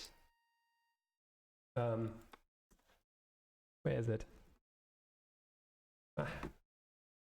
GitHub.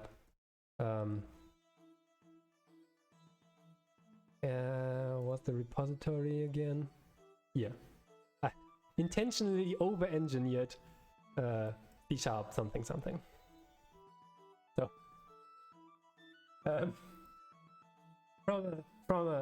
it's highly questionable whether that's necessary. But no, it's actually not questionable whether it's the answer is it's not useful. I think you want first or default, not single or default. Where exactly? Sometimes I use single or default, sometimes I use first or default. In this case, I'm using the index. I think indexes are unique at this point, because this is actually, this is one point that I've noticed. I'm currently working with instead of this class, Pokemon should be renamed. It's instead of the Pokemon, it's actually the Pokemon blueprint, the species. So not a specific Ditto with level 112, but instead, or 112 is not even an option, 99. But instead, it's just the set of all Dittos, which have the name Ditto, which have the Pokédex number, this and that which appear there and there. So these are actually not yet actual Pokemons that belong to a trainer, initial like instances of the Pokemon Ditto, or the Pokemon type Ditto. But type is also a different word. Species is the right one. So actually this would need to be renamed, but I didn't get around to it yet.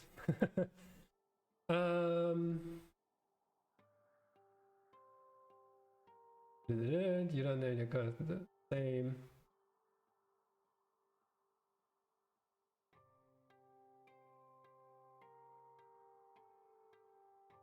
I think first by default would work as well. In this case, so my argument here was index is actually unique, and I'm not even sure, maybe I even added a unique index? Yeah, so no, I didn't. It's not unique. Okay, never mind. It could theoretically be two or the same. Using M model namespace. Yeah, okay, that will work. I see. M.Pokemon. Yeah, let's try that. Just to get more. Using M equals. Come on. Up. .NET test. Wait, am I in the right place now? No.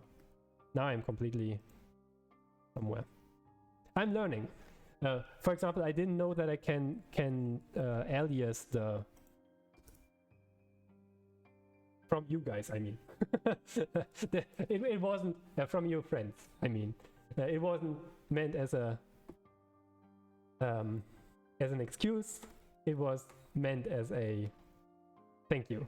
.NET test.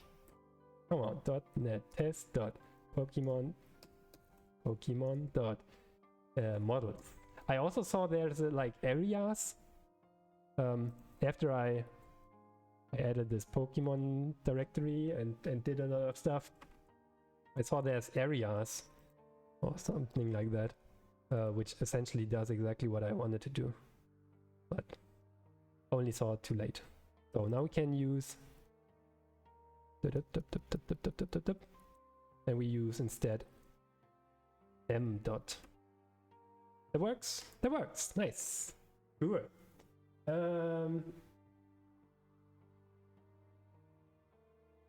Retrieve is a command. It. Oh, I missed so much. That. Sorry. It hated the query.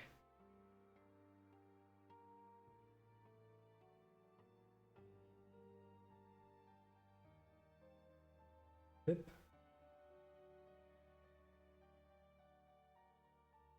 Guys, I think. Unfortunately, guys is unfortunately an inclusive term in programming. There are, fortunately, a growing number of programmers, female programmers, and they bring a different type of thinking sometimes, which is very, very fortunate. So DTO, direct your transfer object, just transfer data, what it's not. I think first or default is quicker or simpler because it just returns the first match. Yeah, I would expect single would need to. I mean, it could just get. Yeah, it might be quicker. In my case, it also doesn't really matter. there are just so many Pokemon species. Doing it on the Pokemon list for all the people, however, will be more, much more. Like when we actually have instantiated Pokemons, if you know what I mean.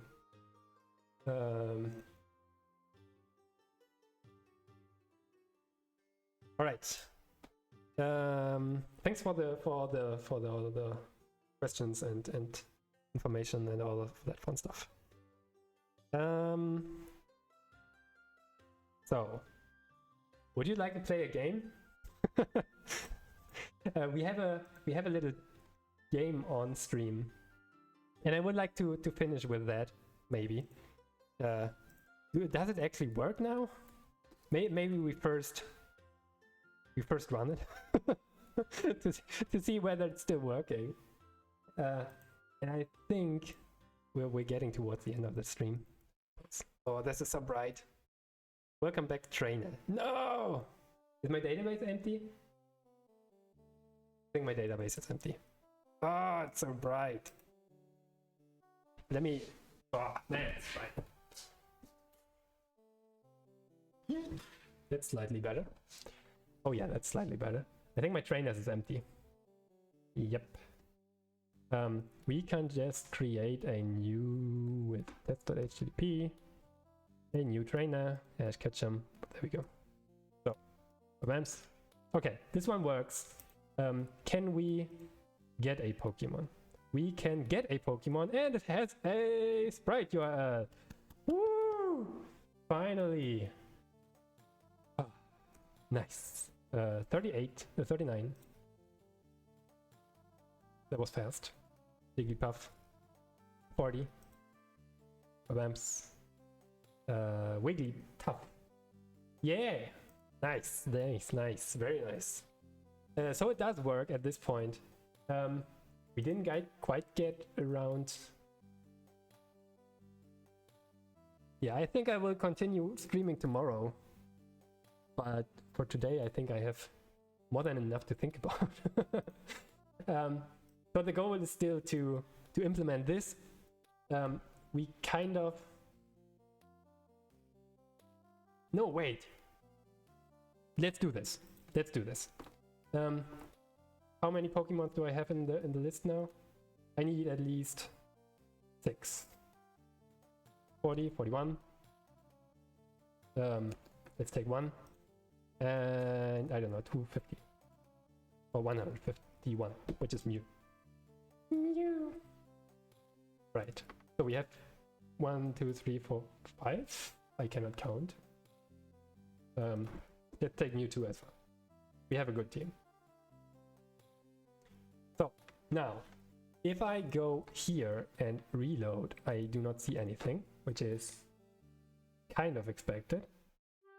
But if I go inside of here and I uncomment this now, so this is the controller, not quite the controller, but the model for this page. And what I have is I can get all the Pokemons. I just take all of them, or the first 6 that I get, and I take them and I put them into the team. And since I now have 6 Pokemon, this will not fail anymore. Number 1. Otherwise I get an index out of bounds error, kind of, index out of range, I don't know. But now it says actually Ninetales, we have Jigglypuff, we have Wigglypuff, we have Zubat, we have Mew, and we have Mewtwo in that list. And the fun part now comes, the fun part that I wanted to do actually, is if I go to my trainers shop. Yeah. Not the C# part, but the HTML. This one. Instead of doing this, I instead do, I want image tags here. EMG. Source equals at model dot team question mark dot yeah, each individual one dot sprite URL. We are going to rate somebody. Rate somebody. Let me. Currently nobody's online. If you have a suggestion, feel free to put it in the chat immediately. Second, third, I need to write fourth, fifth. Oh, I cannot write fourth apparently. Oops. I think we need to provide a width, right? Is that right? Width. Let's just say it's 50 pixels wide. And now, if we are lucky, there they are! Nice! I'm not sure why it... Oh, we left in... Ah, that's this part. Okay, that works. We have images! Very nice. So we're kind of getting close to this one. So these are the avatars for each Pokemon. We might want to make them slightly larger. In fact, it probably also depends on how large the image is. So if we make this one, whoops, 100. Yeah, Jigglypuff is very small. Oh yeah, Jigglypuff has like 90%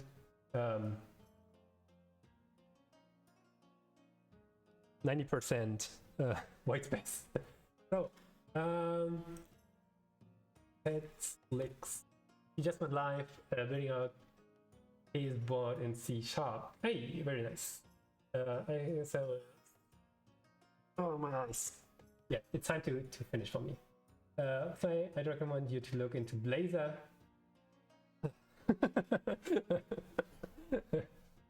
Blazor server or Blazor.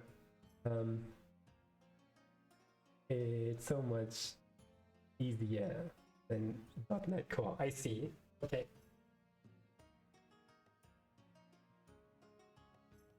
Okay. Cool. Thanks for the hint.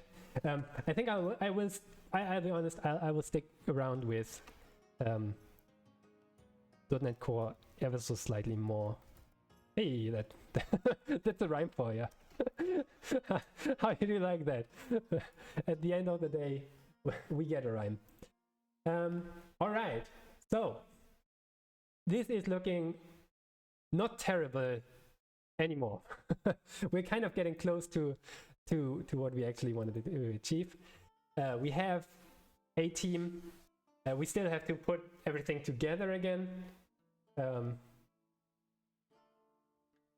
But yeah. Let me find streamer for you. Go. All right. So thank you so much, everybody, for joining the TypeScript Tea Time. Usually we do TypeScript. This time we did a bit of C#, and I think, continue tomorrow. We need to type something. What do you mean by that? I will. So everything is on the GitHub, not in the TypeScript Tea Time repository, but in my repository. I guess I can just push everything now. Feed Pokemon render a trainer with some Pokemon. This Pokemons. Go.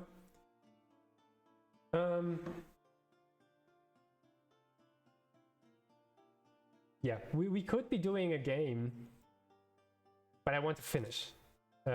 Apparently I built in development mode and I forgot to disable the I forgot to disable some stuff. So well, that's not quite. Well, but that would be the game. We can control it from Twitch chat, in fact. But I guess we will do that another time. So look forward to that. Your experience will actually be persistent. So you kind of level up and stuff, and we extend upon that. Yeah, it's not working. We're currently I'm currently in development mode. I will finish now. Fire, nice. Woo! Thank you so much for joining. I'm your host, Mirko. This was the TypeScript Tea Time. If you've liked what you've seen, feel free to follow. It is on Twitch. That's fine. I love it when the people actually do that. You can also do the drop. It's a very old drop, but it's still working. So we will be raiding. So please stay tuned. Tetolix, that's an interesting name. Teto Kaiba. That was the nemesis of Yu-Gi-Oh! I thank you so much for joining. It was very, very much fun. I learned a lot. I hope there was also some parts for you, maybe the TypeScript stuff, or maybe some new ideas about how to structure or architecture stuff. Very much appreciate it. Very much appreciate your time. Hope to see you again in TypeScript Tea Time, which will be happening tomorrow. Not sure when, but it will be happening tomorrow. And regular times is Wednesday, Central European Summertime currently at 18 o'clock. All right then. See you around. Bye bye.